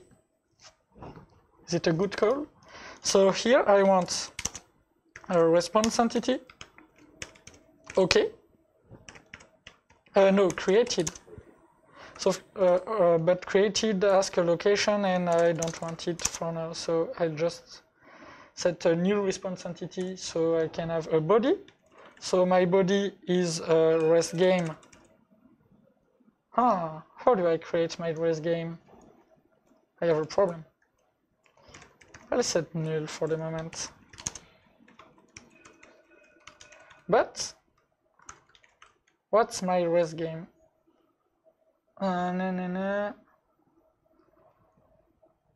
Oui, of course, it's ambiguous because here I need a REST game. But how can I create the REST game? Where does it come from?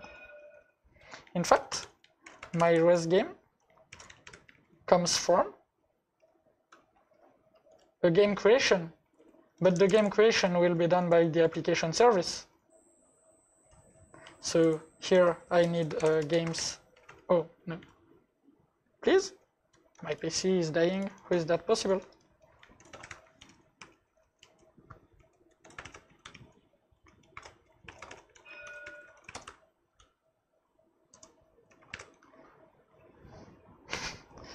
That's not me. The PC is dying.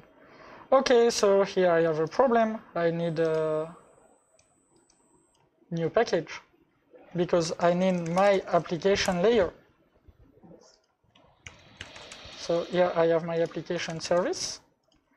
I can put it in a parameter, perhaps.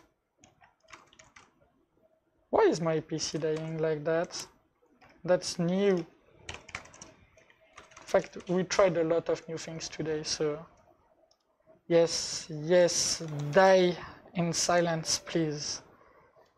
I know you are dying, so we are, but die in silence. Thanks, computer. Oh no, oh you are totally lost. Yeah, you found yourself. Okay, and this game is from games create. But here I need a player name. So I can go get my security utils, almost from JHipster. The class is from JHipster, it's generated with your application, but this one is refactored. Refactored because the get current user login will throw a not authenticated user exception. So you don't have to handle optionals when you don't want to, because that's my case. You can create a game if you are not authenticated. So, and in fact, the endpoint won't be reached, so it's okay. So I think I can do that.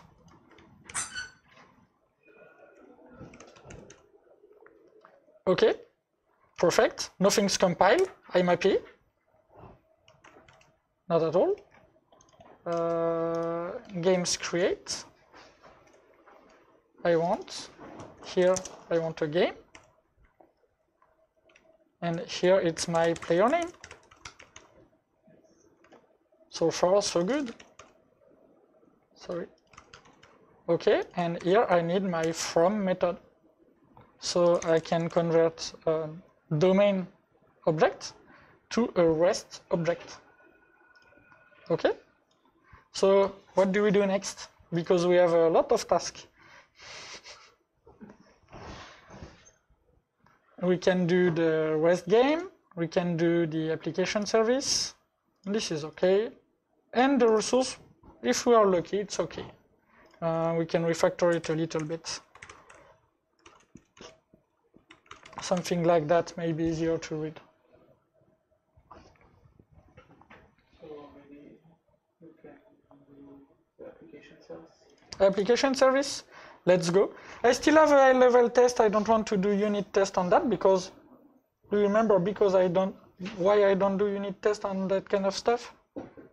Because I'm lazy and I have a high-level test. There are very little value in application service, so I don't unit test it. That's new for me. I was testing it like some months ago. Right now I'm not testing it. And do you remember when I said this morning, careful, your application service are not your Spring services. This is why I'm putting a Spring service notation. This is a service in the sense, in the stereotype sense. And if you ever open the documentation of @service, indicate that an annotated class is a service defined by domain-driven design. I found it fun. Don't know for you, but for me it's fun to see that and to see how it is used in Spring application. Yes, 6 hours of stream. Very good, Geoffrey. We are, yeah. My voice left like 1 hour ago, I think, and my brain, it was 1 hour before that. So we are perfectly good. And we have the choice between being too hot and having air conditioner and no voice. So I think we'll be back to air conditioner, but that's kind of hard. Yeah. So I have my application service, but the application service alone will have some problem. But for now, I can do that. New game, play your name. But that's not good, because here the application service is not doing any orchestration. He's not saving things. And when I create a game, I want my game to be saved, of course. So here I extract my game, and I will inject a port, which is my games repository. Create my interface. It's in my domain, because the domain depends of nothing, and everything depends of the domain. Yeah, we only have water to drink. They didn't bring any beer, and that's sad. Okay?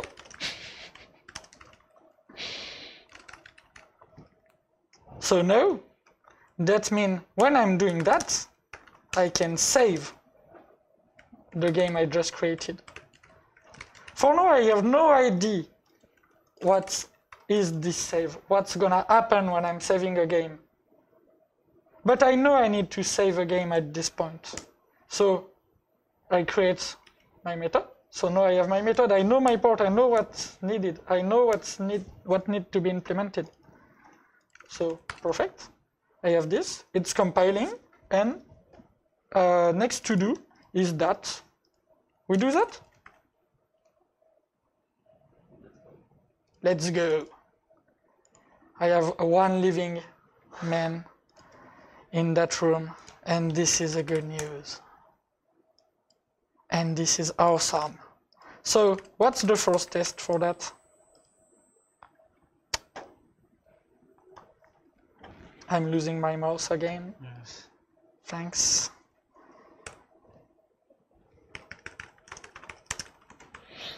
So I'm adding the Sergi assertions. Yeah, depends. Sometimes I edit like that. Sometimes I do a first assertion. So the first test I can do is what happens when I create from a null game. But not sure it's really useful here. So I can just test with a game with many rules. I can do something like that. Should convert from domain. So res game from domain. So I have a games fixture. And I can create, for example, a 3 rules game. This can be some decent classic game.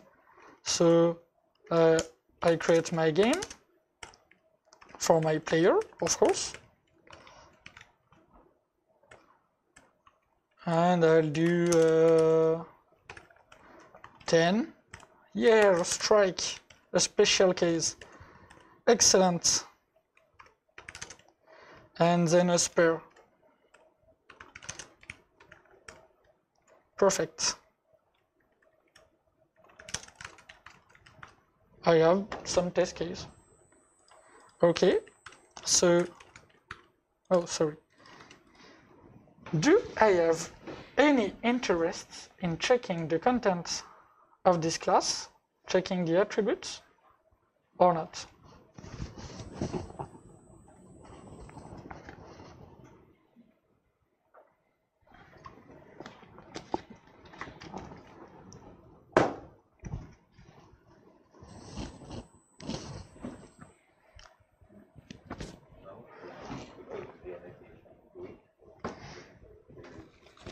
maybe take the mic.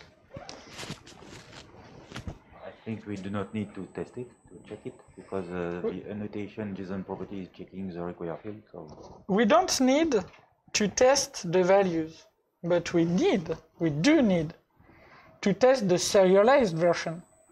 Because what I want is to check what I serialize and to check my contract. So answering that the serialized version of this game suits my need is really interesting for me. Checking it is really important. Because I want to see the serialized version.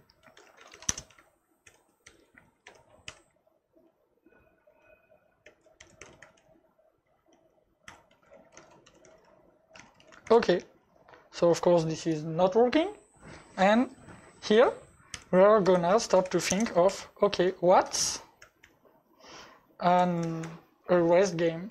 So it's a game, of course, as an API model, and I'll have a player, which is a string for my REST API. That's not a player name, because I don't want to have player and then a name inside of it. That's ugly for an API. I just want a player and you have a name. So what's my next?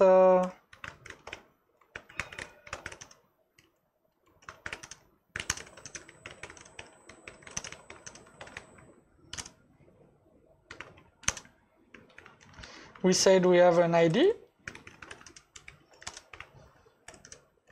This is important. We are testing it. So,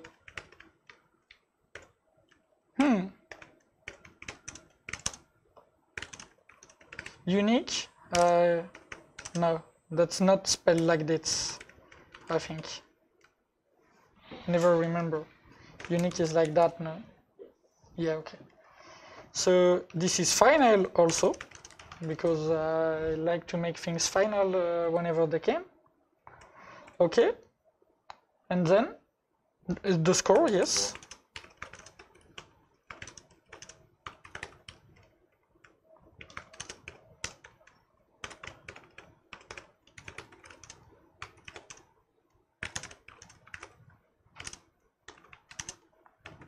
This is required also, and then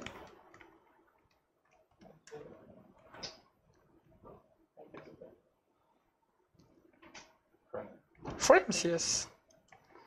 So I have my collection of REST frame. Okay, I have another problem. Please.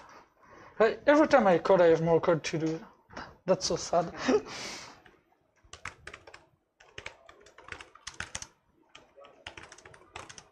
Okay, and is this required?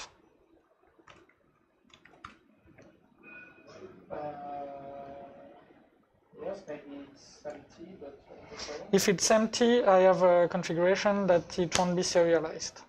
So it's not required for me, from my point of view. And I create in package my REST frames. Okay, so now I have lots of problems here. Perfect, I love problems. And my computer is dying and dying, and I have no idea why. So let's do this implementation, or at least try. So here I want to create an object with 1, 2, 3, 4 parameters. I don't want to make a constructor with 4 parameters because this is ugly and really hard to use. So I'll just make a builder. So I want a new, no, I don't do that. I want a new REST game builder. Okay, I have a problem again.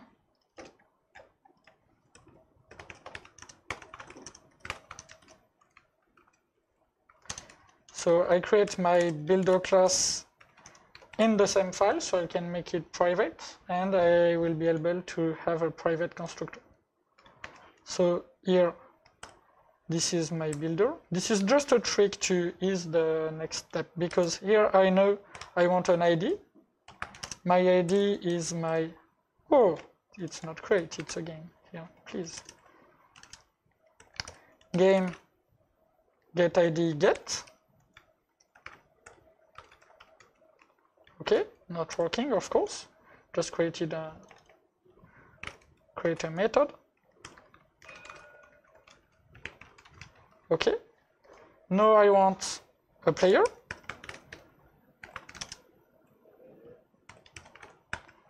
So far, so good. Ah, I did player. Where are we in the count of typos on player?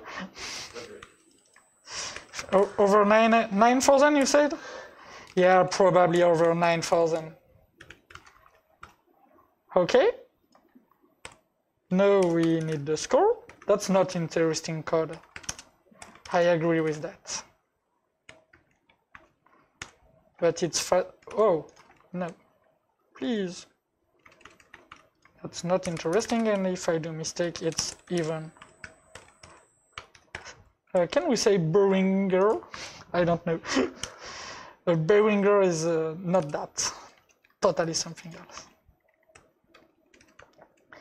Okay, so I get the builder each time, and then I need the frames. And here I have a problem, because I want the frames, but I need to map it in rest frame. Problem. Not a big problem, but still a problem.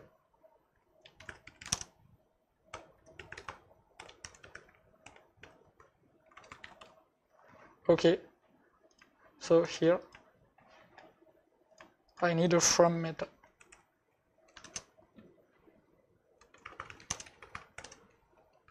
No.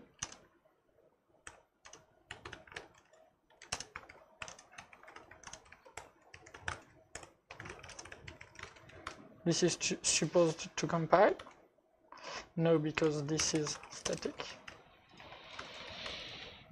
Okay, and here I need my frames method.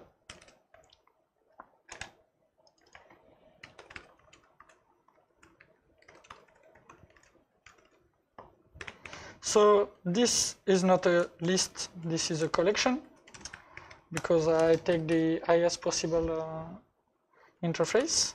So of course I'll have to change that, but no problem. Okay, and now, in fact, I just need to build that.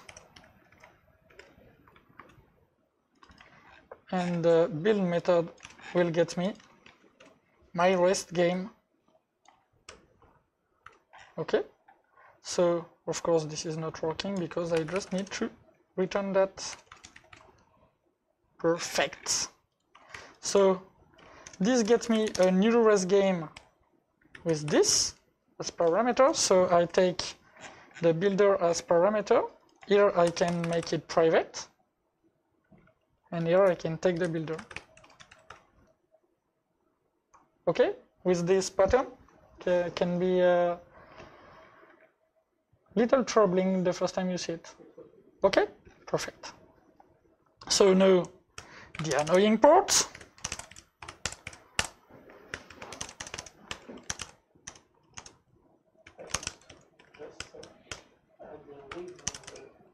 Yes.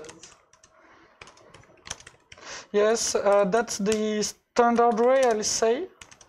But did I mention I'm lazy? So with I have the same thing to type. The completion is not that good, and that doesn't add much, so I remove it. Okay, so this is compiling and this is failing miserably, but I want to do my frame before. So same thing, I want the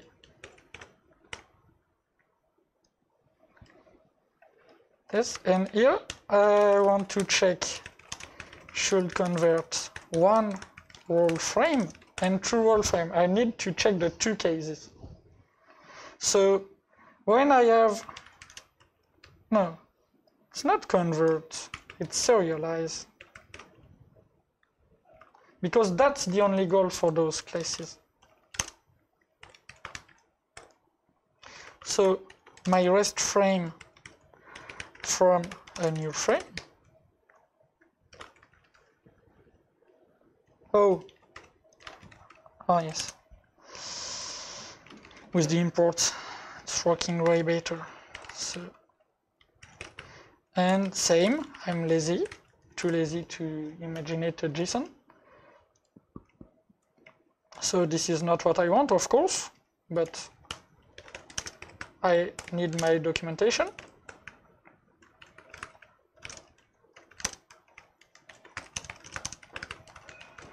And here, in fact, I want first row and second row. So, but second row will be an integer here, not an int. This means here I have the pins done in the first row, and this is required, and this one is not, and this is really important for the documentation.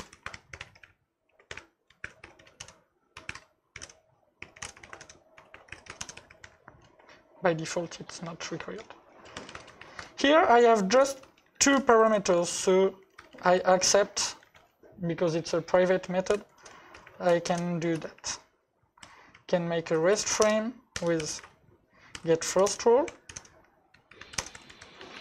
And here I have a problem, because I have only one test, but I need to make the implementation for both cases. So I create another test, so I don't forget that. That's one of the cases. My signature say, okay, you have to handle the two cases. So you have to make two tests upfront. Because here I can map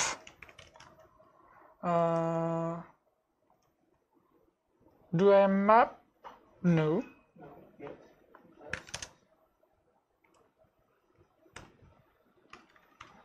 This is enough, I think.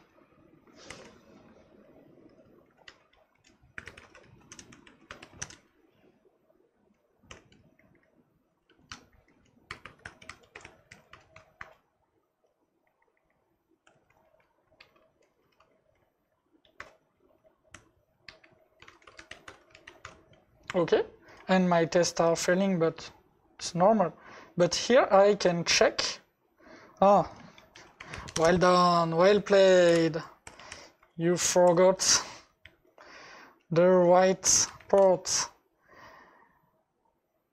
Let's say it's too late in the day. That's not at all what I want. This is giving me an empty JSON. Not what I want. Can you see why? I've seen it. It's a silly mistake. He is giving me opening and closing braces. That's all. And the reason is pretty straightforward. Because I need accessors. So Jackson will give me a real serialization. And here I have my first roll to 2. And this is exactly what I want.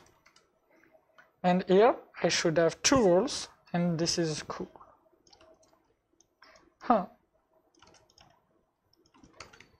Okay, so this is a big part of my contract test. I'm testing the payload I'm rendering. If this test is working, I'm probably breaking some interface. So that's not cool. And now let's check this JSON. And it's opening and closing brackets. I don't want that. So here, I just need getters.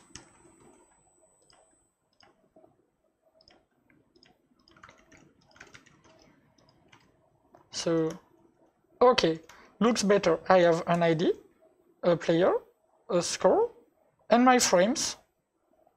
Perfect. I know it's okay. So for the first time of the day, I'll start a test using ginit runner so that I don't get silly line break in the middle of my JSON. And I can put the line break wherever I want. And this should... Do you get why this is not working? Yeah. The ID is generated. The reason is silly, but that's really important. That means I need a game signature where I can give an ID. That's really important. So here I need an ID from a string. So I just grab the first service I can get my hands on to do that. Yes, thanks a lot. Perfect. And here I'll need another signature.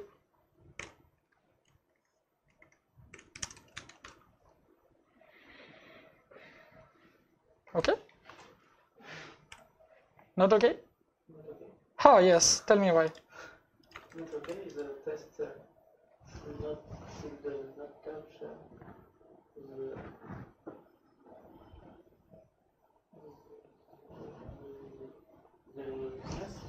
Yes. So not okay. Let's delete that. We'll probably need it later to get a game, but right now we don't need it. So maybe it's just this. You have to just test. We have an ID, but we cannot. Ends with. Know what is the ID. Starts with.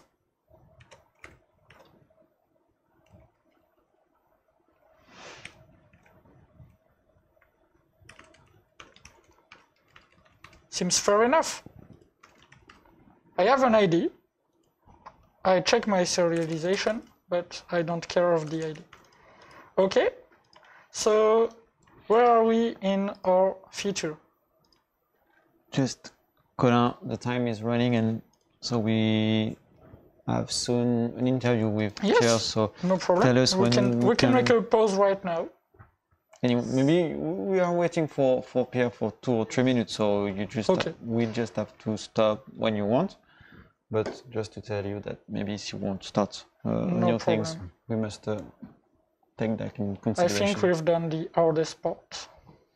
And after, of course, we will have a break for 30 minutes to drink and eat something.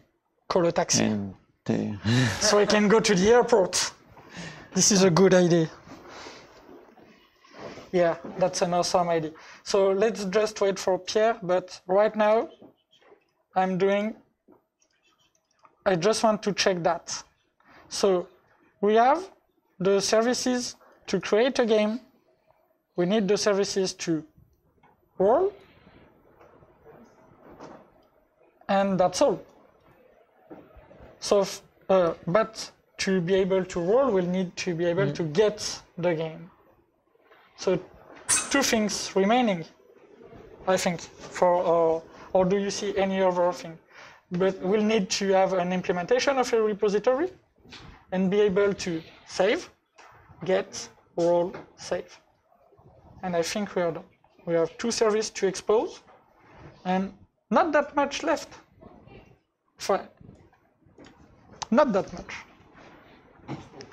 So we are gonna switch to the full camera right now, but we are gonna switch to the last. No, it's not the last interview for today. No, we have one left. So at 6 p.m. So stay with us until the end of the day. Yeah. And now we are switching with Pierre. Yes. From the com team, JHipster. Hello. We need to check and switch. Yeah. Okay. Switch, and it's up to you guys. Hi Pierre, thanks for joining. So small discussion, informal discussion to talk about JHipster Code, and to talk about you. That's why you're here. So maybe we can start with a presentation of who you are, your background, how you came here. So I'm Pierre Besson.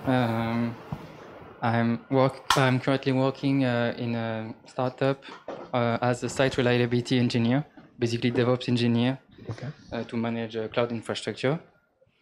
And before that, I worked at Ippon, which is the company in which JHipster was created.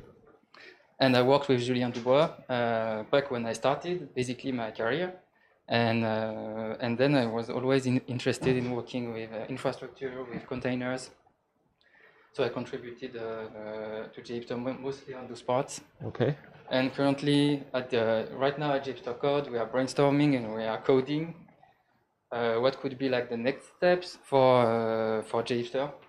Not just focusing on application code, but also on infrastructure code, like using Terraform, for example. Okay, so JHipster, how much time have you been working on JHipster? So you said 2 years? Maybe 4 or 5 years. 4 or 5, so almost from the beginning. Oh no, maybe 2 or 3 years after it was created. Okay, and so today at your company, you're working with JHipster or? No, we are not directly working with JHipster. However, since many people in the team know JHipster, it gave them some ideas.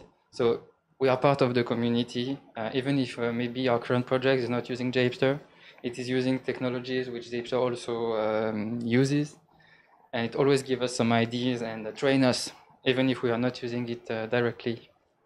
And you're not using it because of it's not fitting your mostly your use cases? Because we are working on blockchain technologies. Okay. So it's not that much, the same. Yeah. And so you say you're contributing. So I know you're contributing to JHipster. Does your company contribute also? People from your company or? No, not yet, not currently. But they sponsored me to give talks in the past, so it's okay. Yeah. Okay, and so getting back to you, what's your role in the community, in the JHipster community? So I received the responsibility to manage the Docker Compose subgenerator and Kubernetes subgenerator, but mostly I contribute when I have time to the discussions, reviewing pull requests, but mostly on my own part, which is about DevOps and containers. Yeah. And still getting hands-on all development tasks. Yeah, I try. In addition to the yes. the management task. So that's the difference, because I think you have the title of core team members. Yes. If I'm not wrong. So that's the distinction between a core team member and a community member. So if you are a community member, which it means you go on the GitHub and you try to submit some code, discuss with the community. After a while, if you are a regular contributor, we will offer you to join the core team, which is open to anyone really, and we have members from all around the world. And it's open to regular contributors or people who want to maybe get more involved. But it's really just if you are a regular contributor, you will be offered, and we will gladly.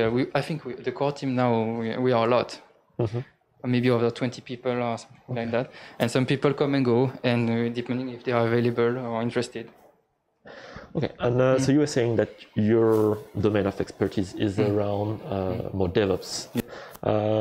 So I don't know how to say this, but isn't that a little bit more complicated to work on JHipster on that DevOps part more than pure application parts? Yes, the most difficult part is that you cannot really test on your machine. You have to test on the cloud, and it takes some time to create resources, and then you have to remember to delete them after using it, and they cost money. It's not like on your own machine you can run software, it's free. So for that we have sponsors from Google, Microsoft, and even AWS this year. Oh, nice. And they give us some credits so we can use the cloud, and so we can even use it as testing ground for ourselves, and then implement in JHipster the technologies that we think will interest people. So mainly you're working with the three main cloud providers yes. from now on. But really, I think this part of JHipster is really still only a few people are contributing. I think as cloud providers, and the cloud and developers, they are getting more and more involved with this. And I hope with JHipster we can offer a way to get started quickly and to learn. That's the only goal. Okay. And so for today, what's your role and your activities to that first JHipster Code? Yeah. What's your role? At JHipster Code? Yes. I'm part of the JHipster Developer Association with Julien, and I'm hosting a track on DevOps. Okay. And right now we are 3 people in the track, and we are trying to develop a JHipster Terraform kind of generator. And the goal is that right now with JHipster you can generate Kubernetes deployment files, but you don't have really the code to set up a Kubernetes cluster in the cloud. So this is just to provide the missing part, and then hopefully JHipster can it will. If we manage to do that, it means JHipster can provide the code from the front end up to the infrastructure. So we cover all grounds. Okay, and that's the objective for today, or that's the long-term objective. Maybe long-term. Okay, and are you going as fast as you might expect, or are you facing any difficulties, or? No, we are not facing many difficulties. The biggest difficulty is time. So we always, we always want more companies to contribute time, more companies to sponsor us, and and maybe pay contributors because the project is fully community. It's a full community project, and I mean, right now, some companies are using JHipster and benefiting from it. But JHipster itself is not a product, it's not a business. Yeah. It's just a community of developers. Okay. And also how are you organizing? So you're yourself and 3 other people on your track today. Are you all working together to get the topic going deeper? Or do you have a whole bunch of bug fixes or small parts on you? No. The objective of today is just to develop a POC, and we are not contributing directly on the generator right now. Okay, but you're all of you working in the same time, pair programming the functionalities. Yes, the goal of today is because we can be physically together. Bring up as many ideas as we can, and maybe when we are back at home. Think more and clean up the code. Yeah. Write tests. Right now it's not the focus. Yeah. Don't worry about him. Okay, so not that much for my part. Maybe, what I'm asking since this morning. We are a lot of us contributing to JHipster here. What, from your point of view, what would you like to see as a next feature, or which feature that doesn't exist yet in JHipster would you find helpful and would you like to have in the coming months? I think so many features, but the main one, the breakthrough. The feature that I really pushed through is something called the JHipster Control Center. And maybe some other people have talked about it. I don't know if they talked about it today. So it's basically a dashboard for your JHipster applications.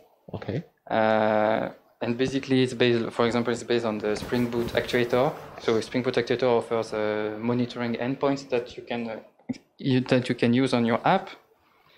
And The JHipster Control Center is just a UI, and initially last year I proposed that we develop such a control center, and thanks to some interns, thanks to the interns at Ippon, they made it a reality. And based on the POC, they developed the real UI, and now it's usable in development. So you can start the control center, and it will be released in JHipster 7. Okay. But it still needs some polish, but then it's already useful in development, and you can have a dashboard of your apps. And the next step is to use this dashboard also in production, and possibly connect it to monitoring tools. And yeah, this will be really cool to really bring the vision, my vision of JHipster for dev and JHipster, for ops. Really bring it together and kind of like bring a continuity to the tools. Okay, so that raises one more question. You're talking about the control center and the UI that's required to monitor everything. Do you make call to some UX UI designers to produce those? We were just speaking about it, and it's actually really needed right now to have UX contributors on this. Yeah, we discussed that point with Julien. That's why I was asking you if for that part you found someone or you had some UX UI skills. I don't think there is a UX developer or designer coming today, but we are looking for contributors, and especially for this part, it's really important that we bring something that has a UX that can talk to, that can be useful for developers. For a subject that is really very important for the JHipster community is developer experience. Yeah. So we repeat the call for UX UI designers to join the community. So sorry, there seems you have a fan on the chat, Hokuru, with saying, "Oh, P. Besson, he's here." So I don't know. Hawk? Okay, yeah. So you have a fan on the chat. If you want to say hello to your fan base community. Hello. I don't know if you have anything else to add, any message you want to pass, maybe to join the DevOps and just a call for as many diverse talents as possible to come join the project. And we're really building. The great thing about JHipster is that people can bring their skills and their motivation to the project, and this is what makes the project grow. Good. Thank you very much, Pierre. Thank you. And we'll leave you go back to coding. Yes. Thanks. Bye. Thank you very much.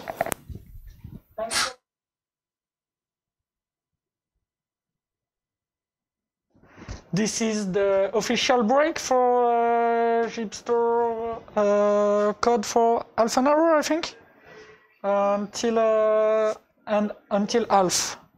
16.5, so we'll be back in 15 minutes, something like that. Little break for us. I'm gonna try to find a voice. If somebody have one for me, it will be very helpful. So see you in 15 minutes chat. 4 days, chat, whatever. I hope you are doing good.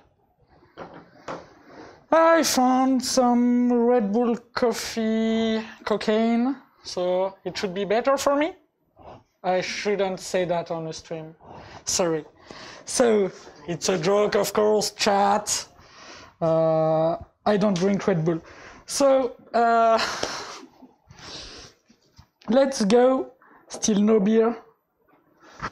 Don't be mean, nothing song. Of course, there's still no beer and no voice. No beer. We are still lacking one participant, so I'm waiting for him. And we'll just go for the last hour of code. So what's remain? 1 hour of code, an interview, a feedback, and I get my plane. That's the plan. That's a good plan. So let's go. So, where are we? We have everything to create the game, and now we need to be able to roll in a game. So we need a new service. So let's just use the same strategy. So I want my game's resource. I want a new post mapping, but this one is for a specific game. And then we say I want to world something. So fair enough. Here I can do my best copy paste. And while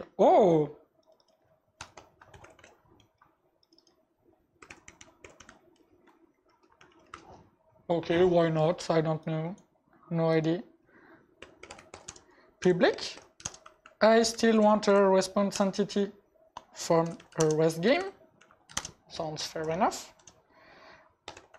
Well, here I need some Spring annotation, and I'm always missing here, so I hope it's that. No, it's not a string, it's a UID. So it's just an ID. And I want my request body, which is REST role. Okay, I forgot something really important. The documentation for the parameters. So API parent, ID of the game to word and true. On 2 is 1 or 2 word? Can't remember. Yeah, I think 2 word is okay. 1 word is okay. Don't know. Chat if you have any ID. So here I want a response entity, and this is tricky because I can roll on a game I don't know. Perhaps the guy entered a bad ID. So this can be 500 or not found. And so Spring, in their greatness, gave us the off in the Spring 2, I think. So if you do off from an optional, it will make a not found if the optional is empty. And that's pretty cool. So here I want games world on a new game ID.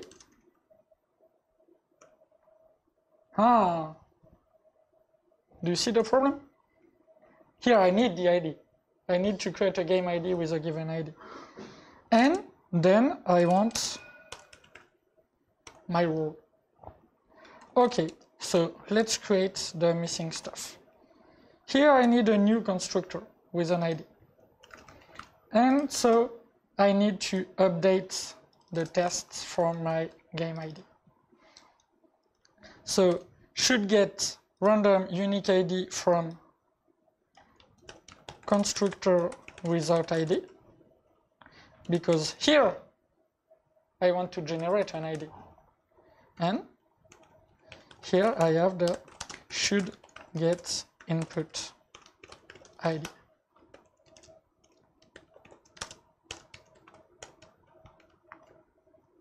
So not really interesting to do, but really interesting as a concept, I think.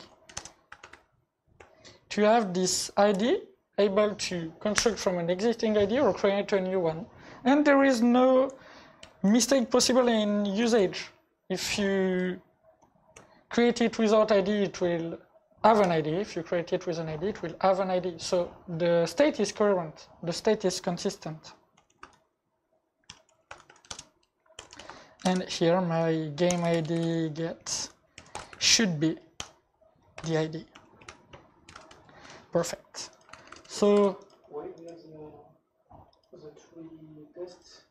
Because I have the default constructor, constructor with ID but without ID. Okay. That's a trick, but that can happen.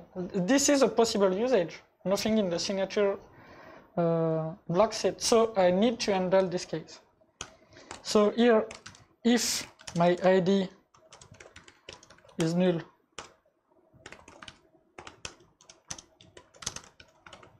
Okay, else.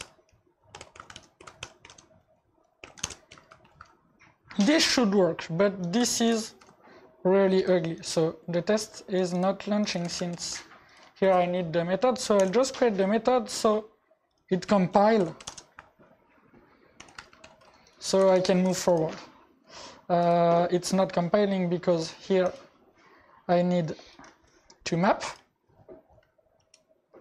Because I have a game and I want a REST game. Okay, so it's compiling, and why the fuck is it working? I did it? Oh, I did it, sorry.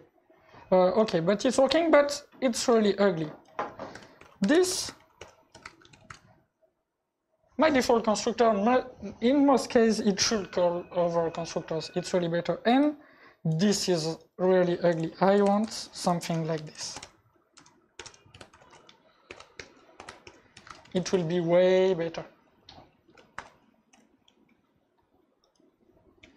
And here I can say, okay, if this is null,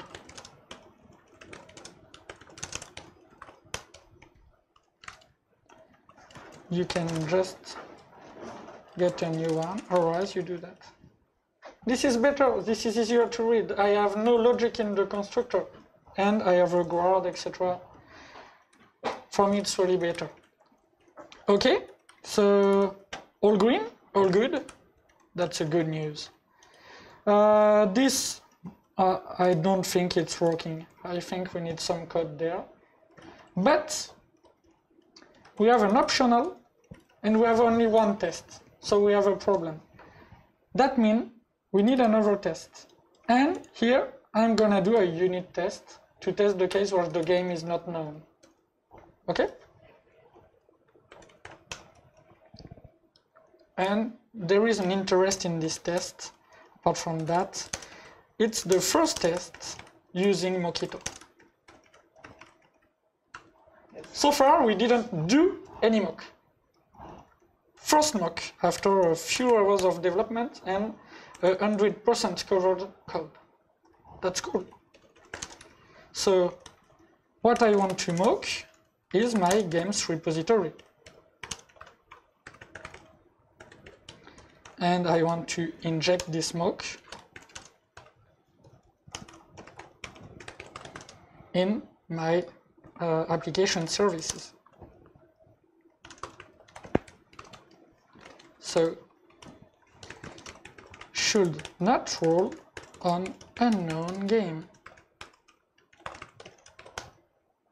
So here, service roll on a new game ID, so it doesn't exist. I want to roll 1, and this should be empty, because in the new version of Mockito, if it's an optional, it will mock it as an optional empty by default. This is a cool feature, I think. You don't have to say, and then return optional empty. No, this is the default. And it's not working, of course. But I can do both my case because I have one covered by the component test, which is good for me because the application service is dummy enough, so I don't have to do that. Okay, so here I can do games get of my game ID. Okay, I need to create the method. I want optional game. Cool. And I want to roll on that game. So how can I do that since here it's an optional?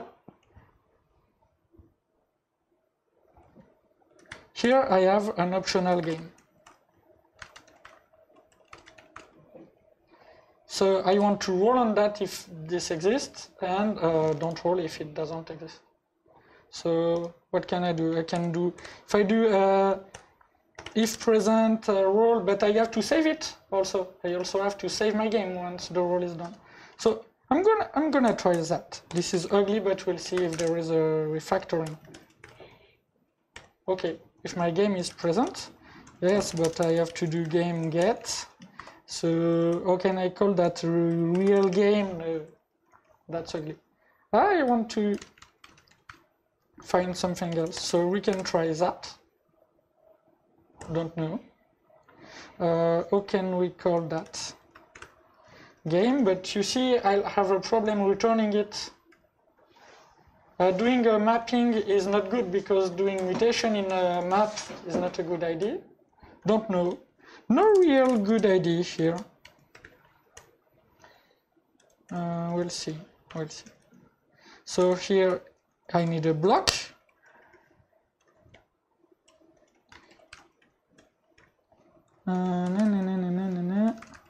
What did I do wrong? Yes, of course, if present doesn't get an optional.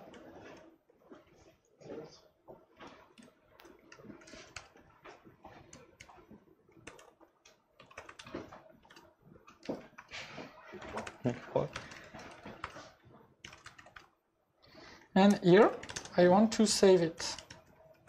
And this will be tested by my component test. This logic, this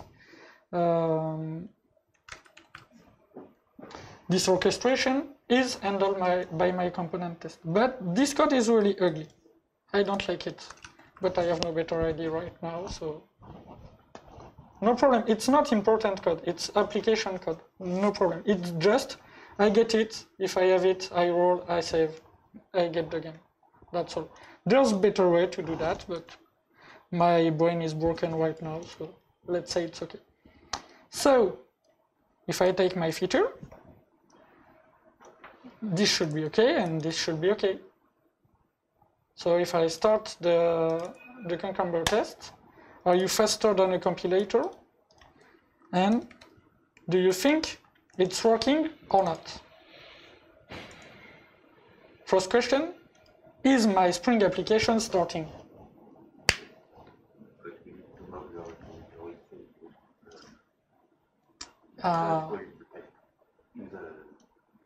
We don't need to mock it. We need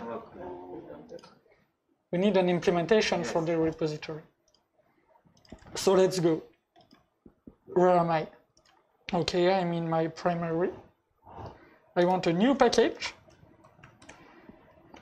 And I will create a secondary. So the thing I'm moving.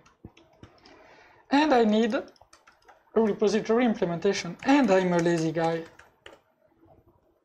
I'll start with an in-memory, because that may be enough. Games repository. And this is a games repository. It's package, really important, in secondary. And the implementation, I can do something really simple. I want a map. The key is a game ID, and the value is a game. Okay. I will take a concurrent hash map, because this is an awesome implementation. And here I'll put the game. So game get ID, game. So far so good. This is not the real implementation, I won't keep it, but to start it may be enough. And here I can get from a game ID, but I need an optional. So this is an optional of new label. Okay. And here I need a repository annotation, because this is a repository. Do you remember service documentation? Spring and JHipster are so good at domain-driven design. Proof. There is domain-driven design references in every documentation, right? So this time it should work. If we are lucky enough, it will find my bin, and I'll be happy with that. So let's see. I lost my mouse. Okay. So that doesn't work. But we went further. So let's see. Null pointer exception. How we love those ones. So we can debug. Just a word of warning, this works because I think. Ah no, very strange. How did they define the repository? That's a real question. I was thinking this will fail.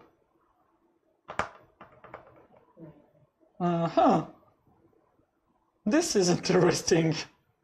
Ah, yes, it's not a JPA repository. She's okay. Okay, no problem. This is normal. So null pointer, I didn't put the breakpoint. Well played.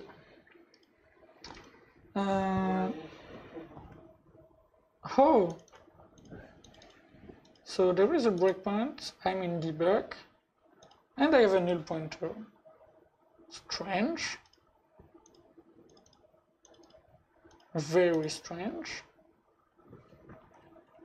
Let's see. Let's see. So here we are using a high-level test to check, okay, what did I miss?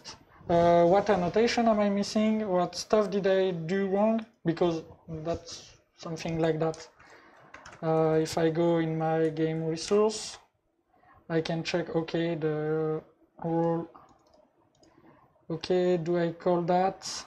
Okay, it's a good news. I'm calling the role method.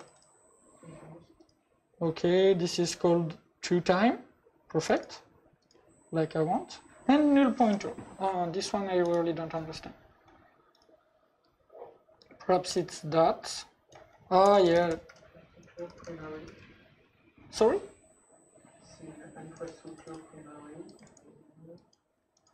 No, I think it's okay. Because this is working, so he managed to make the calls. So how can this be null? Really strange. We'll see. We'll see. Probably a dummy bug with that. Maybe we can see the failure first. I don't have any, and I'm sad about it.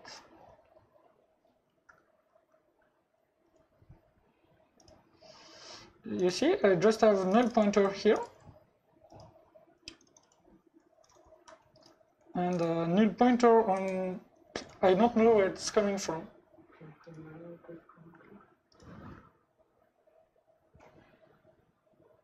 Really strange.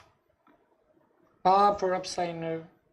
Perhaps it's just Maven clean because I did a mistake building this project. I had two cucumber test contexts in two packages. A bad copy paste, and perhaps we have an old version of that. Ah, no, I have no response because I have a 404 on walls. On wall. That means it didn't found the game. That's interesting. That's really interesting. And of course, then it failed miserably. We don't have the get. We don't need the get because the rule here should get the game ID. So what we have to check is that and that, in fact. Yes, but we know that we did not say what to do with the repository. It's not a mock. No. This is an actual repository. Yes, but in the test place when you inject the mock. Yes, but it's something else. Let's see. So it's in my application service unit test. And in fact, I didn't say what to do because the game repository at the mock, it didn't say what to do with. Yes, because the default behavior for an optional is to get an empty optional. And this is what I want in this case.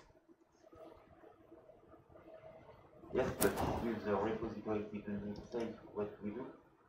Yes, he's getting me an empty optional in this case. here, something else is happening. I have my games, and when I get my game here, so when I get my game with my ID, so can't move my mouse. What a pleasure. So I have this ID, and when I get my game with this ID, I don't find the game. So this is my stupid repository implementation. So let's find out why. That's not the same. Are we okay with that? Oh no, that's the same.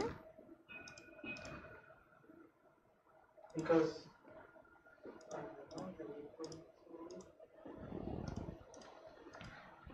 that must be something really silly, because that's the same ID. So why, when I get it, we did the equals? Yeah! Well done. Okay, let's do equals and hashcode. Of course, I forget. So the first equals and hashcode we did today, I refactored it. No, this one I won't refactor it, just to show you another way of doing that. I can mark that as generated. I say, okay, this code is generated, and I'm not lying, because I just generated it. I want my generated annotation. I just generated it with my IDE, so I'm not lying. It is generated code. This way it won't be analyzed by coverage. So I don't care, it's generated code, I don't want to test it. I will test it if I want to refactor it, but right now I don't need to test it. And so I can restart, and of course we did a silly mistake. Let's fix this. And see, prepare to dab.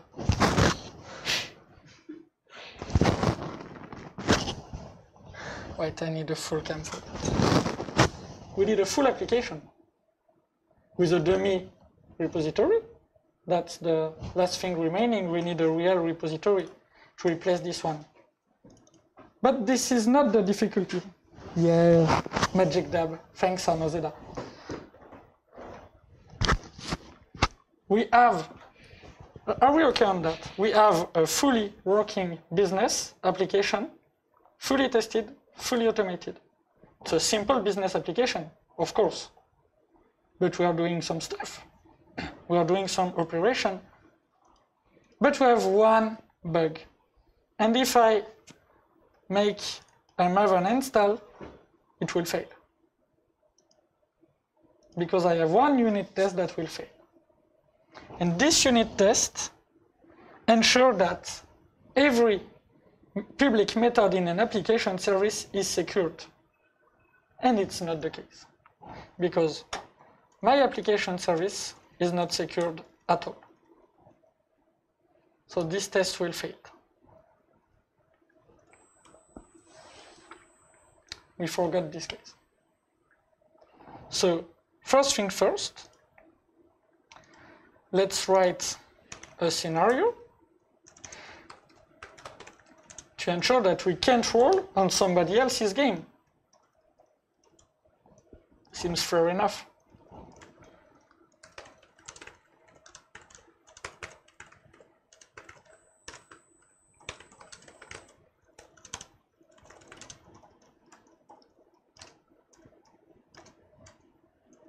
I start a game with player 1. Let's check the test will fail. Secured application service unit test. And it's telling me, didn't find secure annotation on this method. So this is a problem. Okay? What is the name of this class, secure application service unit test? It's part of my cheating with this day. So we'll see. But it's a class getting all application services, checking all public method, and it should have a security annotation, either a preauthorize or not secured annotation saying, okay, this is not secured, but this is on purpose. Everybody can do that. So let's do the security, because it's important in an application to secure. This is something really important that is missing. The repository implementation, frankly, it's not a problem. We'll switch it to GPA, Mongo, whatever you want. That's not a problem, that's not complicated. Doing the securization is important. You don't like secure by security configuration? In that case, I don't want to secure on walls. I want to secure because it's my game and not yours. So I need a business logic to ensure that. It's not, can I create a game, can I roll on a game? No, it's, can I roll on this game? And this is kind of classic. You can do an operation, but you can do it on all data in the application. So that's what I wanted to show with this example. So given player 1 create a game, and I log in as player 2. Sounds fair enough. When player rule, I will rule 0 because I want to ruin his game. Then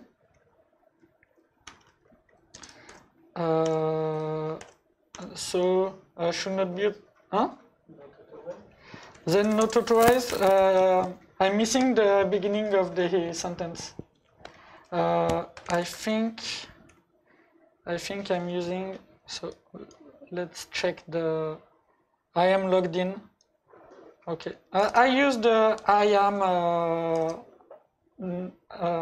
way of building scenarios. I don't know if it's good or bad, but I use this kind of, I don't know. Is it okay for you?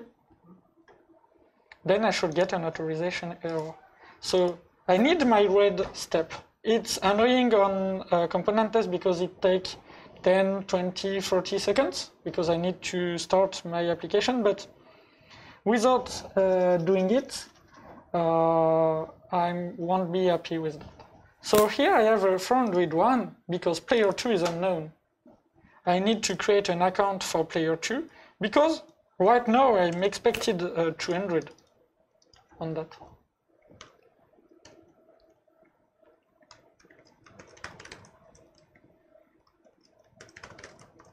So my player 2, she's a player. Okay, okay. Welcome to the brackets nightmare. Thanks to the really, really big, okay. Font. Okay, I think I'm okay. So I expect it to be a 200. And I don't want a 200, I want something else. Yes, perfect. I have my 200. I have my, okay, you can roll on anybody's game. And I'm not happy with that. So I will secure the roll method. For that, I'll add a preauthorize. And I'll use some tool of mine. I added a new verb to preauthorize, which is can. Can I do that? So can I roll on this game ID?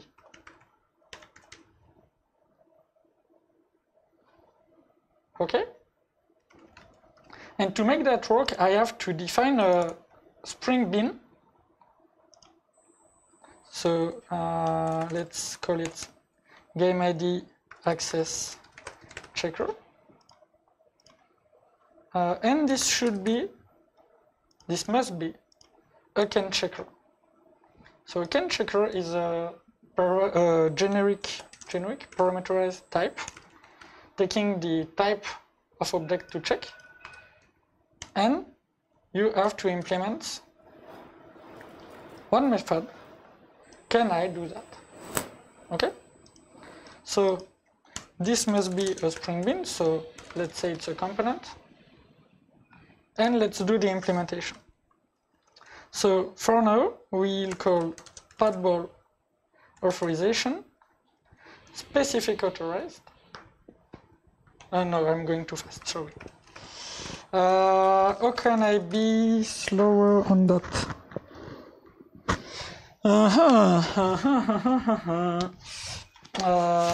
Should have others. Do I have others to show you? No, I have in test. We can see some implementation example, but that's not that good. So the idea is that the tool, which is called Kipe, not Kipe, Kipe, like who can in bad spelled French. Really bad spelled French. You will. We need to recommend to check because the Teresa will be shut down. Tech. Oh. So who will find the good checker corresponding to the type of the object we have here. So I will call a business check for each. Yes, I can do one for player name if I want. I can do for any class. So I'll do the fast way. You'll see why. Specific authorized, and then I have something called padball authorization, which is the configuration for authorization in my application. So I have no role action, role actions, and for example, I can say, okay, oh, it's already said, not a good idea, but everybody can specifically roll on game, and everybody can do creation on all games. Okay, so here, if I have a specific, so I need my authentication, my action, which is the verb role I passed, and my resource, which is resource games. Okay, if I have a specific authorization to roll on a game, I need to check that it's my game and not somebody else's game. So here I will need my games application service.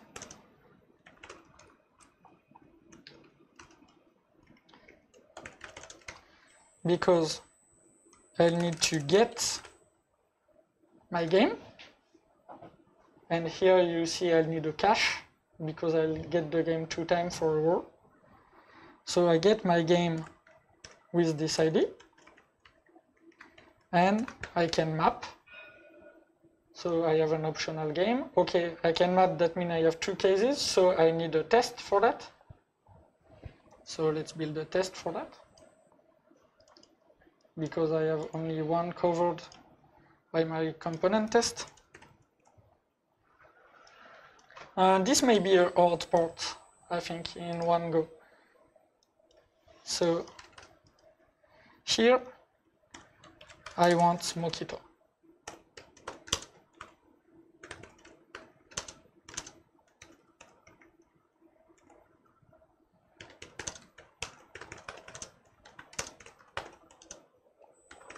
Let's call that game, and this is the checker.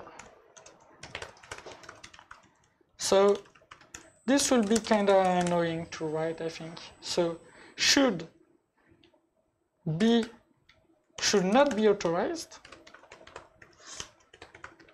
to roll on somebody else's game. Okay? So I need to mock an authentication.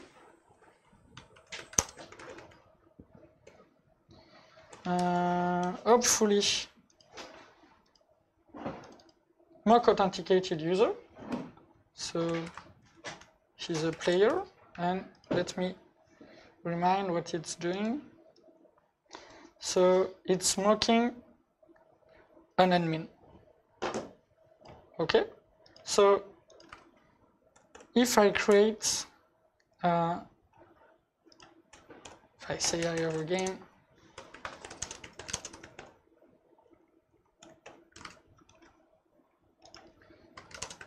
so when I get new game ID. A question from why Spring extension and not Mockito extension? Because my memory is limited, so that's doing the same. For if you are not doing a Spring Boot test, it's the same thing. So I'm doing that because I'm lazy. But I think Mockito extension is better.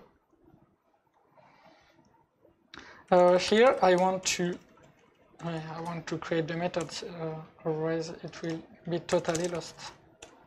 Optional the game of game, and it's just getting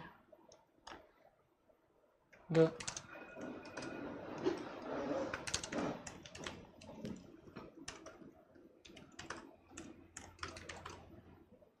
okay, nothing special here. And here I need to return really a game. And I'll call my fixture.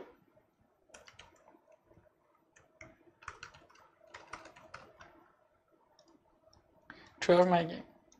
So now I want to say, okay, in that case, if I check authentication, no, that's not a good idea. In fact, I need to create, yes, I need to do something like that, I think. Checker can, so authentication, I do something like that.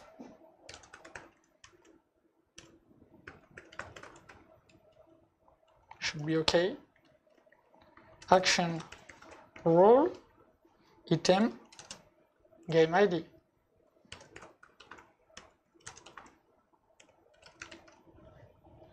Okay, so not working.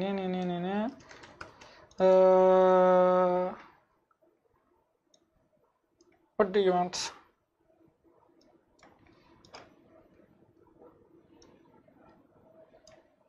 Huh.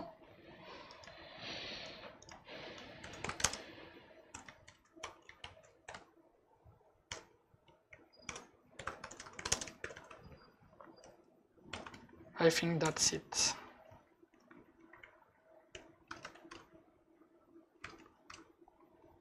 Okay. And here, authentication string game ID. I should have checked how you can mock an authentication before coming there. I know there are ways to... Isn't there a mock authentication? Mocked authentication? Can somebody check on the net how you can mock? I think you have a mock object. You have a Spring mock object, but I can't remind. You have something easy. With user? This is when you are doing an integration test, and that's not my case. I just want to a mock authentication object. You have something in Spring, but I can't remember.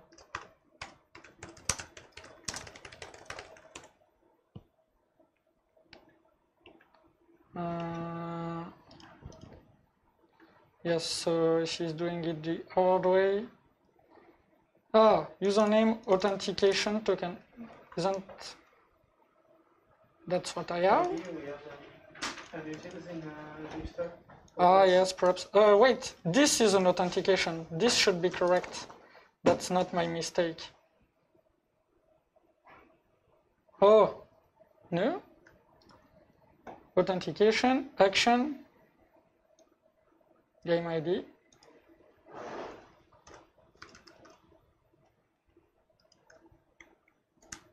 Oh, okay. Yes, parenthesis. Okay, that was okay. Everything is under control. Almost there. So I can extract that to admin, for example. Okay. This should be false. So far, so good. Should not be authorized to roll on somebody else's game. Okay. Sorry, this is useless. Should not be authorized to roll on unknown game. This is an important test. And to do it, I just have to remove the implementation because Mockito will give me an empty option. And here I can do my implementation. Oh no, I can add if I want. Should be authorized to roll on own games. And here I can refactor this. So this is my authentication and this is my name. So here, what's the first? Oh, principal credentials. Oh. Okay, so this is player 1 and this is not player 1. And this should be true. Okay, so now I can map. I have my game. And now, if my game, if the player of my game is equal to my authenticated player, I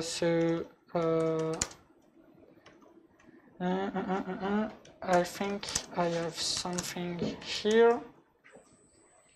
Get username from an authentication.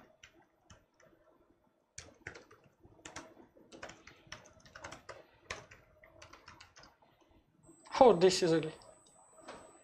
And this is not compiling. Where's my...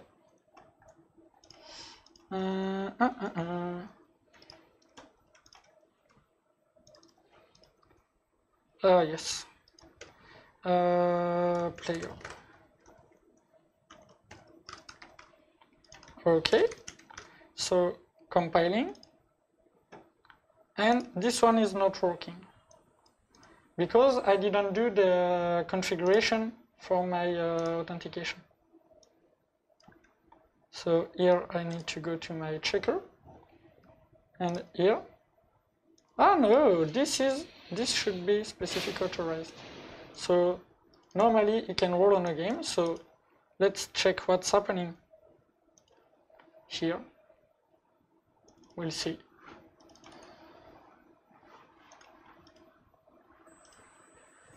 So, is specific authorized? Yes. So that means, oh, I didn't get the game. I probably did something bad here. No. You try to compare the player. You don't remember player with one player ID or a string? Player ID. And with a string? You compare a player ID with a string? No. Where? Game one. Game.get player with one. Player name. A player name with a string. No. Perhaps. Wait. No, I don't think. And the equals is implemented? Yes. This one, yes. Let's do that. This one you... Oh, my mouse is... Please? Yes. I think after 8 hours of screen capture, my computer really is dying. So what we can do, we can do that and check like that. So this is okay. The player of my game, that's not good. Not good at all. But I bet I just put the wrong player name in my test. That's probably it. Let's check player 1. Yeah!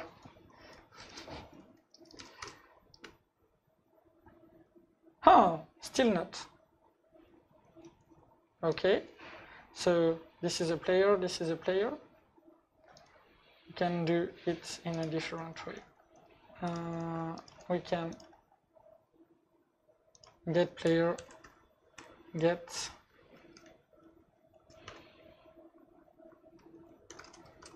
this may be easier, but still not working. So it must be something silly, I think. Some equals I'm not. Perhaps it's that.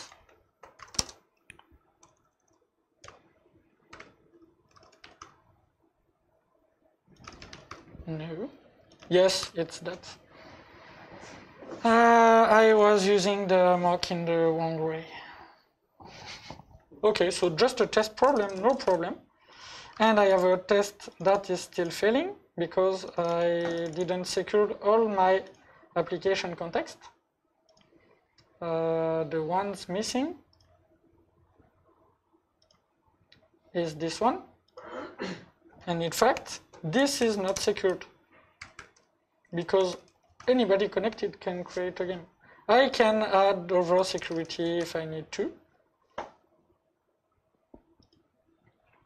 Okay, didn't found on get. Yes, I forgot the get. So here we can think of lots of security rules on who can read a game. For the moment, I just say it's not secure, but perhaps it's not good. Perhaps we have business rules. For example, a game can only be seen by the player while the game is running. But when the game is done, everybody can see it. For example, this is a business rule. Everybody, anything's possible. So here, let's check that.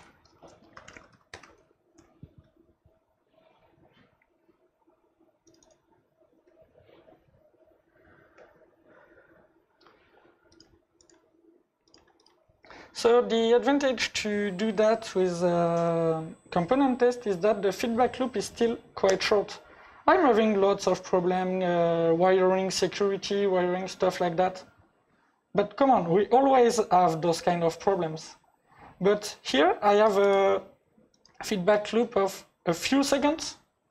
So it's okay to check that. So my game is created with the player 1 name. And here, when I want to roll, I'm losing my mouse again. Please, I can't move my mouse. That's so sad.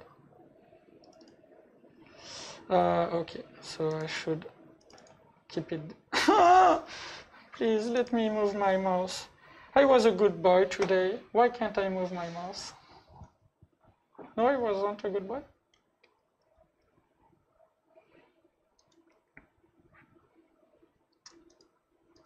So here we can see who is authorized. So he's a player, he's authenticated, and he don't have any credential, but he's player 1. So if I come here, so far so good. Game, if I get my game, I got a game, and does the game belong to player 1? Player 1. Okay.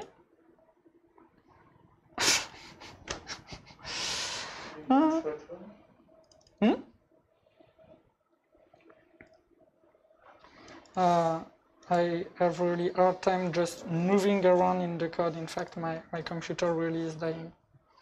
And that's annoying. Okay, so here you don't want to show me. That's not kind of thing. I forgot the return. So okay, my test pass. My test checking the true. This one is lying. Okay. Ah, I can't move. Yes.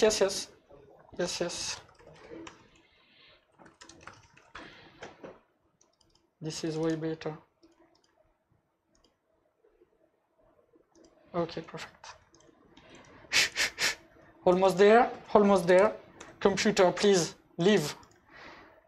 You are new. You have a few months because the one before you died from the heat. So please don't die from the heat.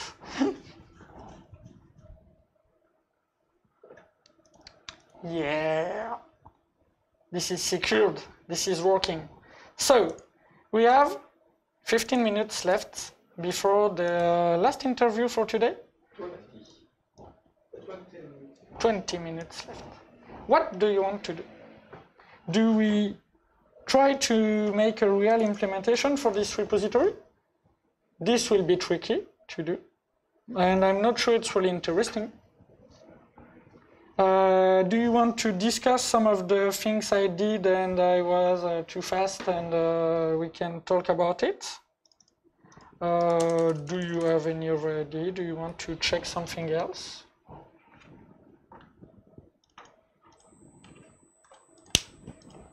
I'll just commit that. A question? Yes? JHipster generates some codes, and we don't really use it. Maybe you need to take the mic because of the chat to be sure people. So JHipster generates some code, and we don't really use it. Mm-hmm. So do you have a tactic to use generated classes by JHipster? Or, I think this is an awesome subject to end the day. Yes. So, what do you think? So the question is, what happens if you want to remove some code from JHipster? This is it? No. Don't think so. Is how use generated code by JHipster. For example, JHipster, in general, you generate some entities. So you generate the REST controller and also the repository. So how can I use the GDL generated classes, source, and everything else in an hexagonal architecture? Yes. That's the question. Do you have any idea? Well, I know we discussed about that a little bit together just before this live happened, of course. And Colin told me he don't use to use the entity generator. So to generate entities, you can use the entity generator or import a GDL file that would contain many few entities definition and relationships. So the idea is the things of course I didn't have use hexagonal architecture for my personal project and even on my client's machines. So I can tell you a thing to be sure that is exactly like that. But I think we can use entity generation and maybe more GDL import file, and then move to have the base. So you can have an entity with the field, with the validation rules that you want to implement in, and maybe something more. You have the liquid base files? Yes, the liquid base files. And yes, in the V7, now we will be able to have changelog, incremental changelog. So if this means you will be able to generate an entity, and then when you will want to update this entity, you will have the changelog to upgrade the database according to the modification you've done. So it's really great for projects that are already deployed in environment production, or maybe something not really production but close, quite close.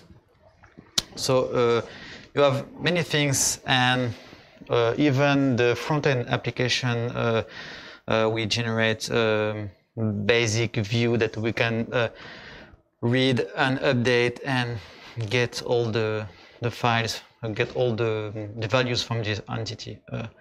So I think this can be used for administration purpose, but of course in our hexagonal architecture we can just generate the files and then take the files and put the files where they belong, so not in the domain layer classic architecture. So maybe we can do like this, but this means you will generate and then clean the code to remove what you don't need. So you have two ways. The first, you do things manually. Maybe it's it will take you more time, but you manage and you control everything you do. And things, if you like, using GDL or entity generator, you can use that, and you have to clean the code. So if you spend more time to clean the code than write the code, maybe you should write the code, of course. But if sometimes it depends. Sometimes it's easier to clean and move the code and move classes to specific package than write all the code from scratch, I think. But we are at the end of the day, and I think it's a good time to explain how this session was created. Perhaps we should have done that at the beginning of the day. I don't know. Can be a good idea. So, at the beginning of the year, Pascal, who is our project leader, Hippolyte, who is a core team member of the JHipster project, and me were talking at our Lyon agency and taking a coffee, and we say, okay, we should start something around DDD in JHipster, because I was leaving a project I did with Hippolyte, and we did domain-driven design, TDD, and all of this, all I shown, and all the things you didn't see, all the way that didn't work, I didn't show here. We discovered it with Hippolyte on this project. So we said, okay, let's create a ticket on JHipster and ask the community if somebody can provide an example application using JHipster and DDD, whatever that means, because doing DDD doesn't mean anything, but let's create the ticket. So Hippolyte created the ticket at the beginning of the year, and it was one, the ticket, lots of people took interest in it. I think you did. I read. Lots of people took interest in it. There was discussion, stuff like that, and then nothing. Pascal asked me many times to try to do this application example, but you know, I'm not that much in JHipster, and time passes. A little mondial crisis, perhaps you've heard of it, called COVID. I don't know, perhaps you've heard. So time passes faster with that. And then we are coming closer to JHipster Code, like 3 weeks before JHipster Code. And Ippon say, okay, we go to JHipster Code, but we put it live on our channel, on our Twitch channel. And I'm live on the Twitch channel most of the time, so okay, I say okay, I can come. And in my mind, I was like, yeah, I'll be a journalist. I'll take a microphone and go talk to people, and that will be fine. And we started preparation for this day. with some core team members, and they say, okay, we have a track, JHipster with DDD. It's scheduled, it's on the website. So, oh, cool, awesome. Who's doing it? Who's the core team member animating this track? Perhaps we have a problem. Okay. Colin, would you be okay to do this? I said, okay, I can do this, but this won't be JHipster with DDD because I don't really use JHipster. I use JHipster to bootstrap my application. I use JHipster to do the initial wiring, to do the, okay, I want this kind of authentication, this kind of database, this kind of, I don't know. And then, personally, I don't use JHipster. And they said, okay, show us, make your application like you are doing, and we'll see what we can do out of it. To be honest, with Hippolyte, we tried on our project to use the JHipster generated application from GDL for the repository. We generated, we got something simple, and relationships, don't remember. We made a little GDL and petit array. So we generated the entity, the GPA entities, and then we started the cleanup. Okay, so when JHipster is doing a relationship, it's a two-way relationship in the entity. I don't like it. Here I have a one-way relationship, game to frame. I don't want to code two-way, so we change it, change the annotation using join colon instead of many to one with join colon instead of many to one to many. JHipster generating the ID, I think you can't have universal unique ID without generation. Not sure, no, I'm not sure, maybe yes. But we changed that, so we changed the ID, generation. We changed the equals and hash code because JHipster is generating static hash code, which is very good when your database is generating your ID. But that's not a good ID when your ID is managed by your business. So we changed that. Then we changed a few things like the visibility, stuff like that. And then we saw we forgot one or two fields, so we added them. And finally, we spend more time doing that than coding the entity ourselves.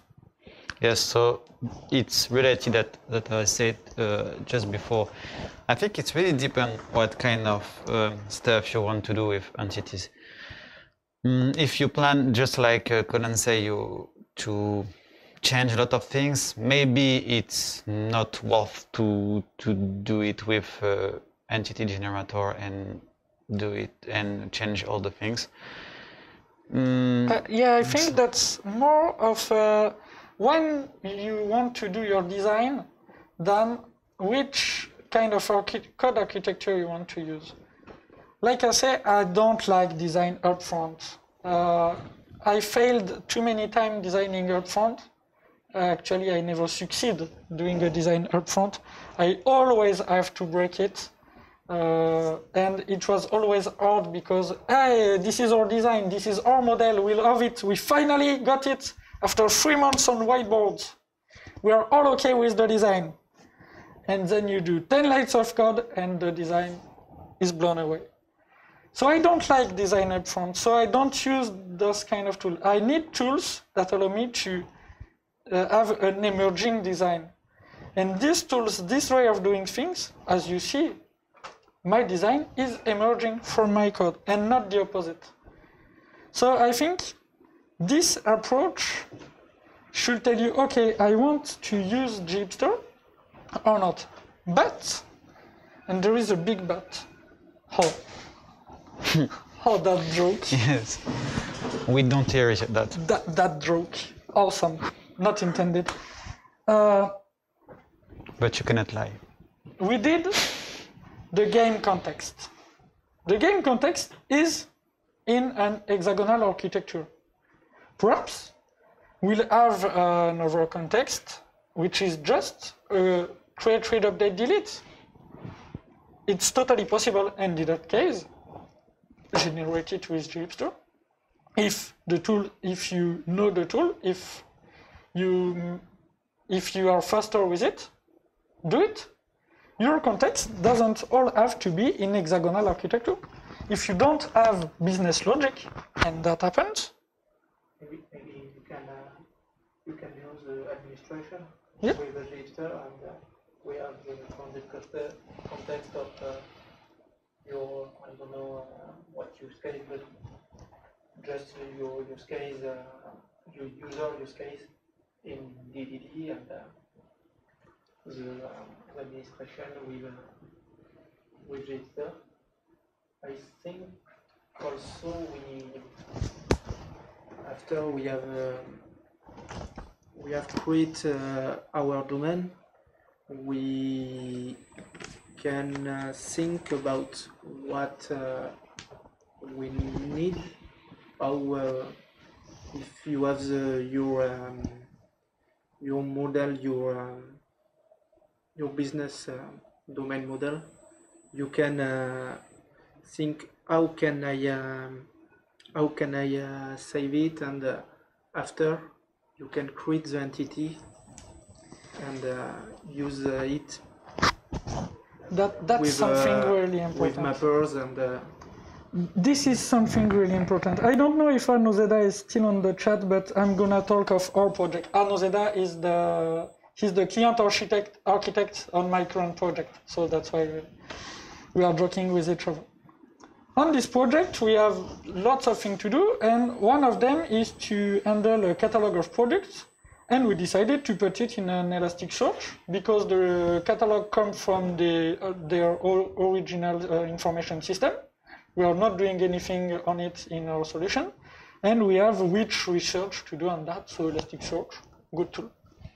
If you look at the domain object for a product, which is complicated, we have rules to generate labels and stuff depending on lots of rules. If you look at the domain model, and if you look at the model persisted in the Elasticsearch, this is not the same fields, not at all. Not the same hierarchy, not the same field. There are more fields persisted. There are fields persisted that don't exist in the model, and there are fields in the model that don't exist in the persistency. Because for some field, I need to persist them many times and index them many times in Elasticsearch to have some specific features. And some fields are calculated, so I have them in the domain, but I don't have them in the persistency. Being able to have different model, and the REST model is again another one, because I thought of the API, not my business, not my domain object. So having the right to have different model is my life. Like really, to be able to have pre-calculated field in my persistency will allow me to do really complex search with ease, because I persisted it in an easy way to do the search. So buying that right, because that's almost that. With this kind of architecture, I'm able to do that, and I'm doing that, and I'm enforcing my business logic, and I'm enforcing the domain model.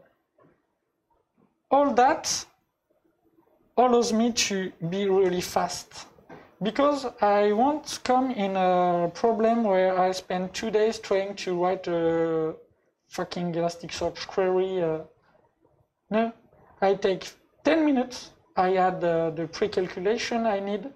I add them to the document in the Elasticsearch, and I'm done. I can make a very easy query. It will be faster, and I won't have this kind of problem. Speaking of speed, because the main reason to use JHipster generation, GDL, is to be faster, to go faster. I don't have speed problem with this kind of architecture. I don't have velocity problem. My main problems nowadays, and I've done many clients, is to have enough business input. Because I can't code if I don't have rules for all cases. As you've seen, if I have something that is optional, I need rules for the 2 cases. And I can't miss those kind of rules. You are missing it if you don't have domain model. Because you have anemic stuff, everything can be null or not, or perhaps, or you don't know. So you're missing all those cases, all those edge cases. So you're just going through them, and you don't have to have business input for that. So my main problem today is that, not velocity. Velocity with this kind of architecture, with this kind of methodology, is really, really good. The first time we set all this up was for a startup, and we had 3 months to create a bank with a team of 5. A bank with, okay, I need to order a card, block my card, see my transaction, make a SEPA environment, all the registration process in the bank, some legislation in it. 3 months, 5 person team, 5 developers team. No availability from the business because they were the creators, so they were selling the product. And it was done in time. With this kind of architecture, it is possible. You are going really fast with this kind of doing things. Yes, perhaps you write more code because you have to write some mapping, some stuff like that. But you don't come back on this code unless you have a new feature, an evolution to do. You don't come back to debug for 3 days on those line of codes. You have really short feedback loops. You see, we are at the end of the day, I spend the whole day speaking in English, I'm like dead in the inside. We have all the possible problem wiring Spring. And in the end, that didn't take that much time. We have our security, we have our REST service exposition, and every time I click on my test and I have my feedback quite fast. Don't know if I made my point here. You tell me. Did I answer the question or not? Yes? What is the question? The question is, why are you not if I make it short, why are you not using the JHipster generation? Mm-hmm.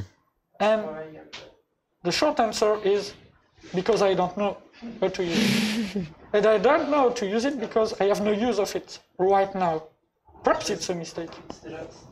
How we can use JHipster generation, but the response for me and it was why I think before this day it's impossible because JHipster cannot it's not given to know the business. The goal of this day and the goal of this track is to find some ways, some facilitations. In the next version of JHipster, and perhaps it will be already in the version 7, you'll have some of the stuff I used there. For example, you'll have a generated annotation.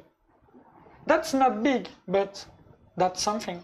And the generated annotation, Pascal saw it on our application and said, not that bad. And he will take over stuff, he will watch this. I have no idea how you can use that in JHipster. I have no idea how you can use what we have done and put it in JHipster. Because that's not my work. And I'm not implied in JHipster project. We have done that. We have this application, it's working right now. And the guy who knows JHipster, the guy who wants to contribute to JHipster can take it and see if they can do something with it. Mm-hmm. I'll be more than happy to share on the proposed solution, but I'm not the guy who will give the solution. So if we can send a message to the chat of people who will watch the video, as we can say if you have experience about DDD architecture, DDD approach and hexagonal architecture, and you want to contribute to JHipster, feel free to do it. We will be happy to review. I will be happy to do. Even without experience, if you have an idea how to make a generator based on what we have seen today, just go. Yeah, of course, a beginner and a first contributor are welcome. you should do. We will help you to do that whenever, and just come and the ticket is live, still alive. It is still open. So just add something on the ticket, discuss, and we'll probably close it because the ticket was to create an example application using DDD with JHipster, and I think we are almost there. We did it today. So maybe we can push the the project is now the code available. Is pushed. We will push on GitLab, so it is. I have to merge it. The code is in Apache 2 license, so you do what you want with it. Fork it.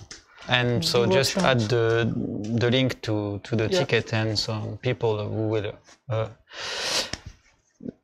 contribute to the project. We have we are 3 minutes late for the interview. Yes, for the last interview for today. We have Saif is waiting for us for about 10 minutes.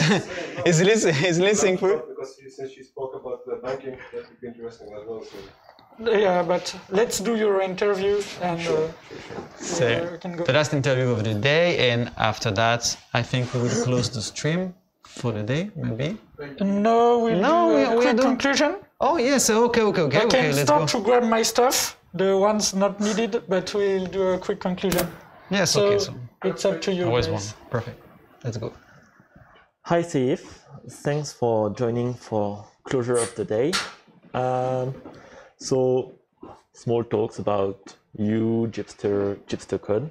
Okay. So let's start to introduce yourself to the listeners, maybe your background, who you are, where you're coming from. Okay. So my name is Saifuddin Mweli, and my background is software engineering, and right now I'm working as a director of cloud native platform technologies at Erada Capital, which is building a digital bank. So that's why I was curious when I was hearing him talking about it. And Erada Capital is based in Dubai. I came from Dubai to attend the JHipster Code. Quite a long flight to go. Quite a long flight with the hassles, with the with the pandemic and everything. Yeah. So, and and I'm enjoying as well being here. So it's a good occasion for me to meet up again with the guys and the core team, basically. Yeah. So what's your story with JHipster? How did you first heard about it? Since when you working with it? So I started actually working with JHipster 5 years ago. Mm-hmm. So it was I would say when it was almost a year and a half, 2 years old. We were looking to build a web application quite fast. And obviously most of the developers will always say, let me try something and I'll write something from scratch. Mm-hmm. And obviously it's a culture for developers to reinvent the wheel because many things exist already. And just a matter of searching for the right framework. Most of the developers as well, they always go with the comfort zone. So they go with the technologies that they are comfortable with, but sometimes these technologies do not match the proper business requirement. Technologies at the end of the day, fulfilling requirement business, right? This is how it works. And JHipster basically has a very generic approach to deliver a web application that contains already all the requirement what you need in business, meaning database setup, security setup, even if it's basics, but it gives you already all what you require. So this is actually what I was looking for. And eventually, back in 2015, during the summertime, I wanted to create a web application. And I found JHipster as a framework, which was still new, and some people were talking about it. And the whole story is, I started just using it in a friendly way, and I found it very interesting because obviously the time to market was very quick. From the installation to the generation of the project, it's a couple of minutes, and you have an application up and running. So from there, I started actually to use it, and then little by little, I started to contribute since I was finding some bugs. Being in touch as well with Julien, he was the first guy to whom I was interacting. I came to JHipster at Ippon, by the way. It was a hackathon that was done in 2016. And I came from Dubai 48 hours and I left just for this purpose of hackathon to meet the guys and go back. So this is how it is. Long story basically with them. Yeah. So nice. So you used it both personally and professionally. Yes. And so personally, you built a web application. Yeah. So from scratch based on JHipster. Until production. Yes. And it's running in production with the JHipster core. Yes. And professionally, did you use it only for POC purposes or for side projects, or is it also used for your company, for example, as for production core? So right now, actually, as I'm talking, we are building what we call a banking corporate portal. Mm-hmm. So it's a website basically oriented for the corporate accounts based on JHipster. So we started initially with a different technology, and we found some complications basically when it was scaling. Mm-hmm. And we said we wanted to go with something which is close to the cloud native approach, meaning that we wanted to containerize the applications and go to Kubernetes. So that's my basically area of work on a daily basis. And knowing JHipster, I said, okay, we can use it initially as a starting point, and then from there we take it to another level. Luckily, during that period, Julien as well from his side with Microsoft was working on the integration of Azure Spring Cloud to the Microsoft stack, which was perfect in our scenario because Spring Cloud basically, the underlying part is Kubernetes. Mm-hmm. It just removes the hassle of managing the deployment of the application within Kubernetes. So we're using it right away actually for the production. So we're getting it ready for that. So quite good experiences with JHipster. Oh yeah, definitely. I mean, it's when you want to deliver something very fast, Mm-hmm. I think it's probably like amongst the best frameworks that you have right now in the market to just start with the full stack that you require. Meaning the full stack, not as we know it, like front end and back end only, but it's like bottom up infrastructure, data layer, and application layer, which is like unique kind of because none of the applications nowadays or none of the frameworks gives you this layer of integration. Okay.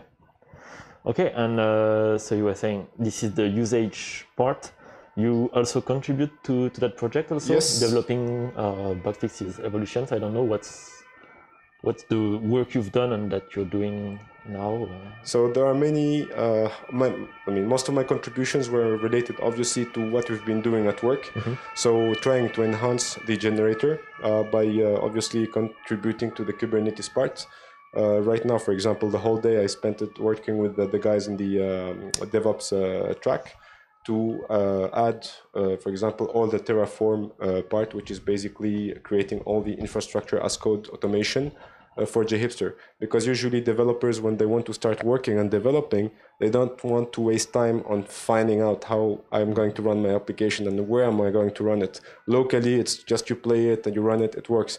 But to build the end-to-end stream for your application, then you need to have as well, kind of transparency for the developer to deploy his application without any hassle and avoiding having silos where you need to request for whatever infrastructure, a VM or a Kubernetes cluster, and then you have to request for someone from the DevOps to give you like a pipeline, etc., etc. So we're trying to work on actually a full transparency, whether you want to deploy it on GCP, on AWS, on Azure.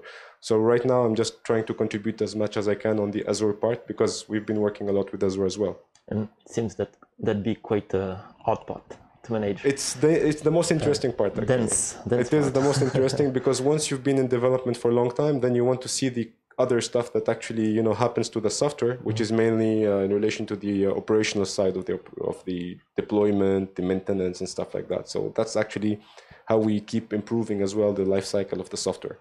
Okay. And so you joined today the JHipster Code.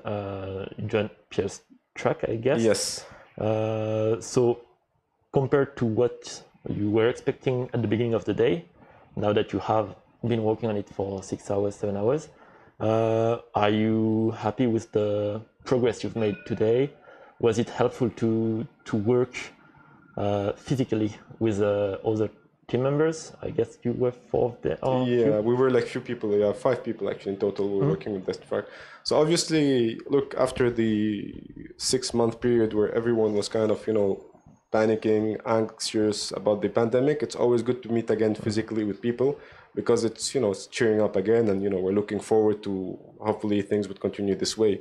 And from the work point of view, it's always much better to work, when you're face to face rather than just spending your time on Zoom calls or Teams calls or Google Meet, or it's just becoming antisocial basically at some point, though we're using social medias for that. No, it's very productive because obviously working directly with the guys, you just have to ask them the question on the spot and they provide you an answer or a direction for that. especially since I'm working on the Azure stack. Julien is just here, so when I need him for something, I just grab him and tell him I need your help for something. So that's how it is. It's pretty good. We could achieve something, at least, for the day, which is very good. So there will be probably just some few cleanups to be done, and then we just submit it as a POC and something that can be used by others. So it's good. Okay. So I guess it's hard to say, but what's the estimated time of arrival for the functionality you're developing today? Everything is a matter of time. That's one of the things which also, like as any contributor, we need to find some time eventually to do it. So I hope that actually we could finish this to have it like industrialized by probably end of this month. Like it could be done before, but not over-promising as well is good to keep the expectation realistic. So by end of this month would be good. Okay. Because most of the work is done, and there is like some few things which are literally like the final steps to industrialize something to make it like working beautifully, I would say. Good change. Yeah, definitely one.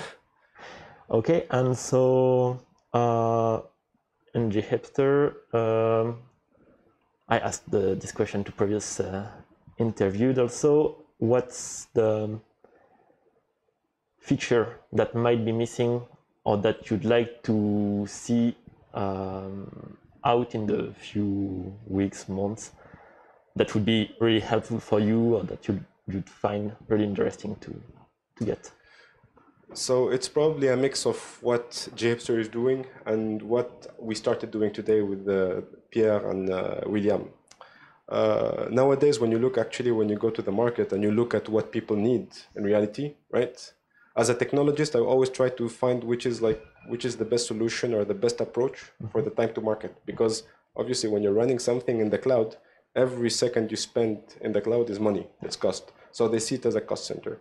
So obviously, the best approach, and this is probably what would make JHipster close to perfect, is to provide like features which will basically say in which cloud am I deploying, and I will have a set of services that could be available. So very similar to what we've been doing today, like kind of variabilizing, if I can say, the Terraform script. So you can say I want to deploy in Kubernetes, I need this particular managed service like a database, container registry, having some security aspects as well managed via these files. So at least when you start building, you always think about the 3 layers. So you build up a rock solid infrastructure like that from the beginning. You know that you will have a kind of development and production parity, and you will not reach production with the stress of, okay, now I need to fix it for production. So that's the thing.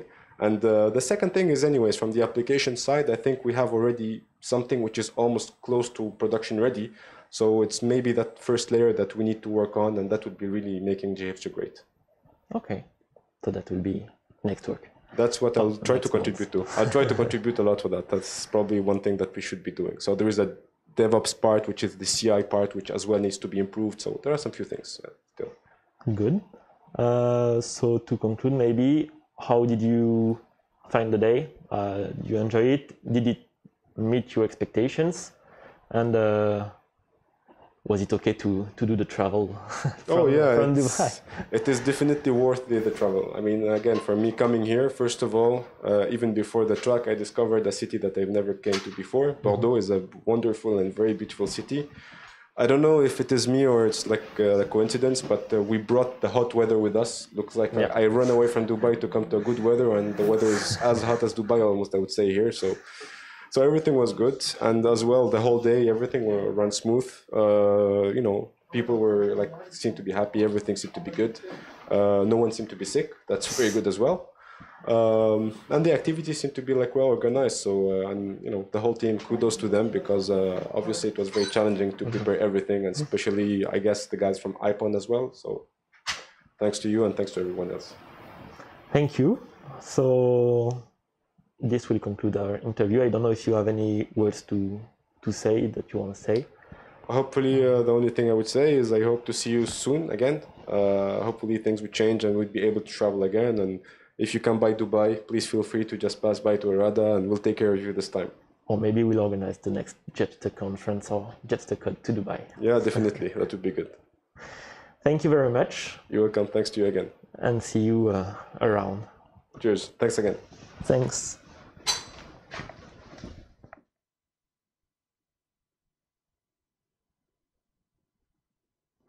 Can you hear me, chat? We are here for the conclusion. We came too soon, I think, considering the conclusion for the last interview. So let me sit. So, chat, how are you doing? And, of course, the few valorous men who followed us for the whole day, how are you doing? We are here for a quick conclusion, and then you know my goal for today, getting my plane.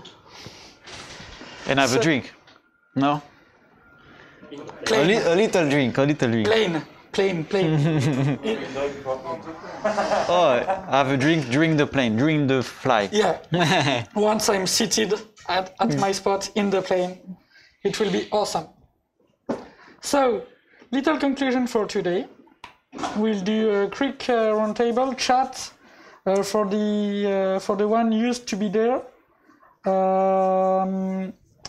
You know our tradition. If you want to, you can put mark between 0 and 5. 0, you really waste your time, the time you listen to us, and 5, it was really cool. Yeah, for the 8 hours. If you want to listen, how many hours of stream right now? 8.5 hours of stream. 5 nothing song. You're always putting 5. Okay, put your mark if you want. But it's great, and we are gonna check in the room. What do you think of this day? Don't hesitate to put 0. I have no problem with that. We just want to improve. So if it wasn't good, it's not good. No problem. Everybody, I'll let you think of your mark. Axel also. Think of your mark. 3, 2, 1. 4, 4, 4. 5, 5, 5. Nothing to say. I'm really happy, in fact, of this day because I was thinking about a long time ago to do this kind of content, to have this kind of video. I'm really happy. I'll try something. I'm really happy that Axel is gonna make a few awesome videos with the interview on one part, the live coding, removing all the polls. It's really nice of him to do that. I try. We'll see if that happens. Hokuru 5 also, thanks a lot. So, for me, we have pretty good content. I just share a few words with Pascal right now, and he also thinks that we can do something on this. Within the Wind 4, okay. I think the JHipster community can take something out of this intervention, out of this live, this video, the code we did, the code we shared. I just checked with them. I pushed everything in Apache 2 license on the repository. You can take everything. If there is any problem with licensing, that's a mistake on my part, and just tell me and I'll change the license. I want you to be able to take it, be it the code we did today or the preparational code I did, so the concurrent integration, the errors management, keeper, so the authorization management, stuff like that. The goal is that you can take this if you want, if you think it's interesting. Same for the video and stuff like that. We forgot to take your consents for the video. Can you say we're okay to have your voice recorded, please? Yes, you're okay. Thanks a lot. My name is Thanks. And I think that's all for today. Do you have a final word, Anthony? Yes, I would like to thank everybody here, especially the chat, because I think we had about 20 and sometimes even 30% in live all the day during 8 hours. It's, well, I'm a little bit surprised, I admit. Before doing that, I thought we will have maybe 5% and sometimes 20. Yes, it's a working day. Well, yes, it's Monday.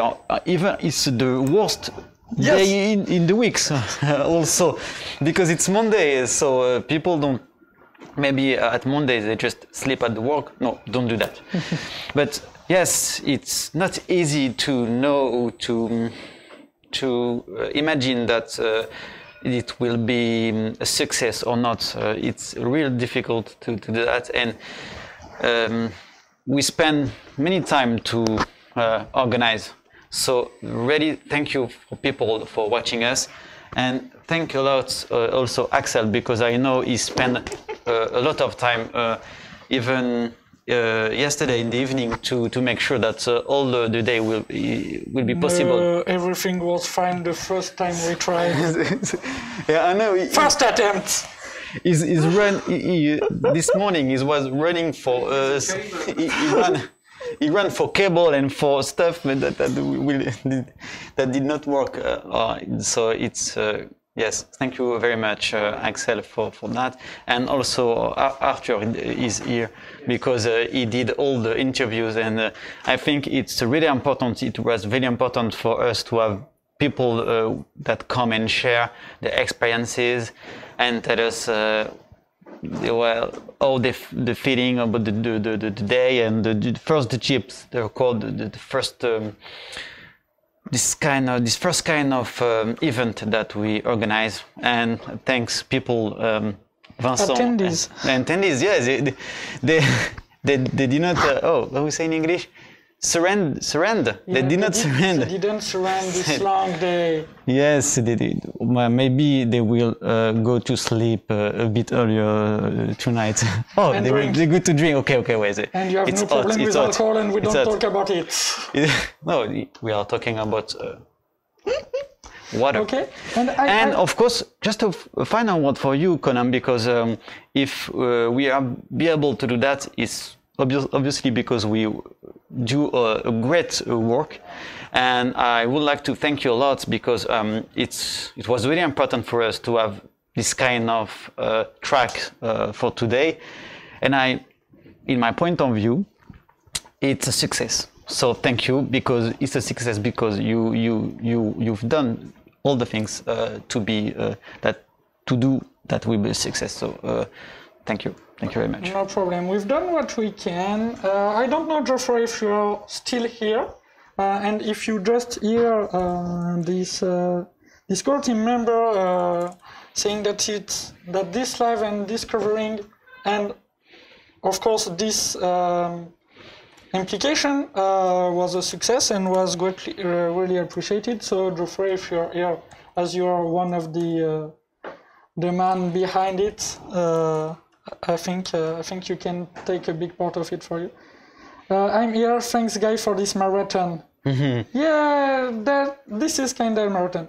Gnuk, they will be better than a marathon. There will be an awesome edit from Axel. Lots of video, and I think the replay will be available on Twitch as soon as we cut the live. And if you don't have the replay when we cut the live, that means you won't have any video because we can't record locally. So hopefully you'll have a replay. Yes. If we have the video on Twitch, we are good.